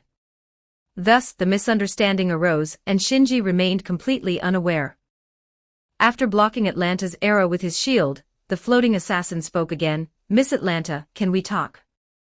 "I have nothing to say to enemies," Atlanta replied coldly, having already deemed Shinji insulting her. "I don't mean to be your enemy," Shinji tried to sound more sincere. "Then put away that spear and undo this annoying barrier." "I can't do that. I'm afraid if I undo it, you'll run away." "I'm not Achilles, I can't outrun you." "Humph, just as I thought, all talk." Using the conversation as a distraction, Atlanta fully drew her bow and fired an arrow with all her strength at Shinji. Shinji blocked with his shield while saying, "But I want to talk." He couldn't finish his sentence as the force behind the arrow was surprisingly strong, throwing off his balance. Although he quickly adjusted the output of his winged shoes to stabilize himself, Atlanta had already seized the opportunity to charge forward. That's right, she charged forward. After several failed attempts, she realized that increasing the distance wasn't feasible. Since that was the case, she decided to do the opposite. For an archer of her divine skill, close range was never an issue. As long as she could draw her bow, she could shoot. She sprinted forward with fierce speed, then suddenly tilted her body, sliding low to the ground just before the divine thunder barrier activated. As she slid under Shinji, she released 4 arrows targeting his chin, throat, chest, and abdomen. However, such close-range rapid shots were destined not to have much force. The goddess's white scepter flashed, forming an eggshell-like shield. The 4 arrows struck the shield, creating intense ripples but ultimately failing to penetrate and harm Shinji. It's useless, Shinji shook his head. Atlanta knew the 4 arrows weren't enough, she had more attacks in store. She leaped up like a cheetah, her excellent jumping ability allowing her to reach Shinji's height in an instant. She fired several arrows at his nape. Because they were so close, the arrowheads were already within the shield's range, so the shield naturally didn't block them. At that moment, Shinji's body was only halfway turned. His shield-bearing right hand couldn't protect his neck due to physical limitations, and the scepter's area wasn't enough to block the 4 incoming arrows. It seemed he was about to be pierced through the throat. At the critical moment, Shinji's body suddenly rotated horizontally at the waist. That's right, he rotated horizontally as if lying flat in the air, his deep blue eyes meeting Atlanta's piercing gaze. The 4 arrows missed. With her lethal strike neutralized, a hint of frustration flickered in Atlanta's eyes. She spun her bow to slash Shinji's throat with the bowstring. However, if Shinji could dodge point-blank shots, he certainly wouldn't be troubled by a bowstring. He casually deflected the bow with his scepter. Seeing this, Atlanta knew it was futile, and stepped on Shinji's shield to leap far away. Now will you talk to me? The moonlight is so beautiful tonight, fighting is such a mood killer. Honestly, Shinji's attempt at conversation wasn't great. Atlanta could have retorted that this was a battlefield where fighting was inevitable, called Shinji frivolous, or even cursed him as an idiot, and Shinji would have accepted any of these responses. But he never expected Atlanta to say this. You insolent fool, how dare you disrespect Lady Artemis? Huh? Shinji was utterly bewildered. P.S. Atlanta had already used her noble phantasm twice, and was prepared for her true name to be revealed. P.S.2. Atlanta's point-blank shooting is indeed powerful, using any ruthless means necessary. Unfortunately, she encountered Shinji in his turtle mode. Chapter 481, Chapter 481, Red and Black Showdown, Blasphemy. 1124 words. Shinji found himself completely unable to follow Atlanta's train of thought. I just complimented the beautiful moonlight. How does that turn into disrespecting the moon goddess? Artemis is great, noble, and sacred. How dare you mention her with such a tone? When Atlanta was abandoned, Artemis was the first to extend a helping hand.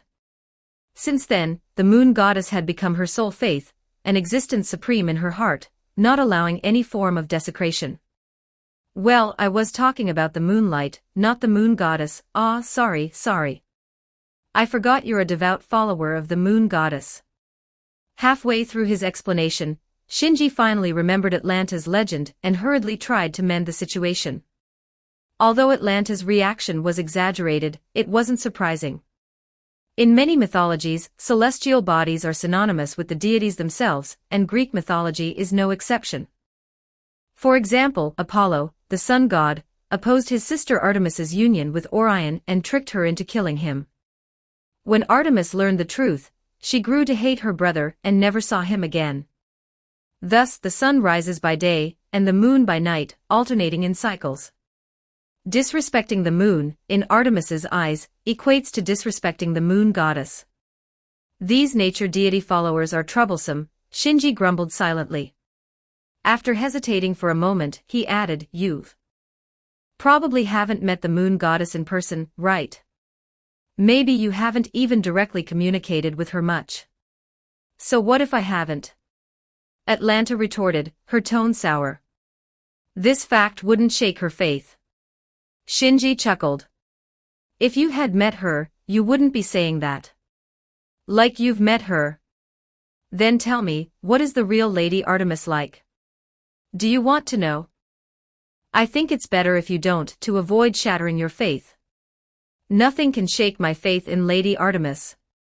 Then what if I told you the moon goddess you worship is a love-struck romantic, naturally inclined, hopelessly in love with that playboy Orion, and is incredibly jealous? What would you do? Atlanta's eyes filled with blood, her chest heaving violently. No. Seeing Atlanta in such a state, Shinji shrugged helplessly. I warned you, but you insisted on hearing it. Don't blame me if your faith shatters. Unforgivable. Shinji quickly tried to console her. Hey, don't be so shocked. Gods are like humans, they have emotions and desires. Romance is quite normal. You should understand. Unforgivable. Atlanta's expression twisted with rage. If the fury in her eyes could become tangible, it would reduce the entire battlefield to ashes. You blasphemer of Lady Artemis. What? Blaspheme the moon goddess? Shinji was utterly bewildered. This reaction was not what he expected. Where was the faith collapse? Wait, that's not what I meant. What I said is true. Great moon goddess Artemis, please forgive me. This is also to punish the sinner who disrespects you. At this point, Atlanta refused to exchange another word with Shinji. She had already categorized him as someone who must be punished by any means necessary. To use such vulgar terms to describe Lady Artemis. Unforgivable. Unforgivable. The enraged huntress put away her bow and took out a piece of pitch-black cloth. No, it wasn't a piece of cloth. Upon closer inspection, one could see its surface bristled with hair, forming a twisted shape. Seeing this ominous pelt, Shinji felt a chill and cursed aloud. What the? A boar's hide. Archer, have you lost your mind? This pelt was Atlanta's second noble phantasm. The Caledonian boar. King Ennius of Caledon, in his offerings to the 12 Olympian gods, had neglected to offer one to Artemis, the goddess of the hunt. Some say the reason he didn't offer a sacrifice was because he was chosen as the sacrifice. Regardless, Artemis, feeling slighted, sent a giant beast as punishment. To call it a boar was an understatement. Its body was enormous, emitting a foul stench that polluted vast areas. Crops would rot and spoil merely by its proximity, making it a living disaster just by existing there. People quickly organized a hunting party. As Greek heroes volunteered one after another, the only woman to join the hunt was Atlanta. And while many men were devoured by the beast without even getting a shot off, it was her arrow that first pierced the monster. Afterward, through the blood-soaked efforts of the surviving men, the beast was finally slain. It was Meleager, the son of King Ennius, who delivered the final blow with a spear and skinned the beast, severing its head. However, he gave the pelt and the head to Atlanta. You were the first to draw its blood. Therefore, this pelt rightfully belongs to you. Whether this act was out of romantic affection or simply a desire for fairness is unclear. What is clear is that the survivors vehemently protested. Some argued that if Meleager didn't need the pelt, it should be given to them. Others claimed Atlanta's arrow did no real harm to the beast, and the pelt should go to the one who truly wounded it. For Atlanta, who lived in the forest, status and honor meant nothing. However, to say her arrow didn't wound the beast was an insult too far. Thus began a pointless slaughter. Those who loved her, those who hated her, and those who coveted her all met tragic ends.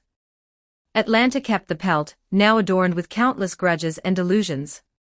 She saw it as a sign from Artemis, never to fall in love, for love only breeds hatred. She had never intended to use it. But the pelt of the beast existed here, as a noble phantasm.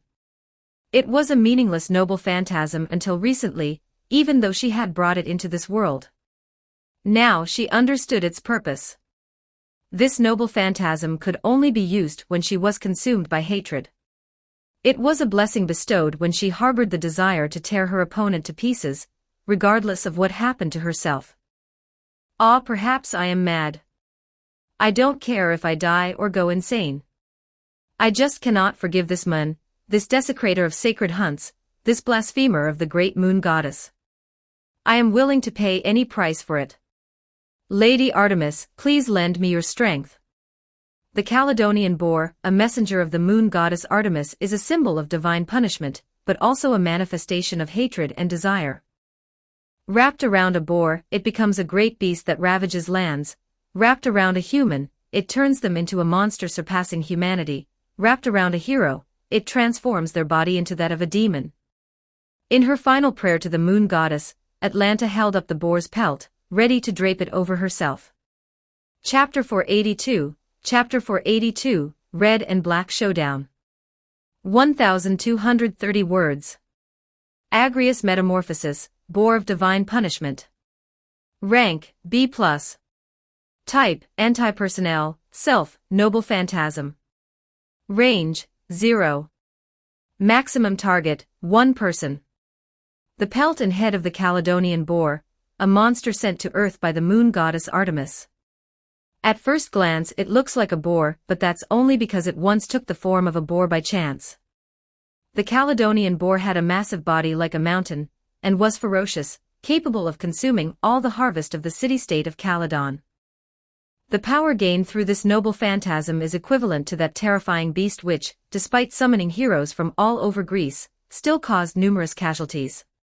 When worn, it seals the Phoebus catastrophe, increases all abilities except luck, grants A rank, mad enhancement, and transformation, and allows the wearer to recover an equivalent amount of life force by dealing damage to enemies. As a result, the wearer is no longer a servant, and cannot be observed or have their information detected. In this state, the bow's name changes to Tauropolos. The arrows generated by magical energy can be rapidly fired, and all possess noble phantasm-level power. As a cost, the wearer's mind is controlled by the boar, their rationality disappears, and depending on the situation, they may not even recognize their own master, knowing only to kill and destroy until they die. In a sense, using this noble phantasm is almost equivalent to self-destruction. Shinji wasn't afraid of this noble phantasm itself. At worst, he could use his feathered shoes to fly away. More extremely, he could lure the berserk Atlanta towards Spartacus, letting the two berserkers tear each other apart until Spartacus finishes her off, which would also avenge Atlanta for luring Spartacus to attack Jean. Rationally, this was the best ending. If Atlanta donned the boar's pelt, Shinji would do this. But emotionally, he didn't want things to reach this point. He wanted Atlanta to live well, to continue living in this world, and to save more children. Thus, he would never let Atlanta wear the boar's pelt. Releasing the buoyancy of the feathered shoes, applying maximum reverse thrust. Mana burst is at its limit. Combined with gravitational acceleration, Shinji's speed reached a new height. Even a hero like Atlanta, proud of her speed, couldn't react in time, and was knocked down to the ground unprepared. Kaminomi, stop right there. Determined, Shinji roared, pressing down on Atlanta's hands to prevent her from using the Agrius metamorphosis. Let go of me. Atlanta struggled desperately, but her strength was only D rank, while Shinji's was B rank, 2 ranks higher. No matter how hard she tried, she couldn't break free from Shinji's grasp and put the boar's head on her head. I won't let go, I will never let go. Letting you go would mean your end, your Holy Grail war journey, your wish, all gone. My wish. Atlanta's body trembled. Feeling the force on her hands weaken, Shinji saw hope and continued to persuade her, yes, your wish. Is it okay to exit like this? Are you truly willing? No, I'm not willing, but I can never forgive you, you desecrator of the moon goddess, never. But everything I said is true, without a single lie. If there's any falsehood, you can do with me as you wish. Shinji was swearing while silently praying in his heart. Type Moon, you guys better not mess up the settings and plot you've written. If anything goes wrong, I'm done for. Still saying such things. Atlanta remained unconvinced. In her heart, Artemis was the epitome of perfection, and she would not tolerate Shinji's blasphemy. The struggle that had just subsided began to intensify again. Not only were her hands and feet in action, but even her teeth joined the fray, biting down on Shinji's right hand like a crazed big cat. Shinji felt the pain but couldn't let go because of it. He had to endure. Fortunately, his pain tolerance was unusually high, so a bite was nothing to him. Bite away, bite away. As long as you can calm down and don't put on the boar skin, bite however you want. I'm a fool for revealing the true face of the moon goddess.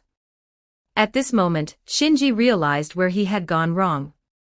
Atlanta had worshipped the moon goddess her whole life. Compared to her deep-rooted faith, Shinji's words were completely untrustworthy and would only anger her. Moreover, Shinji had misunderstood something. Atlanta wasn't a devout believer but a fanatic. To defend her god, she would do anything. When pushed to the limit, she could become another Spartacus. The only difference was that Spartacus turned into a monster, while Atlanta became a demon. Spartacus could explode, but Atlanta could not. All these mistakes led to the current awkward situation, where Shinji could neither advance nor retreat, and had to remain pressed against Atlanta, in a deadlock. The position might seem advantageous, but Shinji had no thoughts in that direction. It wasn't because the girl beneath him wasn't beautiful. Atlanta's beauty was famous in Greek history. If not for her looks, she wouldn't have had so many suitors, so many willing to sacrifice their lives, seek divine help, or use tricks to win her. Nor was it because of her figure. Although Atlanta's figure wasn't as voluptuous as traditional Western women's, she was petite, slender, and curvaceous, with the added allure of her beast ears and tail, and a unique wild charm that was highly lethal. But no matter how pretty or alluring a girl was, she couldn't compare to the cursed and disastrous boar skin. Most of Shinji's attention was on the boar skin, with the remaining bit sensing the changes in the magical energy in the air. At this moment, he eagerly awaited Spartacus's self-destruction. Only then could he seize the opportunity to escape. Fortunately, Spartacus didn't keep Shinji waiting for long. A few minutes later, a wave of magical energy that made everyone uneasy swept across the battlefield. It was a sign that Spartacus could no longer control the ever-growing magical power. Shinji's eyes lit up, and he exerted strength with both his hands and feet. The magic power he had been preparing surged through his body, and was released in an instant. The sudden burst of power shook Atlanta's teeth loose, and numbed her entire body. Using the recoil, Shinji leaped high, his feet kicking in midair. With the help of his feathered shoes, he flew into the sky, reaching a height Atlanta couldn't touch, and finally breathed a sigh of relief. Spartacus is about to self-destruct over there. You should run as far as you can to avoid getting blown up. We'll talk next time. Hopefully, next time you won't be so agitated and give me a chance to speak calmly. With that, Shinji's feathered shoes trembled, and he swiftly flew toward the source of the magical disturbance. Alongside him, a green streak of light cut through the sky. Atlanta lay on the ground, staring blankly in the direction Shinji had left, her expression dazed, lost in thought. After a while, she got up, put away the agrious metamorphosis with one hand, and touched the blood at the corner of her mouth with the other. She sniffed it at her nose and murmured through clenched teeth. Why does it have a familiar taste? P.S. Kemonomami anime girl with animal ears. Chapter 483, Chapter 483, Red and Black Showdown. 1,221 words. The battle between Red Lancer Karna and Black Berserker Vlad III remains evenly matched. Although both wield spears as their weapons, their styles are completely different. Vlad III attacks by manipulating stakes with a single finger, while Karna shatters targets directly with his spear. Vlad III releases stakes while maintaining distance, while Karna smashes through the stakes as he closes in on his opponent. This process repeats constantly. Mysteries are nullified by stronger mysteries. In this regard, Karna far surpasses Vlad III. From the perspective of his strength and life, the great hero Karna is an extraordinary existence. To bring him down to earth, even the thunder god Indra had to resort to various cunning schemes. Despite being betrayed by all his comrades, he remained the most virtuous and strongest spearman without falling. However, even such a figure cannot bring down Vlad III. Unlike Karna, whose existence might be uncertain, Vlad III is a hero who truly exists in the world. He was feared by neighboring countries, and his people harbored a similar intense fear, yet he was also a revered and worshipped national hero. Without him, our country would not exist. Such a hero, etched in history, has now descended upon this land. Here, his fame is equivalent to that of a great sage. His noble phantasm Kazikli Bey also possesses extraordinary power. Indeed, they are merely ordinary stakes. But the issue lies in the fact that these stakes can be summoned freely at Vlad III's command. Even though Karna faces such a powerful noble phantasm alone, he remains undaunted. Despite his legs, right shoulder, left side, and left elbow being struck by stakes multiple times, his movements and strength remain unchanged. These are merely minor injuries that can be repaired during the fight. But truly impressive. You shattered 1,000 stakes with your spear, burned 800 stakes with the flames around you, and blocked 2,000 stakes with your golden armor. Red Lancer, you indeed deserve the title of a hero. With your armor, not just stakes, even a battering ram would have no effect. Vlad III's words of praise were met with a solemn response from Karna. You flatter me, Grand Duke. I understand now, these stakes are not just for attack but also for defense, intimidation, and as symbols of terror. Marking territory, defining a castle, and protecting what you cherish, in other words, you attempt to form a nation alone. Is it love for your homeland that drives you, or a sense of duty as a ruler? In a calm tone, Karna pierced through Vlad III's exterior, not his physical exterior, but the exterior of his heart. But here, you have no subordinates to lead. A king may maintain a lofty stance, but there is no king without followers. You made a miscalculation, Impaler. I am a heroic spirit, unafraid to oppose even a nation. Oh, interesting. Vlad III smiled, a fierce smile filled with anger, passion, hatred, and murderous intent. Unafraid to stand alone against my country. Indeed, you are a hero. Against your arrogance, I have already punished you 3 times. Yes, in total, 3 times, my stakes have pierced you. Therefore, you shall die here. Feeling a chilling sensation all over his body, Karna instinctively tried to leap back. However, it was no longer a matter of speed. Because it had already happened, the attack was already over. Your vigilance is impressive. Indeed, my Kazikli Bey, the stakes themselves are not the noble phantasm. The noble phantasm is the erected stakes themselves. As long as you are in this domain, no matter how much you fortify your defenses, as long as the fact of my attack exists. Within Karna, something began to swell violently. The hard, sharp, and chillingly cold thing was a stake. Karna's golden armor could almost completely defend against stakes, blades, war hammers, and all physical and magical attacks. However, attacks from within were an exception. Moreover, these stakes manifested as if they were piercing the target. Even a wasp, capable of flying freely in the sky with its strong mandibles and venomous stinger for catching prey, would be nothing more than helpless prey if trapped in a spider web layered 10 or 20 times. From the stakes embedded in his body, blood began to drip continuously. Suffering damage while clad in this armor was likely a first for Karna. Seizing this opportunity, Vlad III thrust his spear to claim victory. He never expected this level of injury to be enough to kill Karna. Thus, he did not let this moment slip by. No hero, regardless of their might, could resist while being pierced by stakes. This is the end, Red Lancer. Countless stakes surged like a muddy torrent, and Vlad III charged with his spear. These things might as well have been piranhas rather than noble phantasms. After all, he never ran out of magical energy. As long as he could extract magical energy from homunculi, his stakes could regenerate indefinitely.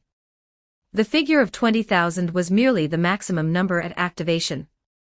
No matter how many stakes were broken, they would continually regenerate as long as there was magical energy. In other words, this battlefield had effectively been filled with his malicious stakes. It was an unbeatable scenario. Challenging a king who ruled the entire land and commanded an entire nation alone was impossible. But to the hero Karna, being surrounded by enemies on all sides was merely an extremely ordinary situation. Facing the spear aimed at his forehead, Karna easily brushed away the attack, making it seem as if the stakes piercing his body had caused no harm at all. Even Vlad III was left speechless. At this moment, Karna exerted his extraordinary willpower. Flames. Flames suddenly enveloped Karna's entire body. In an instant, Vlad III realized he intended to burn away the stakes with fire. Just as Vlad III was about to sneer, he froze. The flames were absorbed into Karna's body. Burning, continuously burning, the stakes that had been ravaging Karna were all consumed without a trace. At that moment, stakes rained down on him like a storm. However, they aimed to pierce a being of flames, a scion of the sun even the fire spirits could not burn away. Golden armor, a spear bestowed by the gods. The golden armor granted by his mother's plea, and the divine lineage inherited from the sun god, these merely covered half of the information about the servant Karna. Karna's strongest weapon is his will. A strong will and a strong heart, a great hero who bore all misfortune without resenting anyone. A man who, despite being given something more special than anyone else, did not consider himself special. Neither arrogant nor complacent, he was a hero who lived a life worthy of his father's great name from birth until his downfall. Therefore, even if his organs were pierced and his arms' nerves severed by mere stakes, even if he endured the mental oppression from countless stakes, even if he suffered unimaginable pain from circulating flames within his body to break free from the current situation, Karna would neither fear nor yield to the enemy. Flames swirled around the two of them. The scene was the same as before. Flames could reduce everything to nothing. However, it was not just that. Grand Duke, I will claim your head. Chapter 484, Chapter 484, Red and Black Showdown, Surpassing Previous Strength. 1194 words. After such a prolonged and grueling battle, Karna had discerned Vlad III's weakness, martial skills. Strictly speaking, Vlad III was not a combat-oriented servant. Compared to one-on-one duels, he excelled more in leading troops into battle. Though his combat prowess as a general, commander was competent, it was worlds apart from the apex of numerous heroes like the grand hero Karna, who possessed uncrowned martial arts. In a face-to-face sword fight under equal conditions, Vlad III would likely be killed by Karna in just a few rounds, just like how Shinji was thrashed by Karna in their initial spear fight. Having watched the live battles between Shinji and Karna, as well as Siegfried and Karna, Vlad III was aware of the disparity in their martial prowess. Therefore he adopted a strategy similar to Shinji's, maintaining a distance and launching relentless attacks with his overwhelming number of stakes, aiming to exhaust Karna. Karna's approach mirrored his initial battle strategy, constantly finding ways to close the distance. Once the gap was bridged, the outcome was inevitable. Now, the opportunity had finally arrived. Still enveloped in flames, Karna suddenly lunged forward, paying no heed to the damage from the stakes and fire, delivering a fierce thrust towards his opponent's shoulder. This spear strike, like a flash of golden light, was executed with such speed that it was almost imperceptible.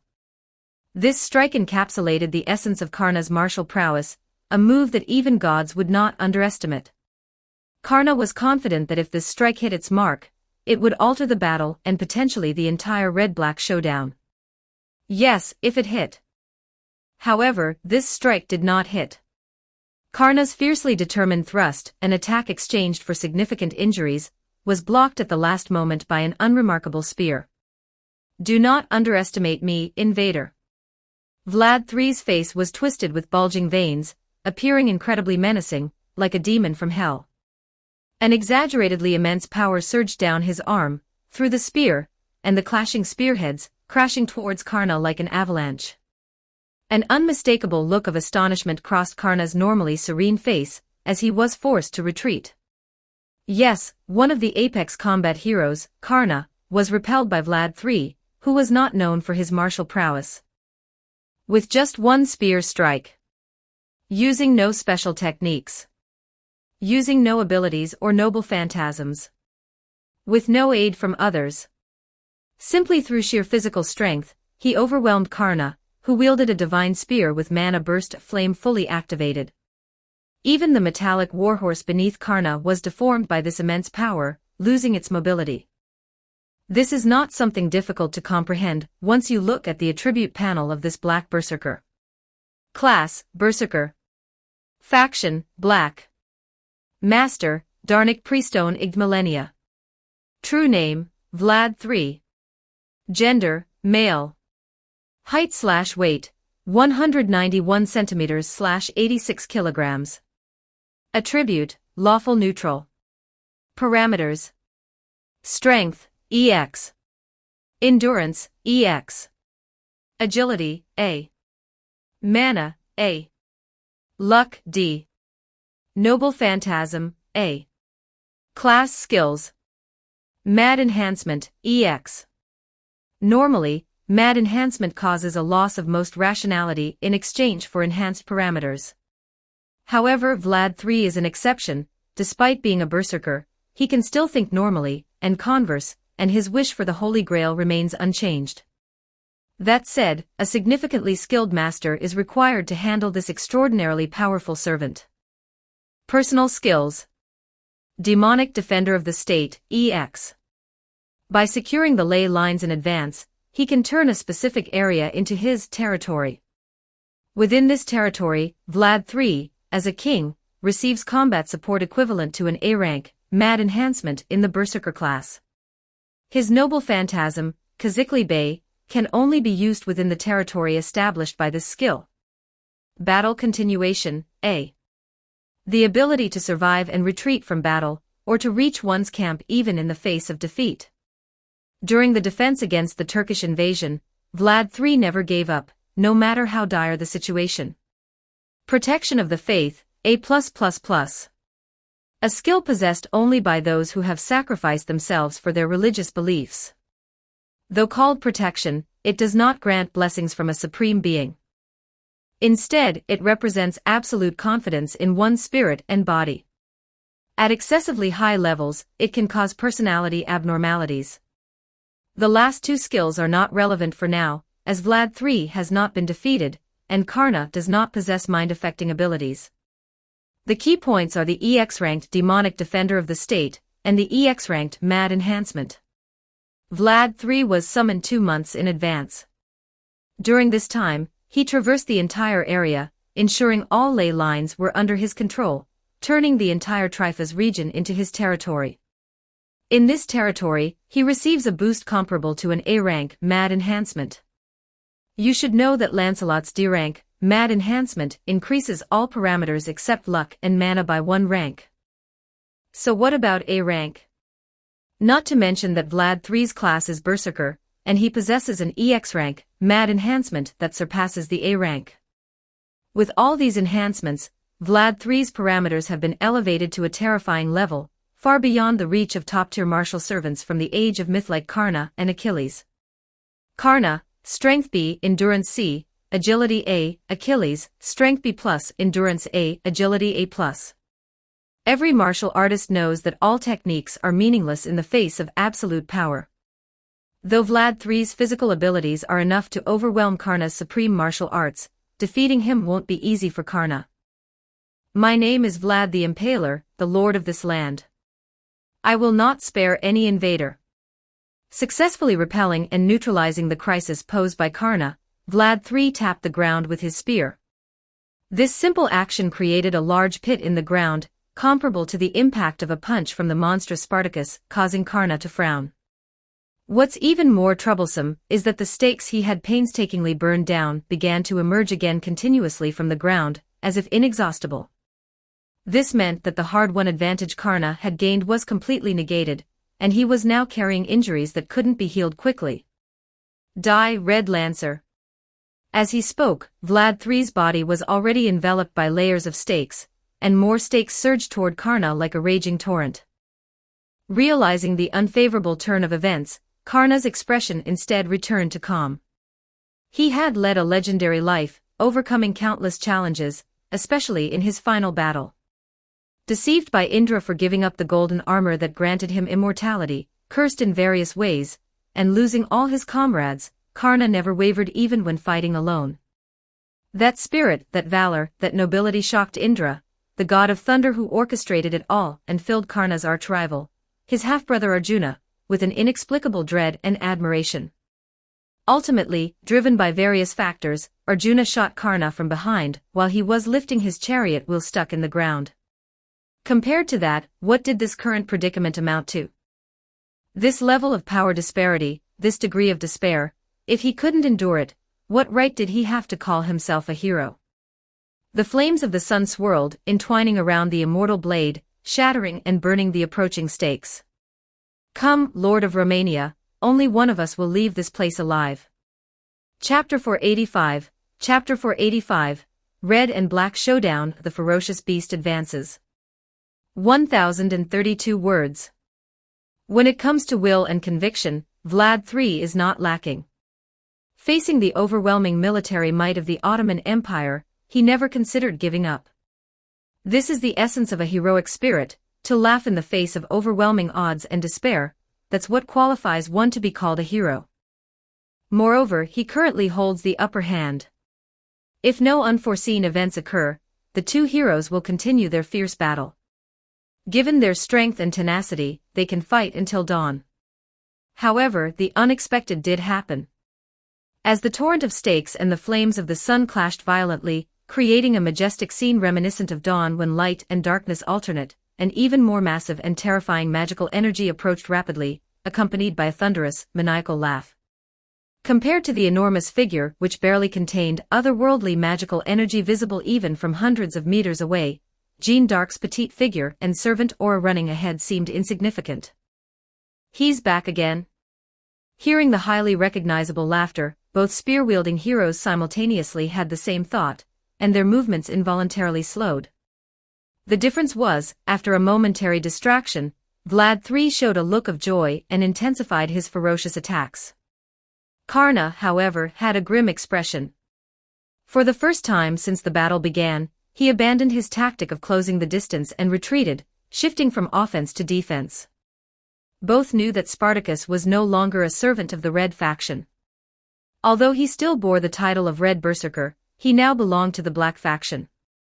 Despite his apparent instability and lack of coordination with Vlad III, as long as he didn't attack Vlad III and focused on causing destruction, he would create significant trouble for Karna. Not to mention Spartacus's current abnormal form with 5 eyes and 8 arms, containing magical energy far exceeding the limits of a servant. With this heavyweight factor added to the mix, no matter how firm Karna's will was, he couldn't compensate for the huge difference in power. As Karna hesitated about whether to retreat or move the battlefield, another unexpected event occurred. Spartacus, now close enough, attacked with all 8 arms. 2 of the thick, relatively short arms struck at Jeanne, while the other 6 arms pierced through the flames of the sun and the stakes, attacking both Karna and Vlad III. It seemed he intended to fight 3 top-tier servants alone. What are you doing, Spartacus? Your enemy is over there. Vlad III, his assault interrupted, was both shocked and furious.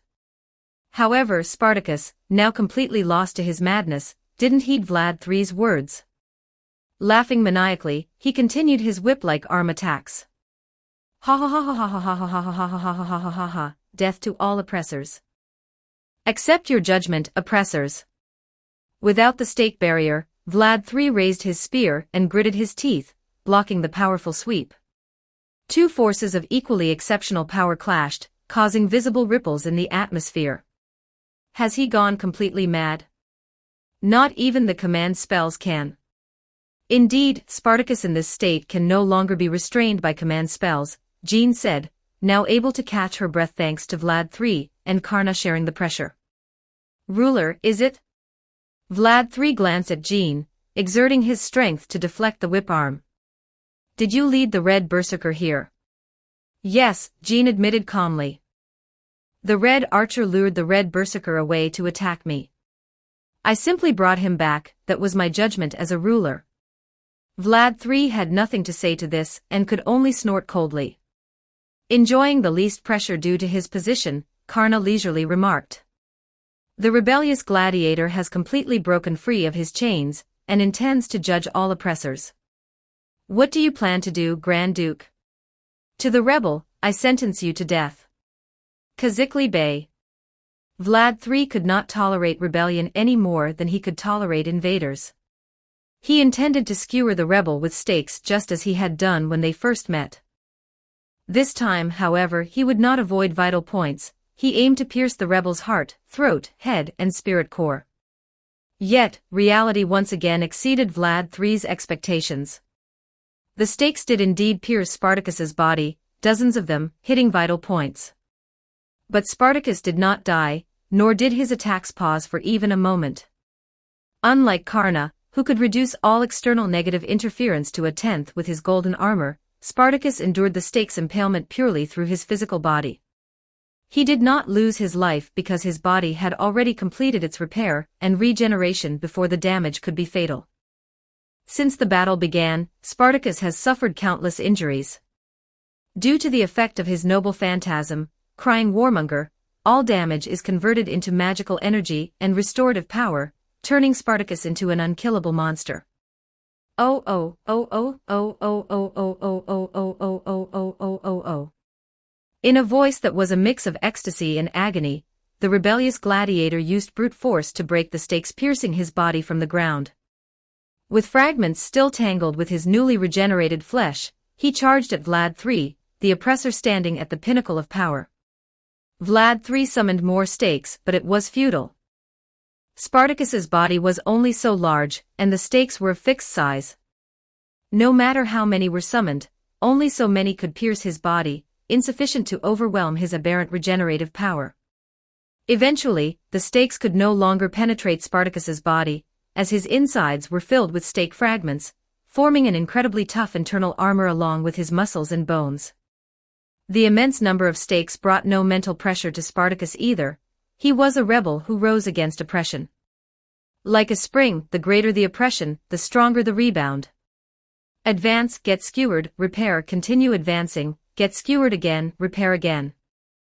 Spartacus repeated this process, destroying more stakes in a short time than Karna had over his prolonged battle. Just a little more, and his hand would reach the tyrant's head. Just a little more, and he would achieve the greatest glory and joy.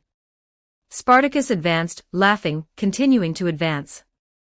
Watching this berserker, Vlad III involuntarily took a step back. Chapter 486, Chapter 486, Red and Black Showdown, The Arrival.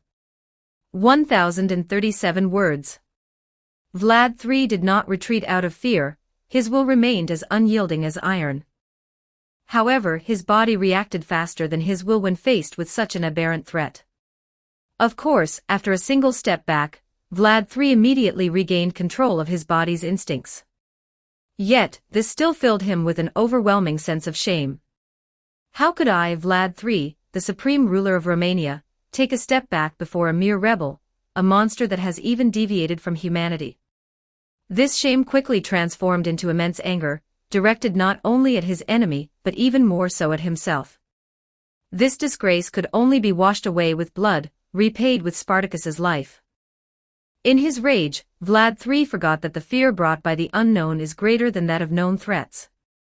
His past ability to repel Turkish invasions was also due to his excessively brutal methods, earning him the name Demon. In 1462 AD, the Ottoman Turkish army of 150,000 invaded Romania, while Vlad III led only 10,000 Wallachian troops. Through thorough guerrilla warfare and scorched earth tactics, he exhausted the Ottoman forces, even evacuating the populace to defend the deserted capital. Leading the Ottoman forces was Mehmed II, known as the Conqueror, who had previously captured Constantinople with its triple walls. Known for his bravery, even he turned pale upon reaching the capital, Bucharest. Surrounding the fortresses were countless stakes impaling their comrades, their colleagues, and their commanders, 20,000 Turkish soldiers in total. At the sight of this, any hatred for the killers of their comrades vanished instantly. It was simply too terrifying, they could think of nothing else. The person responsible instilled in them a profound fear. Their previous acts of plundering, ravaging, and slaughtering were merely the result of accelerated desires. But this, the approach before them, was utterly horrifying. It was an inhuman method. As a result, Matou was forced to retreat. At that time, Matou had said, "I fear no man. But a demon is another matter." The stakes strewn across the battlefield before Vlad III were an ascended form of this legend.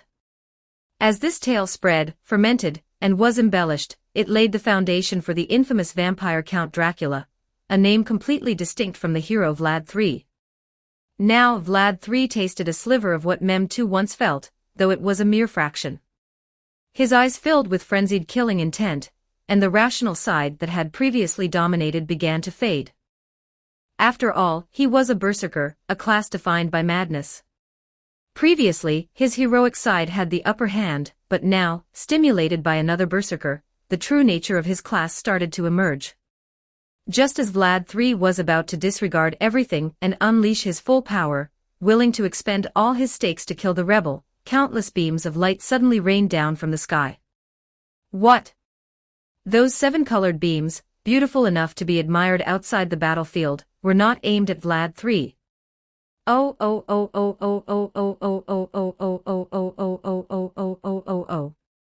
It was a familiar howl, mingling agony with joy, which he had heard countless times. Due to the damage he received, the Red Berserker immediately began healing his torn flesh. However, even for the rebel hero Spartacus, he seemed to be near his limit. No, in reality, he had long surpassed his limit. Continuously enduring, bearing all the suffering and pain, now all he needed was to release it. In an instant, Jeanne d'Arc understood the Red faction's intention behind the beams of light shot from the sky and Spartacus's own goal. The target of his deafening roar was the oppressor and his subordinates. That means, is he planning to destroy everything on this battlefield? Although the Red faction was no exception, they were all at the floating fortress now, so moving to a place beyond Spartacus's reach was not impossible. As for the dragon-tooth warriors, they were mere cannon fodder to them, so naturally, the Red faction wouldn't care about the lives of these artificial beings. Karna's subsequent actions confirmed this. The Son of the Sun opened all the plates of his golden armor, shooting out highly concentrated solar flames, and ascended into the sky. "Wait, Red Lancer. Master's summoning command. Farewell, ruler and black berserker." Karna ignored Jeanne's call, leaving a calm farewell. Then, with his solar flames at maximum output, he propelled his body upwards at high speed, like a golden rocket. Jeanne instinctively clenched her fists, but quickly released them. The Red faction had retreated, and the troublesome ones were now the Black faction. This was likely an unexpected situation for them as well. Who could have anticipated that the crying warmonger would be such a disastrous noble phantasm? The enormous amount of accumulated magical energy in Spartacus's body, which had transformed during the accumulation process, had likely already broken free from the contract's restraints. Even a servant with A-rank magic resistance might only be able to withstand a single command spell, and it probably wouldn't be enough to control him. Command spells are a binding from master to servant. No matter how lowly the existence, as long as they are the master, they stand above the servant. For the rebel hero Spartacus, even in his usual state, it would take 2 command spells to make him obey an order. In his current state, even 3 command spells might not suffice. In other words, the Red Berserker would not stop. If he unleashed his next attack with full force, the damage range would likely encompass the entire battlefield. Worse, even the Millennia Castle situated between the city and the battlefield might not be spared. So what should we do? Jeanne, troubled, suddenly turned pale, looking in the direction she had come from with a mix of panic and surprise. Although she couldn't visually capture the targets, she could sense the unique magical energy of 2 servants. That is. A petite Valkyrie wielding a lance, riding a swift eagle, soaring through the sky. A dark blue-haired, dark blue-eyed assassin, wearing feathered shoes, gliding along the ground, swiftly approaching. Chapter 487, Chapter 487, Red and Black Showdown, the Master's Strategy. 977 words. The fortress noble phantasm of the Red Assassin, the Hanging Garden of Babylon, stands eerily silent and stable amidst the tumult of the battlefield. Though surrounded by chaos, this stronghold remains an island of tranquility. The Red Lancer, Karna, lands steadily in the center of the courtyard, sheathing his immortal blade. He walks into the throne room with a calm, measured pace, showing no signs of injury. "Welcome back, Lancer. And I apologize for interrupting your battle with Vlad III, greets Shiro, the priest who stands beside the throne. It was he who had ordered Karna to return swiftly to the Hanging Garden." "No matter." Karna shakes his head slightly. "Staying there would have put my life at risk." Though unaware in advance of Spartacus's monstrous transformation, Karna's judgment remained sharp. Just as Jean had recognized that Spartacus was on the verge of explosion, so did Karna. Given the publicly known effects of crying warmonger, it was clear that Spartacus's final attack would convert all his magical energy into a physical shockwave, resulting in unprecedented destruction. As Jean had noted, Spartacus had surpassed the limits of a servant, reaching new heights. Even with Karna's golden armor mitigating 90% of the damage, the remaining 10% would be lethal if he were at the explosion center. Karna, courageous and steadfast, does not fear powerful foes. However, he is not foolish enough to let a berserker on the verge of self-destruction take him down. Hearing Karna's reasoning, Shiro isn't surprised. He merely smiles and says, "It's good that you realized it. What about the others?" "They are still fighting." "Because they are far from here, I did not call them back," Shiro replies, pointing to the various projections spread across the room. The Red Rider, Achilles, is locked in an intense battle with the Black Archer, Chiron. They are fully engaged, using fists, arrows, spears, shields, and even their heads in a frenzied fight. The Red Archer, Atlanta, is sprinting at an exaggerated speed towards Achilles' location. The Red Saber, Mordred, is struggling the most against the immensely powerful Artoria. Fortunately, she is not alone in this battle, supported by her master, Kairi Sisegu. In this variant Holy Grail war, most masters have become accustomed to staying in safe places, leaving the fighting to their servants. But not Kairi. Knowing that they would likely face Artoria, and aware of the vast gap between Mordred and Artoria, he prepared meticulously. He has scattered over a dozen eyes of the owl around the battlefield, using visual sharing magic to observe from multiple angles. Additionally, he has established a visual link with Mordred to provide real-time information as needed. This setup ensures that Mordred can see Artoria's every move clearly, regardless of her maneuvers. The eyes of the owl, constructed differently from human eyes, can handle what human eyes cannot.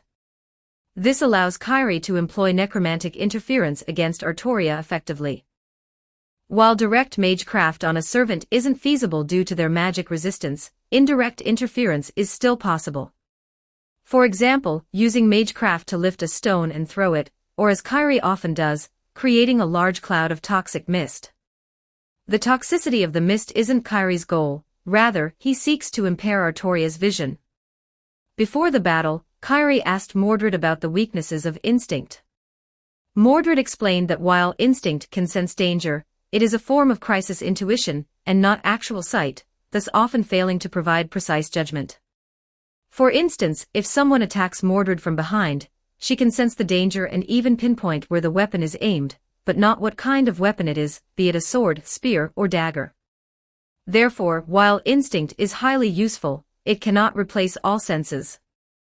Impairing the senses is effective even against those with instinct. For a normal warrior, the most important sense is undoubtedly vision. Sisegu releases the toxic mist precisely to weaken Artoria's vision. Artoria wouldn't normally be concerned about conventional mist, as she has mana burst and invisible air, which can easily blow the mist away. However, this time is different. This is a battlefield, a necromancer's paradise, filled with corpses, not just any corpses. The combat homunculi, born from the combined technologies of the Ig Millennia and Einsburn families, all possess top-tier magic circuits, making them excellent magical materials for a necromancer. Without expending much mana, simply embedding a spell formula into these corpses causes their high-quality magic circuits to automatically transform, producing repulsive and noxious gas. At first, Artoria managed to disperse the mist a few times. But eventually, all the nearby corpses turned into toxic mist generators. No matter how hard she tried, she couldn't clear it all at once, forcing her to fight under severely restricted visibility. In contrast, Mordred, benefiting from the visual sharing of the owl's eyes, was far less affected. Besides the toxic mist, Sisegu did much more. For instance, he would activate Corpse Explosion when Artoria approached a corpse, disrupting her balance and splattering her with debris. Furthermore, he would occasionally fire a few shots. This time, Sisegu wasn't using a modified magic-imbued double-barreled shotgun, but a real rifle equipped with night vision, loaded with armor-piercing rounds. Though these bullets lacked enchantments and couldn't harm a servant, Sisegu never intended to cause harm. His goal was always interference. The balance of power gradually shifted from a one-sided battle to occasional counters, and eventually to an even exchange. By the time Artoria realized something was amiss, and aimed to eliminate Sisegu first, he had already moved beyond her range of perception. Through his actions, Sisegu demonstrated to all participants that the Holy Grail War is not just a stage for servants but also masters. A master can do more than just issue commands, ensure their safety, heal their servants, and use command spells. They can provide comprehensive support to their servants. Chapter 488, Chapter 488, Red and Black Showdown, Shakespeare's True Intentions. 1,388 words. Just as Karna and Shiro observed the myriad projections, a shockwave emanated from the bottom of the garden, causing the entire place to tremble as if struck by an earthquake. Ugh, this is bad. Seated on the throne steps, the Red Caster nearly dropped his laptop during his impromptu composition. Fortunately, his quick reflexes saved it just in time. Breaking the laptop would be a minor issue, but losing the hard-earned manuscript of the grand battle would be devastating to him. Every creator understands the importance of inspiration. At certain moments, witnessing certain scenes, the inspired and impassioned words that come forth are irreplaceable. Even a literary giant like Shakespeare, who stands at the pinnacle of human literary history, is no exception. Carefully, he glanced at the laptop screen, and seeing the document intact, sighed with relief. Thank goodness. What was that just now? The last part of his sentence was directed at Semiramis, the Red Assassin, who sat regally upon the throne. It was the aftermath of Berserker's attack. Has it reached here already? It seems he's nearing his limit. No matter how high the rank of a noble phantasm, it cannot sustain endless regeneration and growth. Each of Spartacus's recoveries accumulates pain, and even he, who takes pleasure in suffering, has reached his threshold after enduring so many attacks. The Empress of Assyria commanded the Hanging Gardens to ascend. If that weapon targeted the garden, it would be no joke. His true target should be the Millennia Fortress. But couldn't the Holy Grail be damaged? Rest assured. The Greater Grail is located underground in the castle. It isn't something mere rubble can destroy. As long as Berserker doesn't actively attack it, there should be no issue. However, he no longer retains that level of rationality.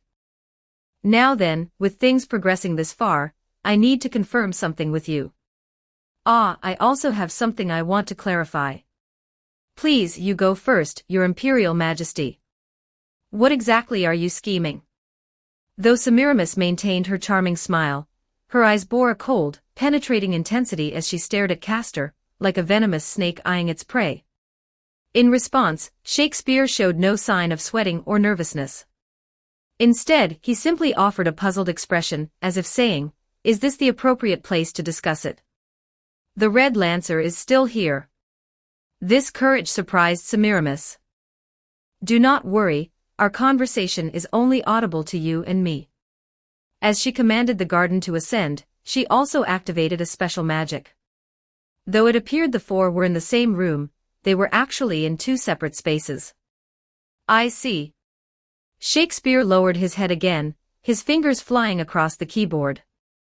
Though he had only had the laptop for a little over 10 hours, he was already adept at using it for writing, showcasing his talent in this area. It's nothing. As I mentioned before, I am merely following and observing our master, Father Shiro, to document his story. A chronicler, are you? Exactly. Indeed, our master's wish upon the Holy Grail is grand and ethereal, yet as fragile as glasswork, fraught with countless trials and obstacles. Whether he can overcome these trials is an unknown. However, if our master were to surmount all these trials and ultimately reach that, the role you play would cease to exist in this world.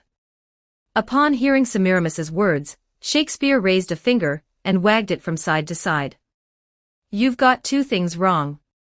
First, the most important part of a story isn't the ending, but the journey to reach that ending. Even if the ending is predetermined, as long as the journey is captivating, it's still a superb story.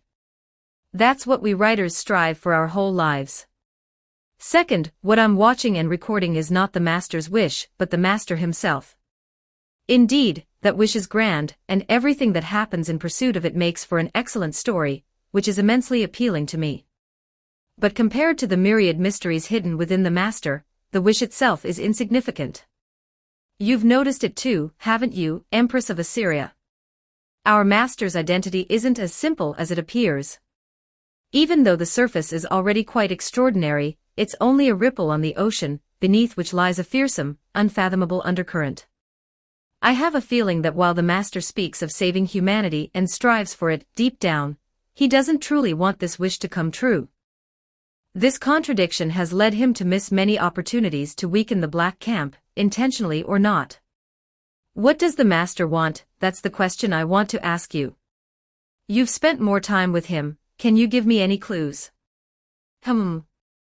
Semiramis hesitated for a long moment before finally replying, I don't know either.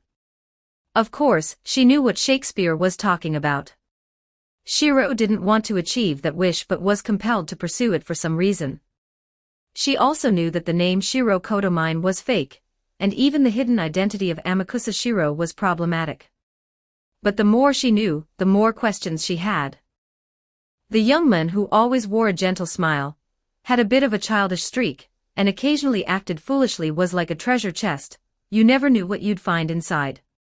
She had made many guesses, only to quickly overturn them herself. Eventually, even theories about visitors from other worlds and aliens came to mind, which she found absurd.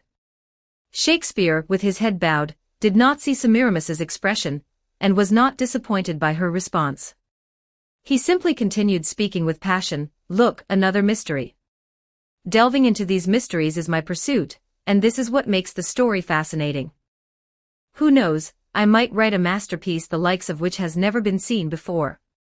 What could be more exciting than that? Ah, my brain is trembling. Is that so? That does make sense. Semiramis rubbed her temples and composed herself.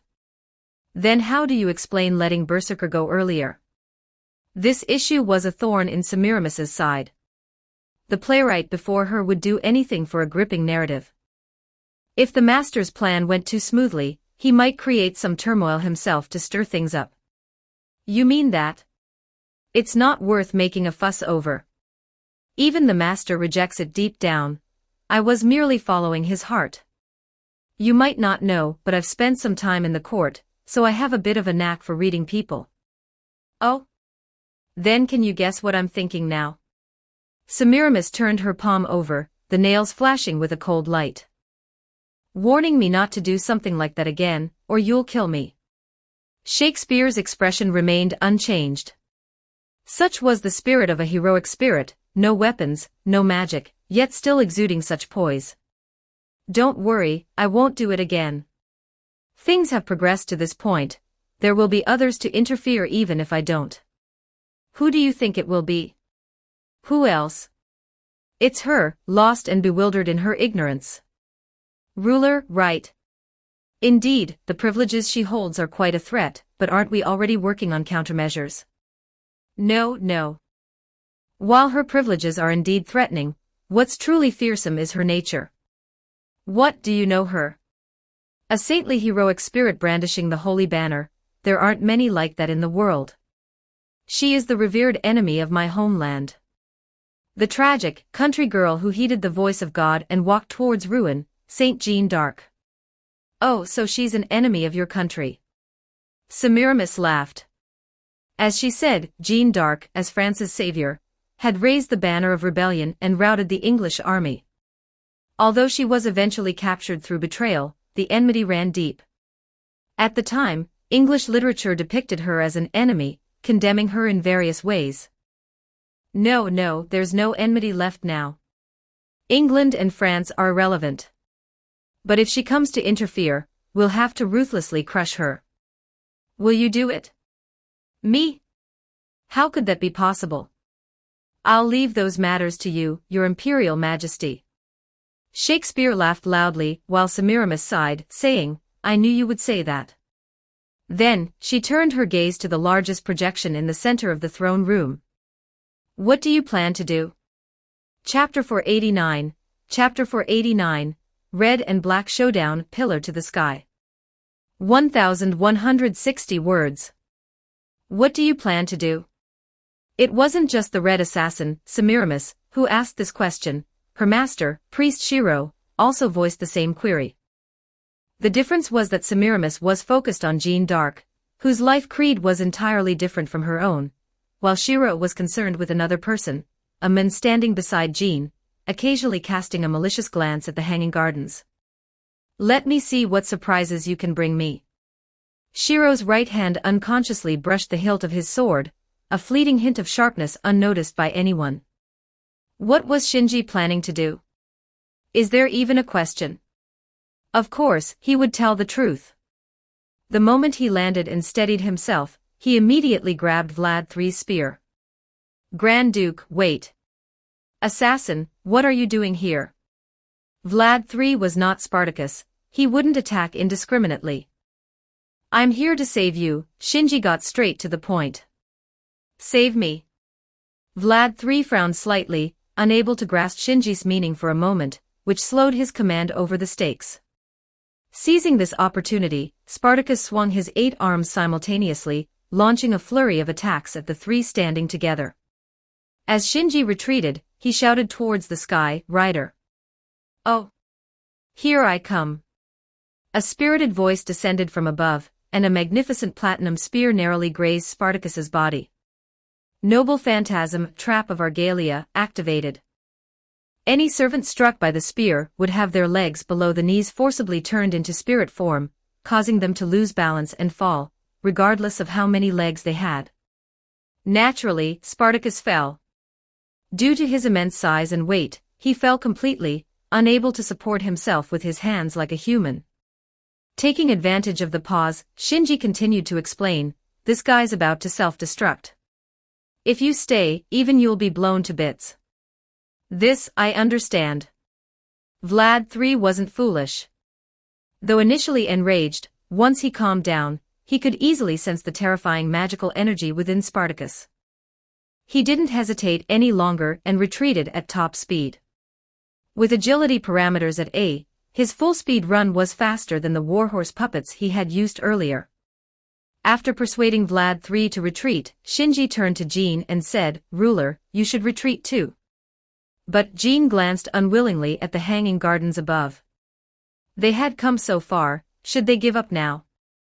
Don't worry, I have arrangements in place.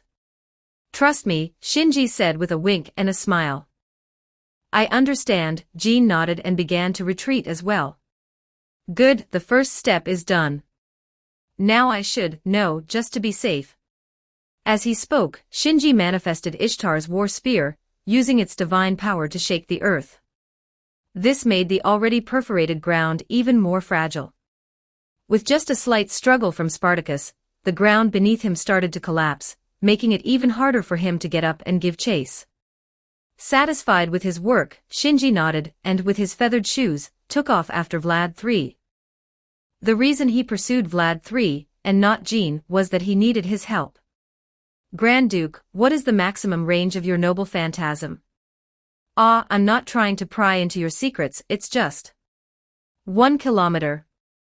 Before Shinji could finish, Vlad III directly revealed this secret information, which should not be disclosed to other servants. This display of leadership and decisiveness moved Shinji slightly. He admitted to himself that he couldn't be so forthright. He had prepared a whole speech, but it turned out to be unnecessary. After a brief pause, Shinji continued. Then stop 1 kilometer away. At that time, please wait for my signal and use your noble phantasm on Spartacus. I understand, but at that distance, I can't guarantee it will be lethal. The lethality is secondary. I need you to use the stakes as a lift to raise Spartacus as high as possible, as close to the Red faction's base as possible. You're planning to. A hint of excitement flashed in Vlad III's red eyes. I'm going to set up the Red faction. As they spoke, the two had already flown a kilometer away. Ryder, how's it going? Shinji stopped and activated mental communication. This wasn't a spell activated through the master-servant contract, but a special skill learned from Chiron. Although it had many limitations compared to the mental communication of the master-servant contract, it was undeniably very useful. It's a bit bad. That monster has already crawled out of the pit, and is heading towards you. It looks pretty scary. Listening to Astolfo's voice, Shinji could almost imagine him patting his chest and sticking out his tongue. Is that so? Then we need to hurry. Be ready and wait for my signal. Oh, leave it to me. I've been itching for a big fight for a long time. It's up to you. With that, Shinji suddenly turned his head and looked at Vlad III, Grand Duke. Please. Hearing this, Vlad III raised his left hand. The surging dark magical energy swept out like shadow tides, instantly covering the entire surrounding ground and quickly extending into the distance. In the blink of an eye, Spartacus's body began to tremble, not due to his monstrous berserker charge, but because of the deep earth, which had turned into the territory of the Grand Duke, encompassing the entire ley line of Tryphus. Kazikli Bey. With Vlad III's commanding voice, his left fist clenched tightly. In the next second, hundreds of stakes burst through the ground, crashing violently into Spartacus's body. Yes, crashing. The stakes' movement could no longer be described as stabbing. The sharp stakes did not pierce from various angles as before but converged into a massive iron pillar that rose directly from the ground, lifting Spartacus's enormous body into the air. The iron pillar was not a simple cylindrical shape, it was tapered, narrower at the top, and wider at the base, resembling a cone with its tip cut off. This design ensured the pillar would not collapse due to its height.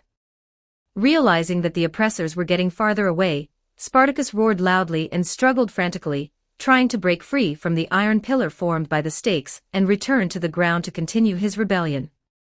However, the oppressor standing at the pinnacle of power was well prepared. The stakes, which had initially formed a single pillar, suddenly spread outwards, transforming into over a dozen steel rods as thick as a child's arm. These either pierced or locked around Spartacus's body, securely binding him. At this point, it was no longer hundreds of stakes converging, but thousands twisted into a single entity. It wouldn't take long for the number of stakes to break into 5 digits. This is the achievement of the Black Berserker. This is the great feat that Vlad III could not accomplish in his lifetime. This is the miracle that Romania's greatest hero could achieve only with the faith boost from his homeland.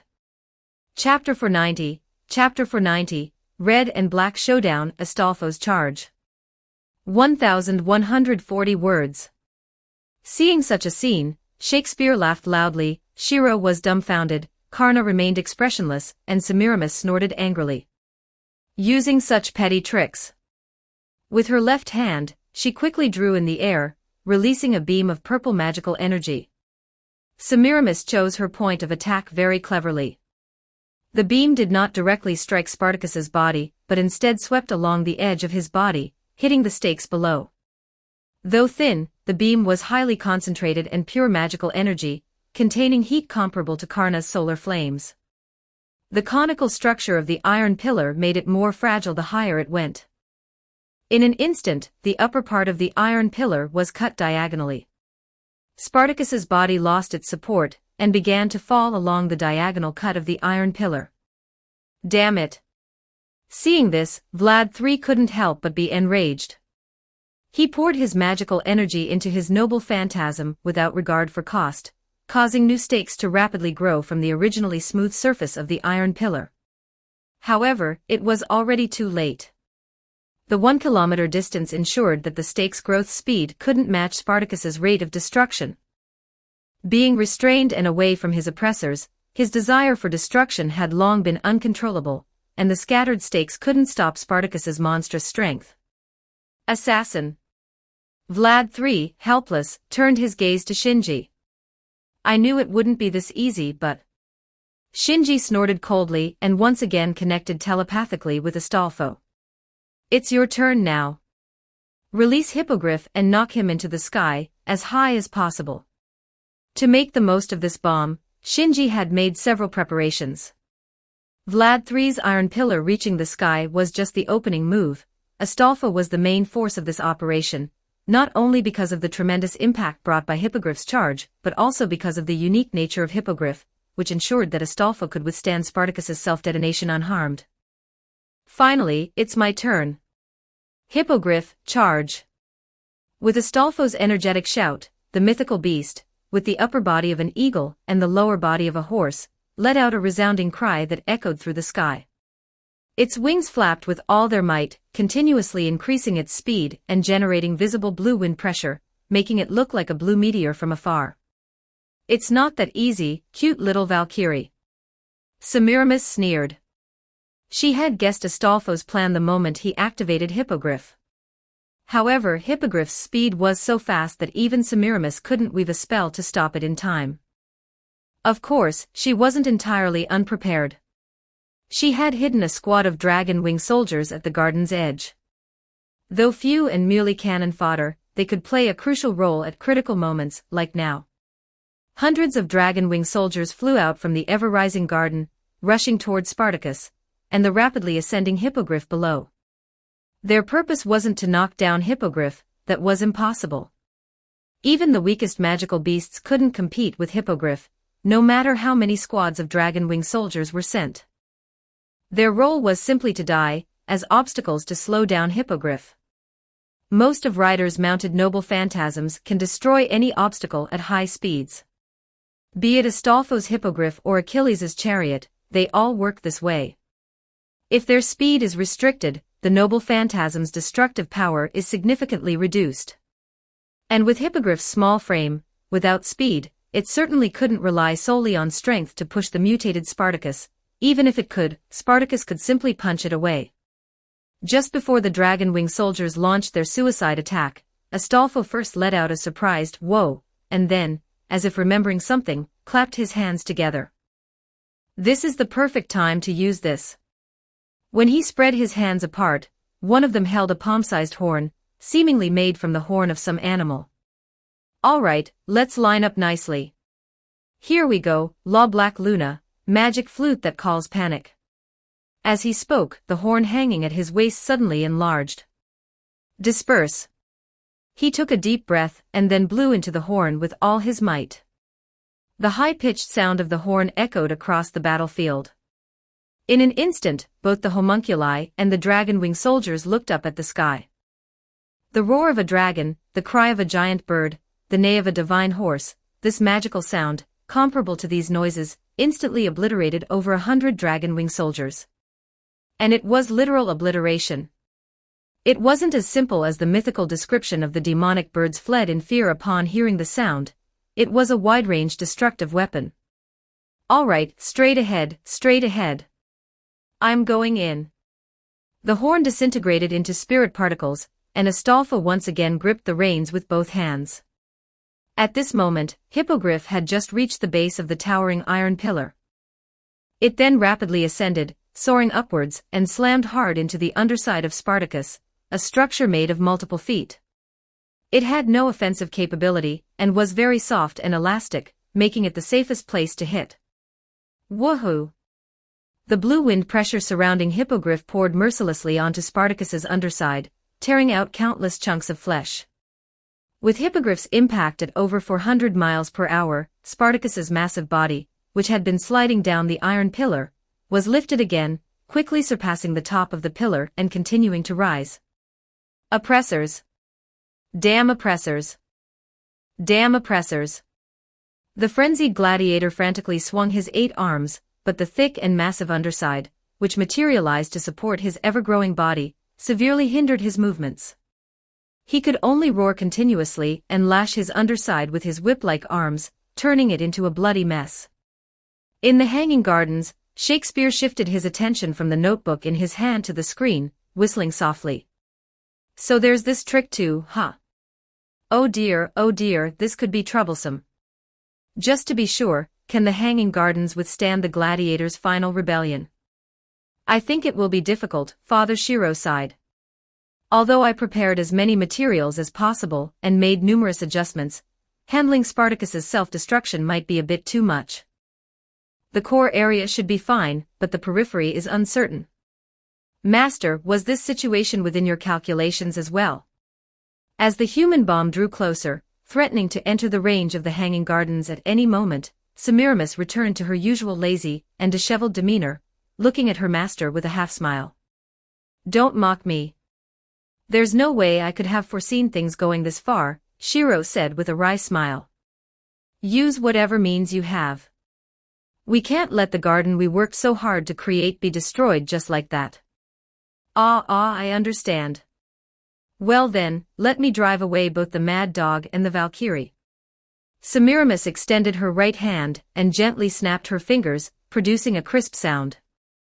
Chapter 491, Red and Black Showdown Self. 990 words. With a single snap of Semiramis's fingers, the magical energy of the entire Hanging Gardens converged at the tip of the central tower. The extraordinary purple radiance, which had once blasted Siegfried away and forced Vlad III into full defense, was reignited. In the next second it transformed into a torrent no less formidable than the iron pillar piercing the sky, roaring forth. This torrent instantly engulfed Spartacus's body. The intense heat contained within began to melt the berserker's form, skin, fat, muscle, blood vessels, blood, nerves, bones, and organs, as if it intended to completely vaporize the human bomb approaching the Hanging Gardens. For the first time, Spartacus made no sound upon being struck, not because he didn't want to, but because he couldn't. His throat and vocal cords had been destroyed by the heat. Yet the magic cannon's effects were not limited to high temperatures. It also delivered a massive physical impact. Under this impact, in less than a breath's time, the upward momentum brought by Hippogriff was halted. No matter how much Astolfo squeezed out his magical energy, or how hard Hippogriff flapped its wings, they could not overcome the immense pressure from the magic cannon. They could only watch helplessly as their ascent slowed, stopped, and then began to descend from the highest point. This was why Semiramis was so composed. A full-speed Hippogriff was hard to catch, but one carrying Spartacus was a simple moving target, requiring no complex spells, just a maximum output cannon blast to send it back. As Astolfo began to fall, he was in a panic, muttering, oh no, what should I do, assassin?" Despite the shock, Shinji remained calm. He bit his lip and made a decision: don't do anything. Just hold on as long as you can. Leave the rest to me. But what should I? You'll find out soon. With that, Shinji cut off his connection with Astolfo, and with a powerful leap, launched himself into the air. Master, I have a request. A request? What request? Shinji's master was, of course, Fiori, who was intently watching the magical projection, monitoring Shinji's every move. She was accompanied by the entire Ig Millennia faction, led by Darnik. Wait for my signal. As soon as I give it, use a command spell to pull me back to your side. Do it fast as you can. If you're late, I might be nothing but ashes. Huh? Why? No time to explain. Just be quick. Oh, and prepare for an impact. Impact? Fiori was about to ask more, but Shinji had already severed the telepathic link. Nearby, Calls asked, "What's going on, sister?" Assassin said we should prepare for an impact. Impact? From where? I think it has something to do with what they're doing. Darnik, ever the seasoned strategist, had already figured out part of the plan. With a wave of his cane, he activated the castle's defensive spells. Though he wasn't sure how effective modern magical defenses would be against servants, it was better than nothing. Fiori, Calls, Sealnike, and Roche all joined in to help. At that moment, Gord suddenly pointed to one of the magical projections. "Hey, look at this." The previously clear screen was suddenly overtaken by a shimmering radiance. At the center of the light was something white, something even purer than the radiance itself. It was something that had long disappeared from this world, something older than Astolfo's hippogriff, a fantastical being from the age of myths. Is that a Pegasus? Fiori's eyes widened in disbelief as she stared at the pure white mythical creature ridden by Shinji. Yes, Darnik replied, slightly moved. And it doesn't seem to be an ordinary Pegasus. When it comes to entities related to Pegasus, only a few come to mind, Call said thoughtfully, resting his chin on his hand. The image of the pure white horse with wings appears in Greek mythology. There are 5 figures associated with it in myths. Medusa, Pegasus was born from Medusa's blood. Perseus killed Medusa and either rode Pegasus away or Pegasus flew away by itself. The Muses, Pegasus later landed on Mount Helicon, creating the Hippocrene Spring, a source of inspiration for poets. In some versions, Pegasus became the Muses' mount. Athena tamed Pegasus. Bellerophon, Athena gave Pegasus to Bellerophon, who used it to battle the Chimera. Bellerophon later attempted to fly to Olympus and join the gods, but Zeus sent a gadfly to sting Pegasus, causing Bellerophon to fall to his death. Zeus then placed Pegasus in the sky as a constellation. 2 of these deities couldn't possibly be summoned due to the limitations of the Fuyuki Holy Grail system. Medusa, being a Gorgon, was also unlikely. This left only Bellerophon and Perseus, and considering the relic Fiori used, the answer was clear. That liar. What forgot his name assassin, what impossible to be Perseus, it's all lies. Fiori was furious, gritting her teeth in anger. When you come back, I'll make sure you pay for this. Unaware of his master's anger, Shinji, even if he knew, would have just laughed it off. This plan couldn't afford to fail, and Shinji had to use every available resource. Pegasus was his final safety net, meant to counter unforeseen circumstances, such as Semiramis's magical interference, Astolfo possibly being knocked away by Spartacus, Hippogriff being unable to support Spartacus's weight alone, or Semiramis intercepting with magic. Given the critical nature of this move, the misunderstandings of his master and the entire Black faction were insignificant. The Pegasus, a creature comparable to dragonkind, beat its pure white wings, releasing immense magical energy as it soared into the sky. The spectacle rivaled the full-force blast of Semiramis's magic cannon. Amidst the diffusing radiance, Shinji pulled on the reins and loudly declared the true name of his most powerful noble phantasm. Bellerophon, bridal of chivalry. And then, like a comet, he surged towards the moon. Chapter 492, Chapter 492, Red and Black Showdown, The Burning King. 1090 words. Bellerophon, bridal of chivalry.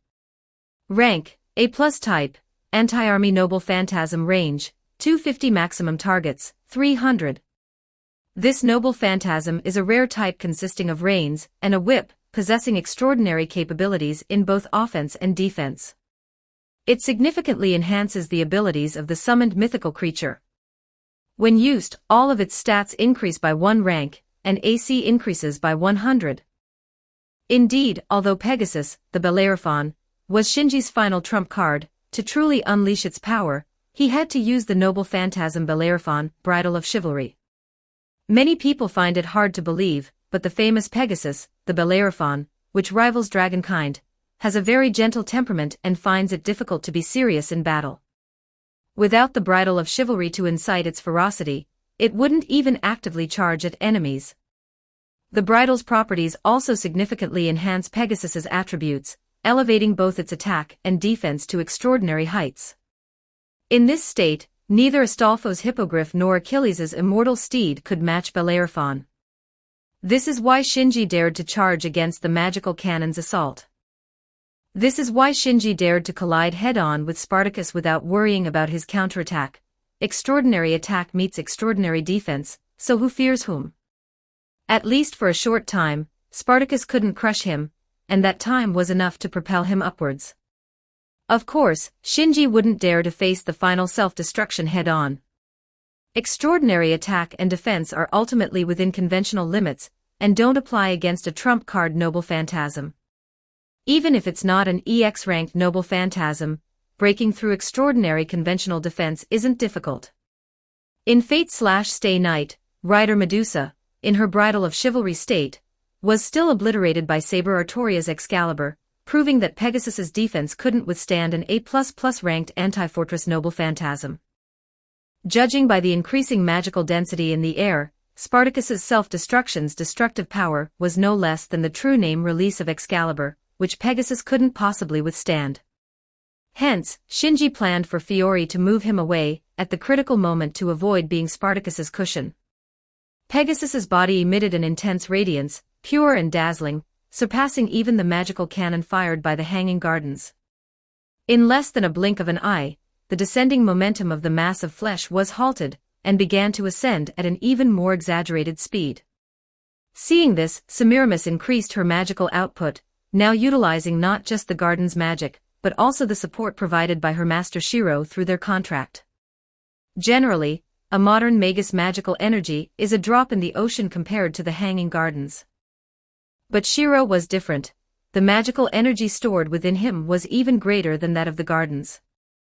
With this infusion, the diameter of the extraordinary level magical cannon almost instantly doubled. Go up! Shinji roared, leaning forward, placing his hands beside Pegasus's neck, urging its wings to flap even more powerfully. At this point, having come this far, how could he give up? How could he lose to a mere magical cannon? There was only one goal, to send that indistinguishable mass of flesh into the isolated aerial garden. To use that miraculous structure, built by the powerful, as the rebellious gladiator's grave. A pure white comet, a purple torrent, clashed with Spartacus's battered body as the focal point of their contest. The high temperatures from the EX-ranked magical cannon, and the pressure from the extraordinary physical attack compressed the mass of flesh by a third almost instantly, with another third lost during the previous tug-of-war. As time passed, the previously sufficient fulcrum for both mythical beasts to exert their power became less stable. After a while, Astolfo was swept away by the shockwaves generated by Pegasus and the magical cannon. Throughout, he never had any intention of retreating. No matter how anxious or fearful he was, he steadfastly held his position, living up to the name of one of Charlemagne's 12 paladins. Ugh! The hippogriff flew unsteadily into the distance amidst its master's cries of pain. With the sensitivity of a legendary steed, and the sharpness of a griffin, it sensed something was amiss. At the same time as Astolfo's retreat, Shinji once again heard Spartacus's voice. His throat and vocal cords hadn't recovered, and as a gladiator, he knew nothing of magic, yet he still conveyed his emotions and joy. In his final moments, his will transcended his physical limitations. Destroy all oppression, utterly crush the symbols of power. Yes, caught between two torrents of power, he had finally reached his limit. The colossal servant, resembling a god of curses, unleashed his final strike toward the sky. His heart was filled with an intoxicating sense of happiness. He had gone mad, even he recognized his madness. But he couldn't stop. He was inherently unable to endure belonging to anyone. No, it wasn't just that. He felt a perverse pleasure from being despised and harmed. A sensation of something sediment-like accumulating within him brought him infinite joy. So he always laughed. When this accumulation reached its critical point, Spartacus enacted his rebellion. As long as oppressors existed in the world, his pleasure and rage would never cease. Now, in his second life, he was delivering the most powerful strike of his career. His vision distorted, and the pain of his body parts gradually transforming into something else tormented his mind. But it was nearly over. This was not merely a full-force strike, but an ultimate destruction that required sacrificing everything. Ah! He even sighed. He paid no attention to how grotesquely his body had transformed. The gladiator, who dedicated his life to rebellion, finally delivered that strike. The targets were all oppressors in this Holy Grail war. The Empress in the Hanging Gardens, overlooking everything from on high. The Lord of this land, commanding great power. The arbitrator, standing above all servants and factions, watching from afar. And even the master of Pegasus, who continued to exert control over him. Annihilate everything. It was a strike almost capable of touching the moon and striking down stars. Under this strike, born of all his pain and life, the purple magical torrent and the pure white Pegasus comet lost their colors. Throughout the entire world, only this unique light of destruction remained. In both life and death, this was the highest, strongest rebellious punch of his career. Whether his fist and sword would reach the oppressors, he could never know, nor did he intend to. The ascetic gladiator, who dedicated his entire life to rebellion, ended his life with a smile. Chapter 493, Chapter 493, Red and Black Showdown Playing Dumb. 1144 words. Spartacus's final blow was nothing short of a disaster, akin to a malicious and cursed hurricane, earthquake, and tsunami. Converting his immense magical power entirely into a destructive force, it shook the heavens and rocked the earth. The massive magical energy spread wildly around, creating a shockwave so immense that it rendered all present servants momentarily paralyzed. The Red Rider and Black Archer, who were facing off, temporarily halted their battle and rushed out from the forest. The Red Saber and Black Lancer, whose swords and spears were clashing, simultaneously withdrew their weapons and looked up at the sky. At the two ends of the battlefield, Black Berserker and Ruler simultaneously released their noble phantasms, constructing a defensive perimeter. Black Saber and the Phantom Puppets ceased their fierce battle, turning their gaze to the destructive light that dimmed the silver moon and the countless stars. Black Caster ceased manually controlling the golems. Red Archer halted her sprint, her face showing undisguised astonishment. The EX-ranked anti-world noble phantasm, the Hanging Gardens of Babylon, let out a wail. Red Caster sat on the ground, clutching his laptop tightly with both hands. The intricate spell formations before Red Assassin Semiramis interwove, using every means to withstand the explosion's impact. Red Lancer's expression was stern, his eyes filled with both regret and gravity as he looked at the projection filled with white light. Only Father Shiro's eyes moved, a smile playing on his lips, lost in thought. Even the Black Faction's stronghold, Millennia Castle, was affected. Fortunately, with Shinji's prior warning, Darnik and the others activated the defenses accumulated by their family over generations. Being far from the explosion's center, Millennia Castle suffered minimal damage. Aside from some damage to the outer walls, the rest remained intact. As the explosion's blinding light turned night into day, deep blue spiritual particles gathered behind Fiori, transforming into the figure of a young man. As soon as the young man appeared, he began patting his chest, looking quite relieved. Oh my, that was close. If I had been a moment later, I would have been buried with Spartacus. As expected of my master, your timing was perfect. Master, why are you looking at me like that? Fiore's large blue eyes narrowed halfway, her eyelids pulling up at the corners, her beautiful pupils shifting to the side as she tilted her face, giving Shinji a sidelong glance. Her entire demeanor exuded a repressive atmosphere, making Shinji's heart skip a beat. Hearing Shinji's question, Fiore snorted heavily and flicked her long hair. Why am I looking at you like this? Don't you know in your heart? Shinji scratched his cheek, nervously probing, I'm not quite sure. Could you give me a hint? Really? Fiore's eyes narrowed further, then think it over carefully before you speak. Wow, even without looking, he could feel the intense resentment. Why did he suddenly feel like a heartless scoundrel? As Shinji complained inwardly, he glanced at calls for help. He knew perfectly well why Fiori was angry, but in the current situation, anything he said or did would only make her more upset. Hence, he needed external intervention, and Calls, who had grown up with Fiori, was the perfect choice. Calls, whom Shinji regarded as the most emotionally intelligent man in the family, quickly understood the meaning behind Shinji's gaze. After a moment of hesitation, he whispered Pega's true name. Shinji continued to play dumb. Fiori's face grew even angrier, her gaze as sharp as a knife enveloping her brother as well.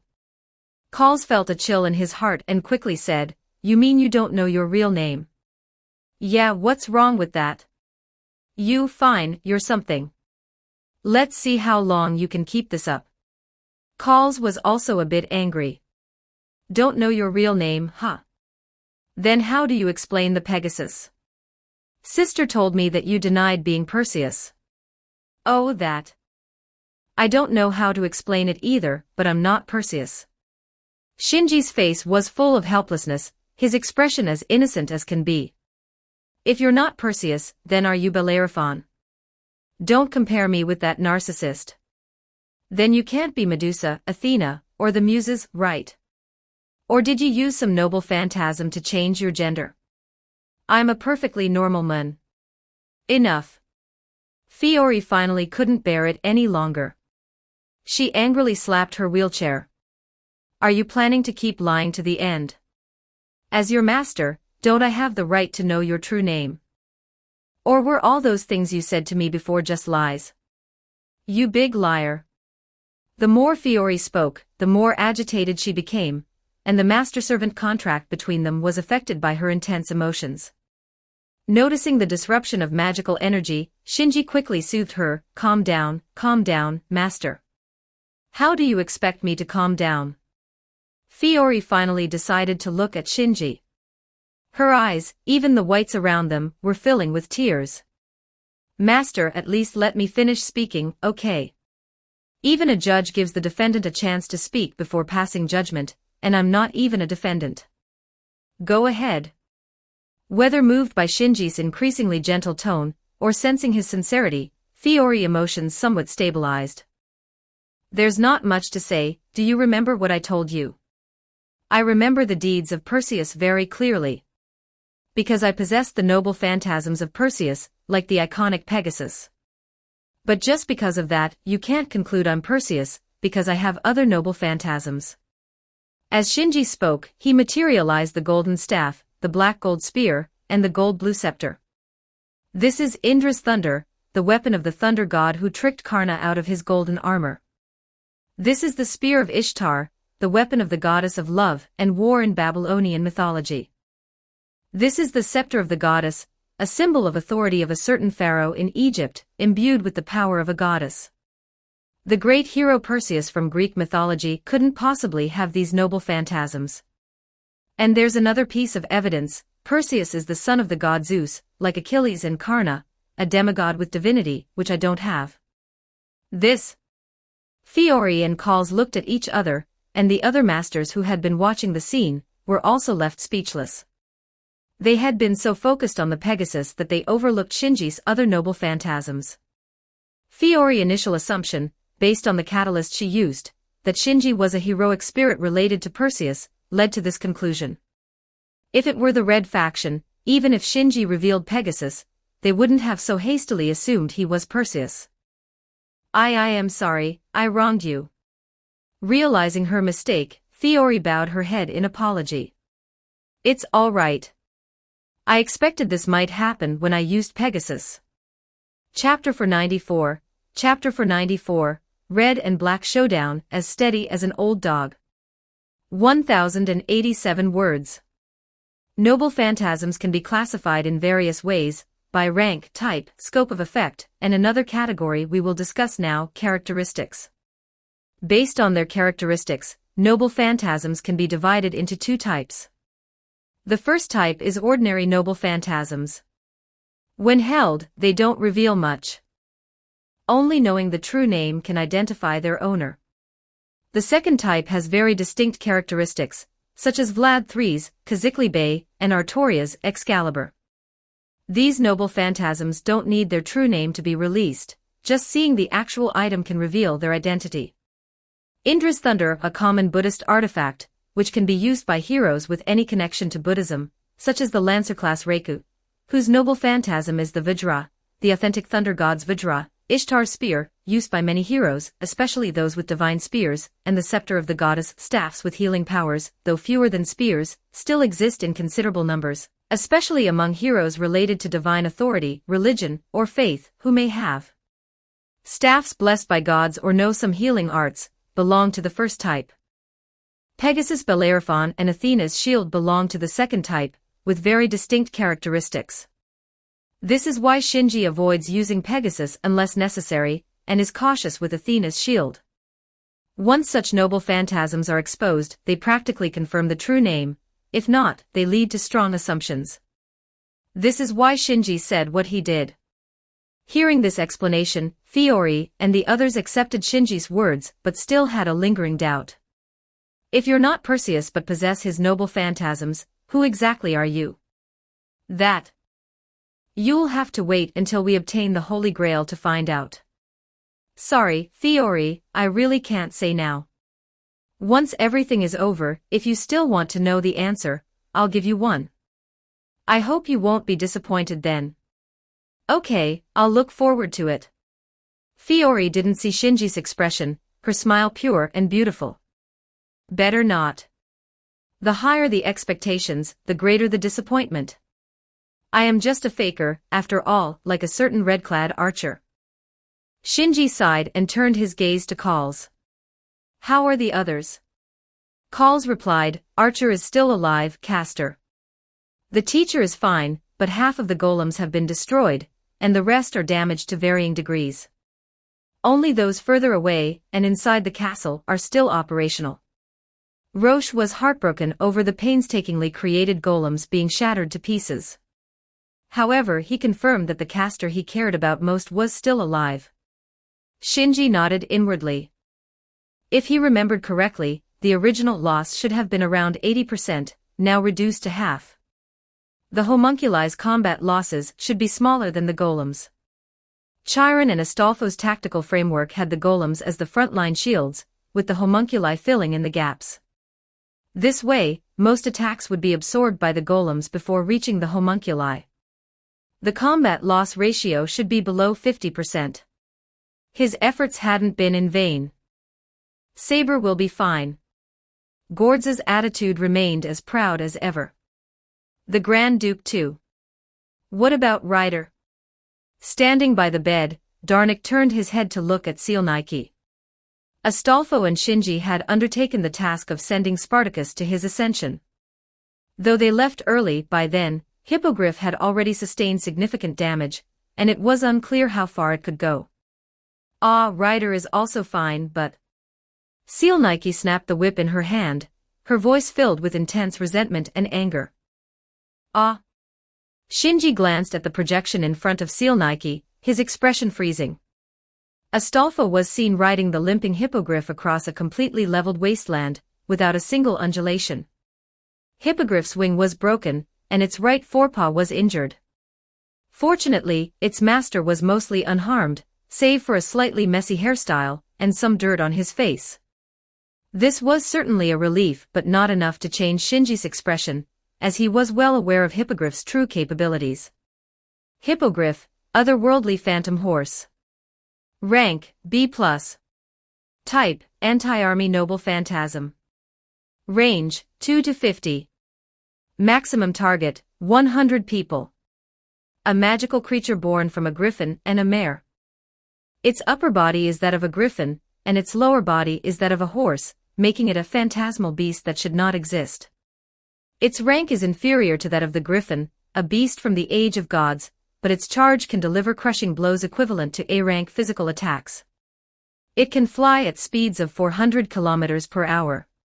However, its true trump card is not its anti-army charge, but its hidden ability called Impossible Existence. When its true name is released, the hippogriff and its rider fade into a blurred state and vanish from sight, evading all forms of observation and reappearing elsewhere. Even the mightiest attacks, capable of destroying gods and Buddhas, cannot harm it in the slightest. As its name suggests, the phantasmal hippogriff has a very ambiguous existence, and its very existence is unclear. As long as griffins consider horses as prey, the birth of a hippogriff is impossible. Thus, the more its true name is released and its power manifested, the stronger the perception of its impossible existence becomes, meaning it transcends this dimension and erases its presence. Since Astolfo, the rider, is a physical entity, he pulls the hippogriff back every time it is about to disappear, resulting in a cycle of vanishing and reappearing, making the effect momentary. It is precisely because of this invincible cheat skill that Shinji dared to have Astolfo block Atlanta's first noble phantasm and face the monstrous Spartacus. Seemingly panicked on the surface, in reality, as steady as an old dog, this is one of the reasons why Astolfo, despite being known as weak, stands alongside powerful figures like Roland and Rinaldo among the 12 paladins of Charlemagne and remains a historical legend.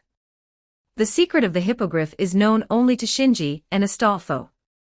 Others, including Seleucus, are unaware. However, Seleucus' anger does not stem from not knowing, as she never asked, and Astolfo's personality wouldn't lead him to disclose it voluntarily. She is angry because of the person riding behind Astolfo on the hippogriff. With short, dark beige hair, ruby-like eyes, and a finely crafted artificial appearance, it is clear he is a homunculus. His attire, different from the Ig Millennia family, indicates he does not live in the Millennia Castle. Coupled with Astolfo's affectionate attitude, the answer is evident. At this moment, Shinji's mind repeatedly asks one question: why is Sieg there?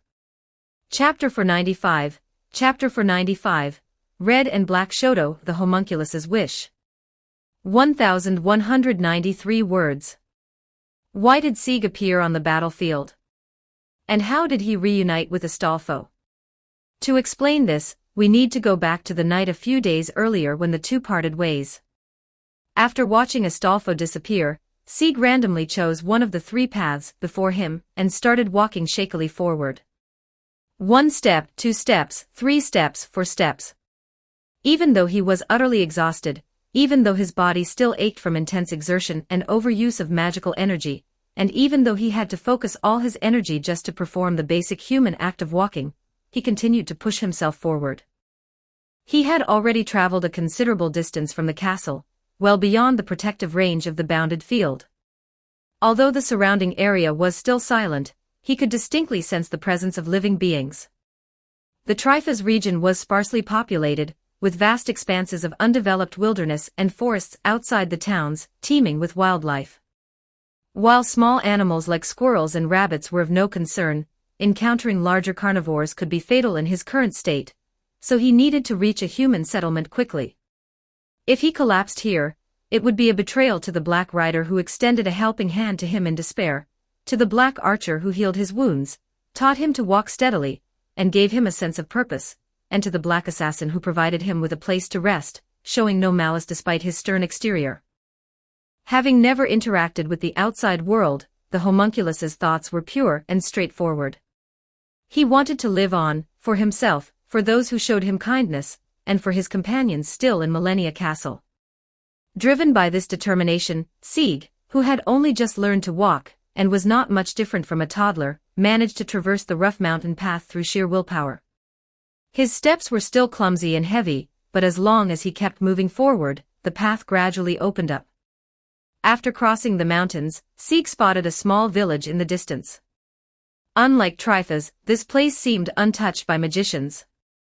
It wouldn't take a day to use mental suggestions to manipulate the villagers, meaning he could potentially find the peaceful everyday life he desired in that village.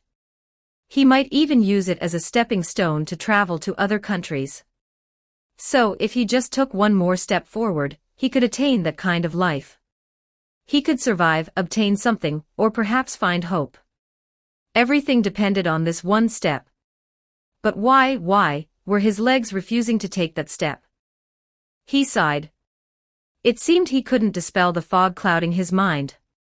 Did living mean he would always be in this state? Even so, he mustered the effort to lift his leg and walked into the unknown village, turning a new page in his life. This was how it was supposed to be, and this was what he did. There were no obstacles, and the process went remarkably smoothly.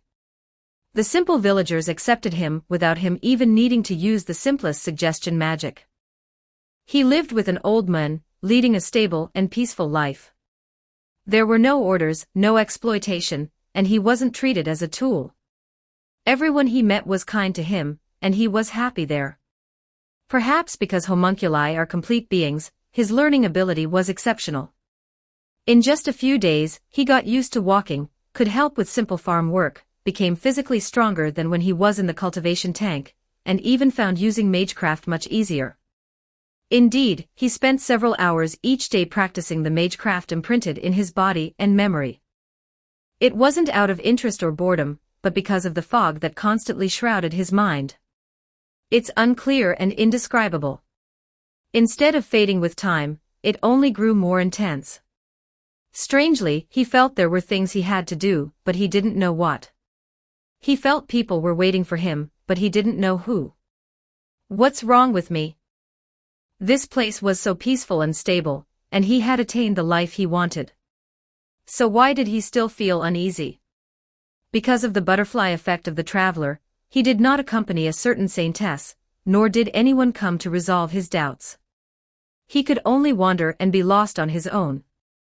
Until one day, when a magically protected aerial fortress, imperceptible to ordinary people, flew overhead, he finally understood the source of his unease, the fog in his mind. The knowledge he was given told him it was a noble phantasm of a servant, and the direction the fortress was heading was exactly towards Millennia Castle. Undoubtedly, an unprecedentedly vast war was about to begin, and his companions would suffer great losses. He knew he had to do something. Although he hadn't figured out what, staying here would achieve nothing. He bid farewell to the villagers who had always taken good care of him, abandoning the life of stability he had finally obtained, and set off towards the place he thought he would never return to, the place he never wanted to return to. Through hitching rides, walking, and suggesting beasts to carry him, he finally arrived at the battlefield. When he saw the unique and brutal scenery of the battlefield, when he saw the tragic state of his companions intertwined with fragments of dragon-tooth warriors and puppet remnants, when he smelled the overwhelming scent of blood, and when he heard the endless sounds of slaughter and wailing, he experienced emotions such as anger, sorrow, and disgust, emotions he had never felt before. Amidst these still incomprehensible emotions, he cleared the fog that had shrouded his mind for many days and understood what was calling him. He also realized what he truly wanted to do. He closed his eyes and reflected on his life. He had escaped to seek survival, sought help, fled to survive, and faced several crises, yet managed to avoid them successfully. Although it was a very brief life, he had been blessed by the goddess of luck multiple times. He was no different from the other homunculi. Yes, there was now a difference between him and the other homunculi. They would all inevitably face death, while he would continue to survive. It's impossible. Summarizing it with this phrase would be easy. Just this phrase alone could effortlessly separate himself from them. But saying it's impossible was unacceptable. In the past, the homunculi who were his companions received orders to search, but in the end, they still let him go. When he later heard this from Ryder, what was that feeling of joy? Wasn't it because he felt a bond that transcended the master's orders? If that's the case, my wish couldn't be clearer. I have gained freedom. So I want everyone else to gain freedom too. Just like how Ryder, Archer, and Assassin granted me freedom. This is the dream of a homunculus. It may not be grand, but it is not insignificant either. It's simply the pure wish to live as a human being. Chapter 496, Chapter 496, Red and Black Shoto. 1,169 words. Undoubtedly, this was not what Ryder wanted Sieg to do. That pure and natural knight only wished for Sieg to live peacefully without battles. Sieg himself was fond of such a life. However, he had no choice but to abandon the hard-won tranquility. Because he indeed heard the wish to be saved from someone. Please save me. He couldn't ignore this fact and flee alone. He wanted to save his companions, who were soaked in decaying fluids, living in constant fear, awaiting death. To save the homunculi who wanted to cry for help but couldn't even make a sound, and those who never thought they could be saved and lived only to walk towards death. Indeed, death as a certain future is common to all things. But if one is also prohibited from doing anything in the process leading to death, it would be utterly unreasonable and sad. Just as he was saved by Ryder, he too wanted to save them. In that way, even if he reunites with Ryder, he could do so with a clear conscience. Even if he meets Archer again, he can tell him he found his goal. Even if he encounters Assassin, he could show him that this was his decision. He could proudly tell every hero who had helped him that he had helped those seeking freedom. To him, it was like an invisible chain. The homunculus, who had been favored by the goddess of luck many times, fully understood the joy of someone grasping his hand for help, a feeling that perhaps other homunculi would never experience in their lifetime. A strange sense of guilt filled his entire being. Though it was unavoidable, with a sense of mission to somehow change the current situation, the homunculus, Sieg, followed his heart and stepped onto the battlefield. Then, he discovered the immense gap between ideals and reality. Not to mention saving his companions, it was extremely difficult just to protect himself. Dragon-tooth warriors were everywhere. Though they were mere small fry that servants could swat away with a wave of a hand, to him, they were opponents that he had to deal with carefully, one by one. His mind was highly focused, his brain started operating at high speed. First, he needed a weapon. Fortunately, this was a battlefield and weapons were everywhere. He picked up a one-handed sword, likely the weapon of a fallen homunculus. Since it was equipment produced for homunculus soldiers, it felt comfortable in his hand. Next, his eyes scanned the area, spotting two companions surrounded and in a precarious situation not far away. Save them. As a fledgling, he didn't understand long-term or big-picture thinking. He only acted on what he saw in front of him, knowing he didn't want his companions to die there. Dragon-tooth warriors were skeletal monsters, and stabbing had little effect, so he lunged forward, crashing into them with his whole body. In close contact, he quickly severed their waists. The dragon-tooth warrior collapsed instantly. Then he cut off the arm of another dragon-tooth warrior that had reached out nearby and placed his hand lightly on its body. Strassa/Gay. Activating his magic circuits, investigating, analyzing, synchronizing with the touched material, and then completely reversing it, weaving the logic necessary for destruction. In an instant, the magical energy released from Sieg's palm transformed into a state most suitable for shattering the bones of the dragon-tooth warriors. Sieg's magecraft required direct contact for analysis, meaning its effective range was virtually zero. However, its destructive power was immense. The dragon-tooth warrior was crushed to pieces. Using the same method, Sieg destroyed the surrounding dragon-tooth warriors. As he calmed his rapid breathing caused by the intense exertion, he naturally tore off pieces of his clothing to bandage his injured comrades. Despite having only seen Archer do it once, he mimicked the action effortlessly. "Are you all right? Why are you here?" The injured homunculus asked expressionlessly. She was a female homunculus who had seen Sieg escape on the night he fled but did nothing then. "I couldn't abandon you. Even if I'm alone, I want to save you," Sieg said with a focused expression, reminiscent of how Ryder looked at him. "Didn't you escape?" The rescued homunculus's indifferent face showed a slight hint of agitation. Another homunculus said, "Being thrown into war, to be expended, that is what we homunculi are.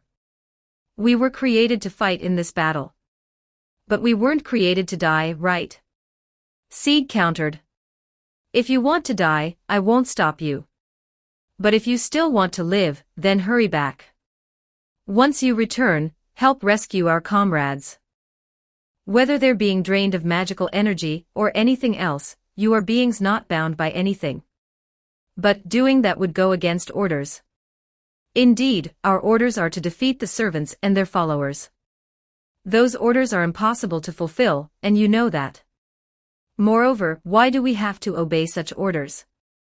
Hearing Sieg's argument, the two homunculi exchanged glances again. A dragon-tooth warrior, as if to interrupt their conversation, swung its sword at Sieg. Sieg swiftly grasped his weapon and slashed upward from his lower side to its neck. The homunculi coordinated with his attack, smashing the dragon-tooth warrior's skull and feet with battle axes. To die or to live. We must choose between the two. This was the final notice. One of the homunculi agreed to his plea and returned to the fortress. The other said, "Even so, I must follow orders and return to the battlefield." That's enough, Sieg thought. As long as there's a choice, the homunculi must make one. Their thought circuits weren't so clouded that they couldn't understand such logic. Though they were born as slaves, the idea of rebellion never crossed their minds. However, if given the chance to choose, it was a different matter. From then on, every homunculus Sieg encountered was given the same choice. The results were the same as with the first two.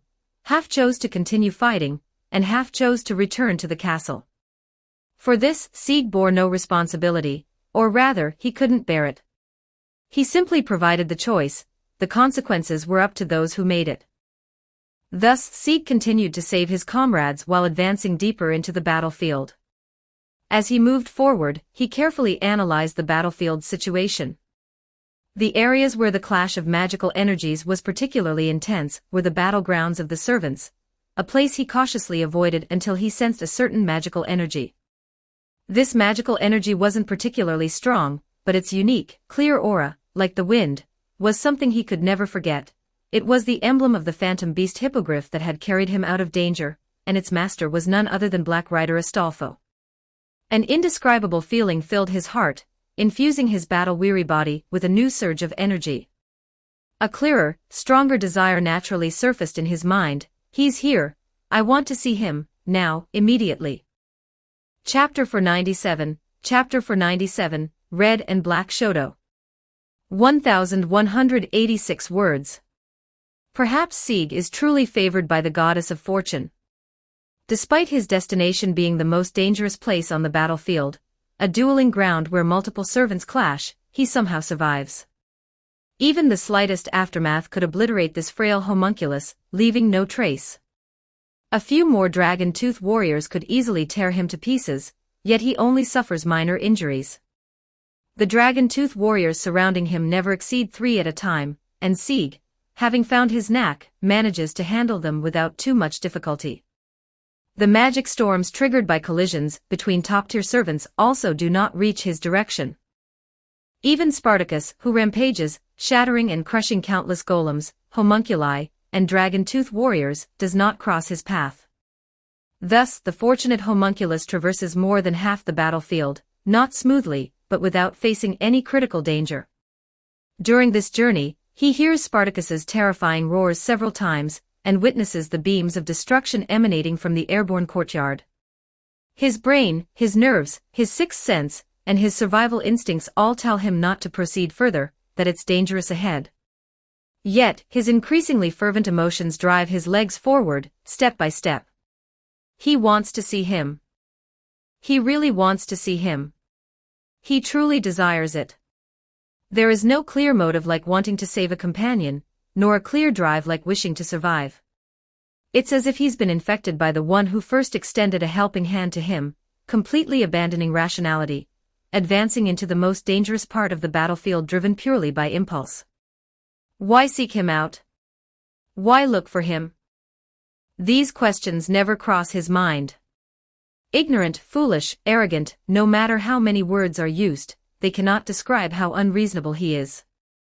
The first action he chooses after gaining freedom is this. Black Rider would surely sigh at this.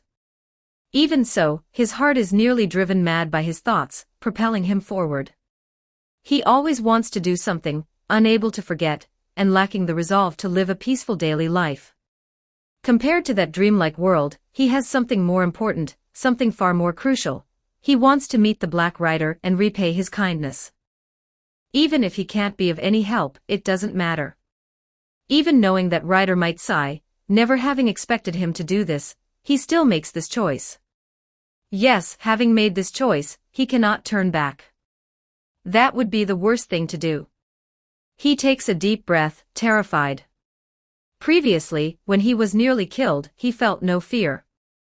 But the thought of losing what he has now fills him with immense dread.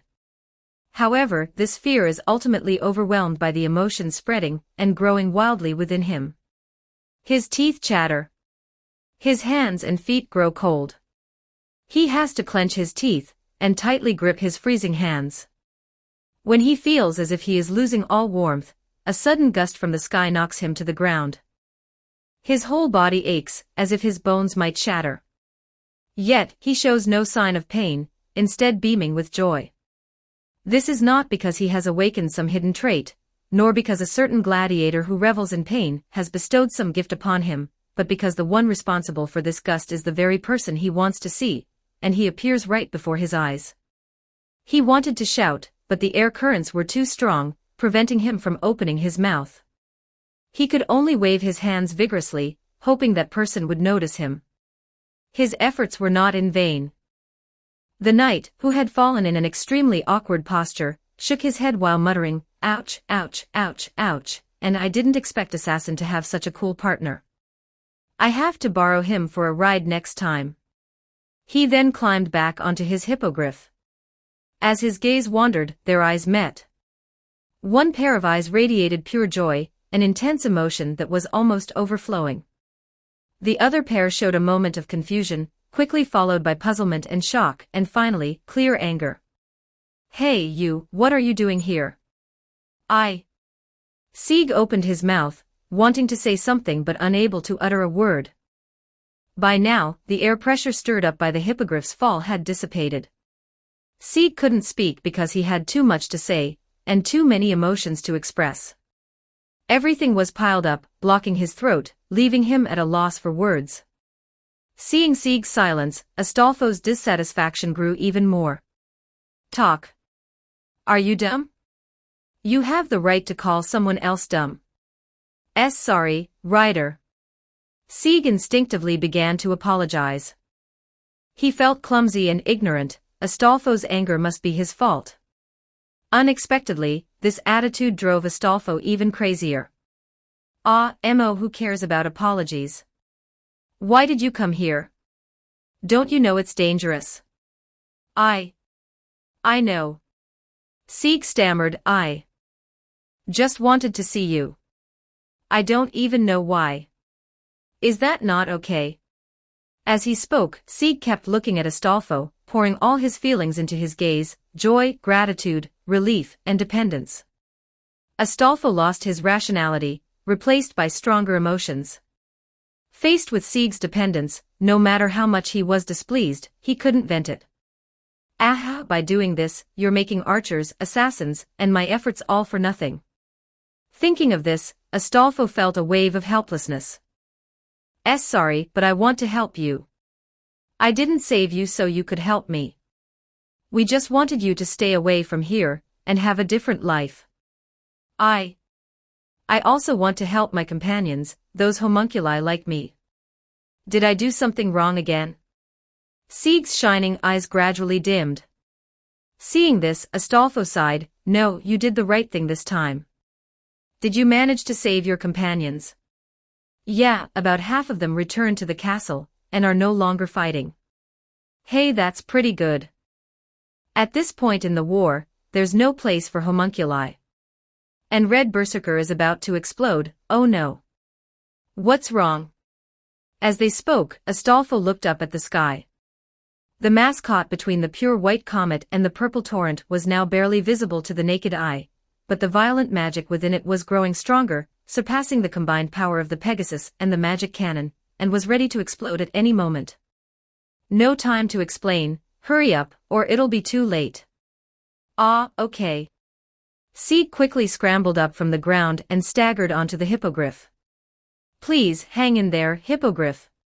It's all up to your power now." The hippogriff let out a mighty cry. A few seconds later, the destructive power erupted, rampaging wildly. At the same time, the forms of the hippogriff and the two riders, Astolfo and Sieg, became hazy and ambiguous, as if they could disappear from the world at any moment. Spartacus's final blow passed through them without any resistance, causing no harm to either of them or the beast. Astolfo's hidden trump card, the true power of the hippogriff, impossible existence, finally revealed its might. Chapter 498, Chapter 498, Red and Black Showdown. 1,184 words. Although Spartacus's self-detonation was comparable to a small-yield nuclear bomb, this referred to the destructive power and range of the explosion's shockwave, not the subsequent nuclear radiation. Nuclear radiation is the most terrifying aspect of a nuclear bomb. Spartacus's magic did not possess such properties. Once the explosion was over, the magic dissipated. It came quickly, went quickly, and was clean and pollution-free, making it the first choice for conscientious military commanders. Spartacus brand Fuel King bombs, highly recommended. Ahem, sorry, got carried away. In short, this self-detonation lasted only a moment, and the hippogriff's impossible existence also lasted only a moment. As the shockwave passed, the presence of the two riders and the hippogriff became clear again, several hundred meters away. At the original site, now engulfed by the shockwave, the afterimages of the hippogriff and the two riders remained, illustrating the concept of an ethereal existence. As soon as their presence solidified, Astolfo turned around and hugged Sieg, laughing. How was that? My partner is pretty amazing, right? Yeah, it is amazing, Sieg said blankly, still shaken from the life and death situation, but it seems to be in bad shape. As if to echo Sieg's words, the hippogriff let out a weak cry and collapsed to the ground, its front claws giving way. After a series of collisions and being hit by the aftermath of the magic cannon and Pegasus, and then forcibly activating impossible existence, even a magical beast with a griffin bloodline found it hard to bear. Astolfo gently patted his partner's back and softly said, "Thank you, partner. You can rest now." In the next second, the hippogriff turned into spirit particles and disappeared, leaving only the embracing servant and homunculus. The homunculus asked, "What should we do next?" The servant replied, "Didn't you say you wanted to save your companions? Let's go together. There should be many like you in the castle. Is that okay?" "Why not? I've completed all the tasks Assassin gave me, which means I can act freely now. Originally, no one would blame me for not saving you, but since you're back, I should be prepared for what's to come." No matter how you think about it, the other servants won't agree to this in this situation, right? What? We'll think about it when the time comes. Come on, let's go. Astolfo grabbed Sieg's hand tightly and headed towards Millennia Castle, completely unaware that this scene was being watched by Sealnike and the other masters of the Millennia clan. Damn rider, damn homunculus. Sealnike bit her finger hard. It was that homunculus again. If it weren't for him, Ryder wouldn't have. It seems it's time to make a decision. 2 command seals, just enough. Danik, I. She had just spoken a few words when she was interrupted by the excited Roche. It's that homunculus, the core that the teacher wants. Sealnike, quickly orders Ryder to bring him back. With this, teacher's noble phantasm can be activated. This. Sealnike hesitated slightly. Roche's approach differed somewhat from her plan. This punishment wasn't enough for Ryder and that homunculus. Sealnike, do it. Use the command seals if necessary. Danik glanced indifferently at the homunculus in the projection. In the Millennia clan, his word was law. Ugh, this is troublesome. Shinji's mouth curled into a barely noticeable bitter smile. Did Sieg grow a backbone or something? Coming back without any cheats for protection. Is the inertia of the plot really that strong? Could it be that by giving you Sieg's name, you also gain Siegfried's courage? So if I called you Spartacus, would you immediately pick up a knife and cut down these oppressors? The problem is that you're not strong enough. Anyone here could easily crush you. Why can't you see that? Well, there's no point in saying more now. We can only play it by ear. If I can help, I will, but I can't let Astolfo mess things up and drag us down. The success or failure of the Holy Grail war hinges on today. There can be no mistakes. Perhaps that ominous feeling I had is related to Astolfo. His rationality evaporated. Nothing he does would be surprising. If he releases all the homunculus batteries in a fit of anger, the hard-won advantage of the Black faction would be lost, and my combat effectiveness, which relies on my noble phantasms, would be weakened. While Shinji was silently calculating, while Danik and Roche were urging Sealnike, while Sealnike was making her final struggle, a massive roar accompanied by violent shaking assaulted everyone in the throne room. No, it wasn't just the throne room. The entire Millennia Castle was shaking. The defensive spells that had withstood the explosion's aftershocks seemed to have no effect.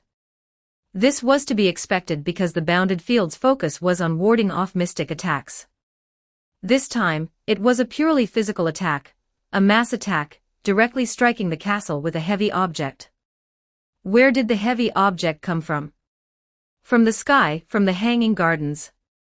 Having endured Spartacus's self-detonation at relatively close range, even the EX-rank anti-world noble phantasm, Hanging Gardens of Babylon, couldn't remain unscathed, despite Semiramis's best efforts to defend it. The core palace area fared relatively well, experiencing only minor shaking, but the outer sections of the gardens weren't so lucky. The green spaces created by various Age of Gods plants were uprooted in large patches, and then burned by the high temperatures from the explosion. Exotic birds and beasts, extinct for hundreds or thousands of years and living in the gardens, perished, some leaving no trace behind.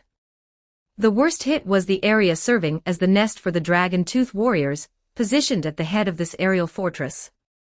Being closest to Spartacus in a direct line, it bore the brunt of the explosion first, then was used by Semiramis as a sacrificial pawn to absorb most of the shockwave through her magic, leaving it riddled with holes and gradually separating from the main structure. Having her palace, meticulously constructed over 3 days, heavily damaged in its first battle, Semiramis couldn't possibly feel good. If maintaining the garden's stability and repairing other areas hadn't consumed so much of her mana and energy, she would have unleashed a full-scale bombardment on Millennia Castle. Enraged with no outlet, she exuded a chill that could almost freeze the space around her, even making Shakespeare, who usually loved to stir up trouble, stay silent. The only one daring to speak at this moment was her master, Shiro. "Didn't you want to vent your anger on Millennia Castle? I have an idea. The prow section is useless now, so let's put it to good use. As a giant boulder, it should be enough to smash a hole in the castle's outer wall, right?" Hearing this, Semiramis finally smiled, cold and enchanting, like a spider lily blooming on the banks of hell. A few seconds later, a giant rock fell from the sky, and the castle walls that had stood for hundreds of years collapsed with a thunderous crash. Chapter 499, Chapter 499, Red and Black Showdown. 1232 words. Where lies the greatest strength of the EX-rank anti-world noble phantasm, Hanging Gardens of Babylon? Different people would offer different answers to this question. Shakespeare, without a doubt, would praise the exquisite scenery that lies between reality and illusion. Heroes like Karna and Achilles might point to its comprehensive functionality and its power as an aerial fortress. Semiramis would naturally consider it her domain, where she can maximize her power, confident that she wouldn't lose to any enemy here, no matter how strong. Shiro's answer, however, differs from everyone else's, the Hanging Gardens itself. Indeed, it has nothing to do with the scenery, its strategic role as a fortress, or the liberation of Semiramis's power. It is simply the sheer massiveness of this floating structure. The Hanging Gardens are not conjured from thin air, but are a reassembled and reconstructed entity based on real materials. It's akin to a worker constructing buildings using existing materials. While it's true that the reinforcement and concrete binding them together are through Semiramis's magic, the other materials are real, possessing immutable physical properties, and adhering to the laws of physics. As for the quantity of these materials, there's no need to elaborate further. Shiro had spent decades in the Middle East, and the money he spent could buy a small country. This alone speaks volumes. Combining and restructuring these materials into a cohesive entity, and making them float in the air, is a formidable weapon of mass impact in itself. If it weren't for considering Semiramis's and other heroes' sentiments, along with some unknown factors, Shiro wouldn't have wasted so much time on this meaningless war. He could have simply flown the gardens straight into the enemy. With a mass several times that of Millennia Castle crashing down, it would be an overwhelming force. No matter how the Black Faction struggled, they couldn't withstand this ultimate strike. Perhaps the servants wouldn't die, but with their masters dead, their time would be limited. Of course, for now, they could only proceed step by step, making the best use of what they have, and testing the waters. Looking at the devastation on the screen, Shiro asked with a smile, feeling better now. Yes, a bit. I was worried about how much effort it would take to destroy that fortress, but now it's much easier. I thought I'd have to rely on Lancer's noble phantasm. Semiramis's chill slightly lessened. Have the others returned? We're about to. Before Shiro could finish, someone interrupted. Yes, we're back. It's annoying to have my fun interrupted. If you can't give me a satisfactory explanation, you'll pay for it.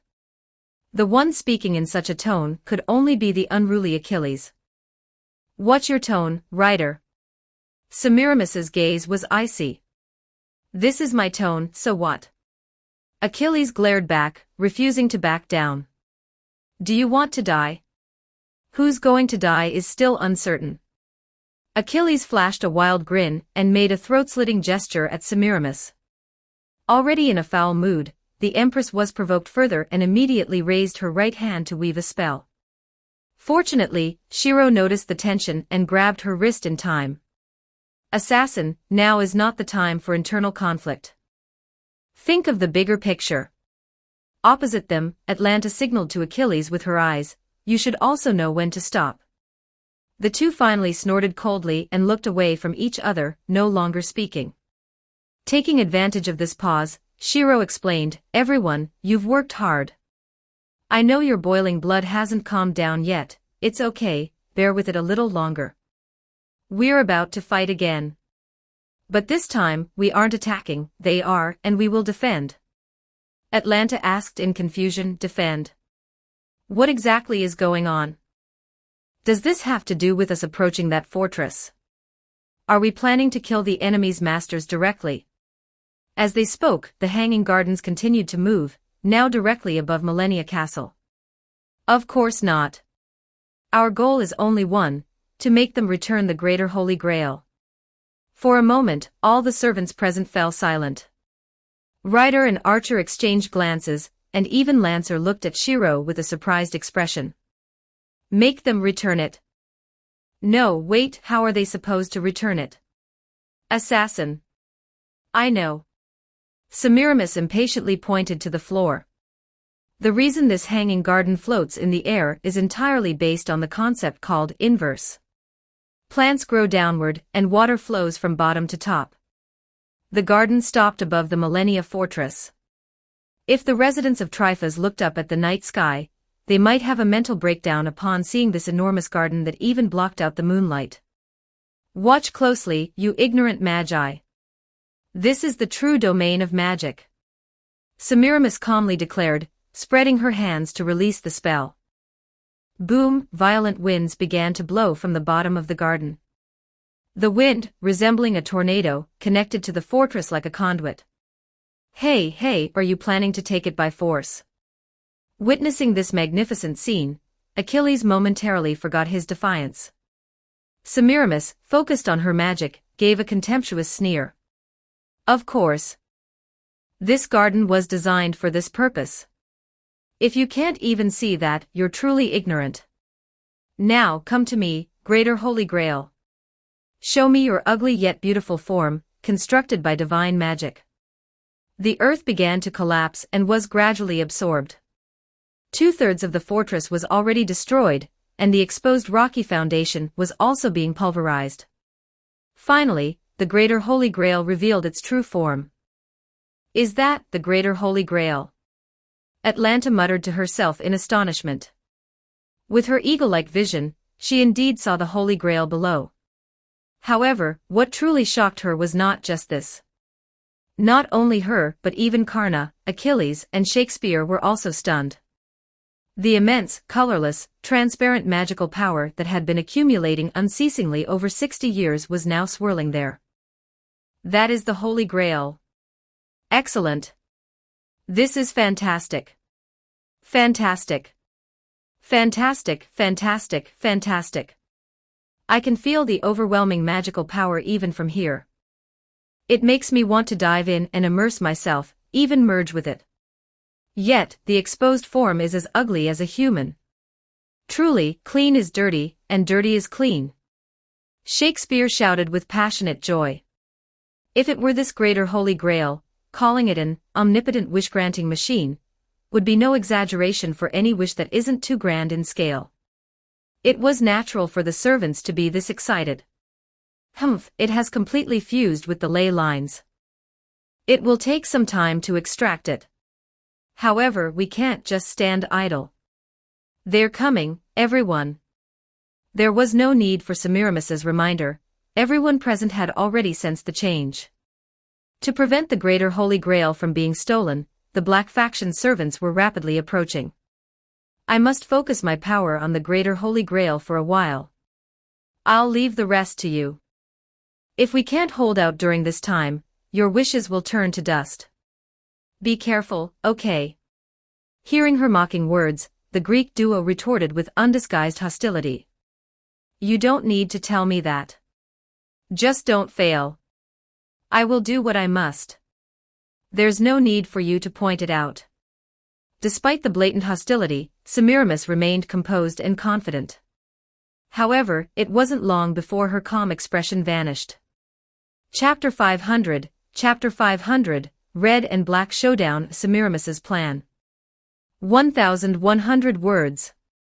It must be clarified that the strategist for this Red and Black Showdown was not the commanding Shiro priest but Semiramis herself. Shiro merely made minor adjustments within the framework set by Semiramis and provided advice at critical moments. The most typical examples include creating phantom puppets and suggesting precision strikes. The empress who once ruled the Assyrian Empire devised a detailed and complex plan, anticipating various possible responses from the Black Faction. As the plan was too intricate and lengthy and already halfway executed, the Red Faction deployed all their forces to engage and contain all the Black Faction servants. Taking advantage of this distraction, the Hanging Gardens approached Millennia Castle. Karna unleashed his noble phantasm to breach the castle defenses. Then, utilizing the inverse concept of the Hanging Gardens, they aimed to extract the greater Holy Grail, deeply buried and tightly connected to Tryphus's ley lines, and bring it into the Hanging Gardens, thereby seizing the initiative in this Holy Grail war. Though there were some unexpected changes during the execution, and the supposedly safest Hanging Gardens sustained some damage, the overall strategy remained sound, with each phased objective steadily being achieved. Next, as long as they could defend the throne room during the Holy Grail's extraction, preventing any interference with the ritual, everything would be a great success. Could they hold out? The answer was affirmative. The defensive force included 2 top-tier servants, a huntress archer, and a group of phantom puppets whose combined combat strength matched that of a servant. Additionally, there was Shakespeare, whose noble phantasm, while useless in direct combat, had a special effect that could restrain an enemy servant at a critical moment. Although the Black Faction had a numerical advantage, this was not their home ground in Tryphus but the Red Faction's home ground, the Hanging Gardens. With the advantage of terrain, even if they couldn't defeat the enemy, they could surely buy enough time for the Holy Grail's transfer. In the unlikely event that the defensive line was breached, Semiramis had made other secret preparations. The true strength of the Hanging Gardens was not in external defense but internal. The so-called boundary of the anti-world noble phantasm referred to this otherworldly space that broke the boundary between illusion and reality. In short, from the moment the gardens appeared above Millennia Castle, Semiramis was convinced of the Red Faction's victory. However, she never expected that the operation would encounter a problem at the last moment. The issue was not with the garden's defense. The Black Faction's servants were still gathering at Millennia Castle, with none having reached the gardens. Nor was there any dissent within the Red Faction's ranks. Despite internal conflicts and mutual dislike between some members, everyone, except for a certain unreliable writer, remained dependable at this crucial time. The problem arose in the one area where Semiramis was most confident and least expected any issues, the Holy Grail's extraction. Initially, everything proceeded normally, albeit slowly, with the Holy Grail being gradually extracted from Tryphas. However, as the underground altar, which had stood for over 60 years, was destroyed by the storm, and the massive, over 10-meter diameter glowing orb began to rise, reaching halfway to the surface, the previously stable ley lines suddenly went berserk. The enormous magical energy surged like a tide, simultaneously striking the hanging gardens, which were close to the ground, and enveloping the greater Holy Grail, firmly anchoring it to the earth, unwilling to part with its 60-year-old companion. Semiramis's face darkened as she increased her magical output. The tornado connecting the underground with the garden's spire grew thicker, and its suction power intensified. But it was to no avail. The greater Holy Grail remained stationary, neither rising nor falling, unmoved by the changing magical energies or the blowing storm. How is this possible? For the first time since her summoning, Semiramis showed such a loss of composure. Fortunately, Achilles and Atalanta had already gone out to fortify the defenses, otherwise, she would not have escaped ridicule. This is the Holy Grail war, nothing is impossible. Shiro, arms crossed, said calmly as he walked out of the throne room. Master, where are you going? I'm going outside to take a look. Don't worry, I don't plan to engage in combat just yet. I just want to see up close what the Black faction is doing. Shiro waved his hand and disappeared into the dark corridor. This is the Holy Grail war, nothing is impossible. The same words were spoken by another person, the black assassin Matou Shinji. Standing closest to the center of the greater Holy Grail, he admired the magical miracle that drove countless people mad. If I were in that garden, I would say the same to Semiramis. She's an assassin, but how can I, an assassin as well, let her steal the spotlight? As he spoke, Shinji reached out and gently touched Justy's cheek, as cautiously as one would touch a lover's skin. Wait, something seemed off.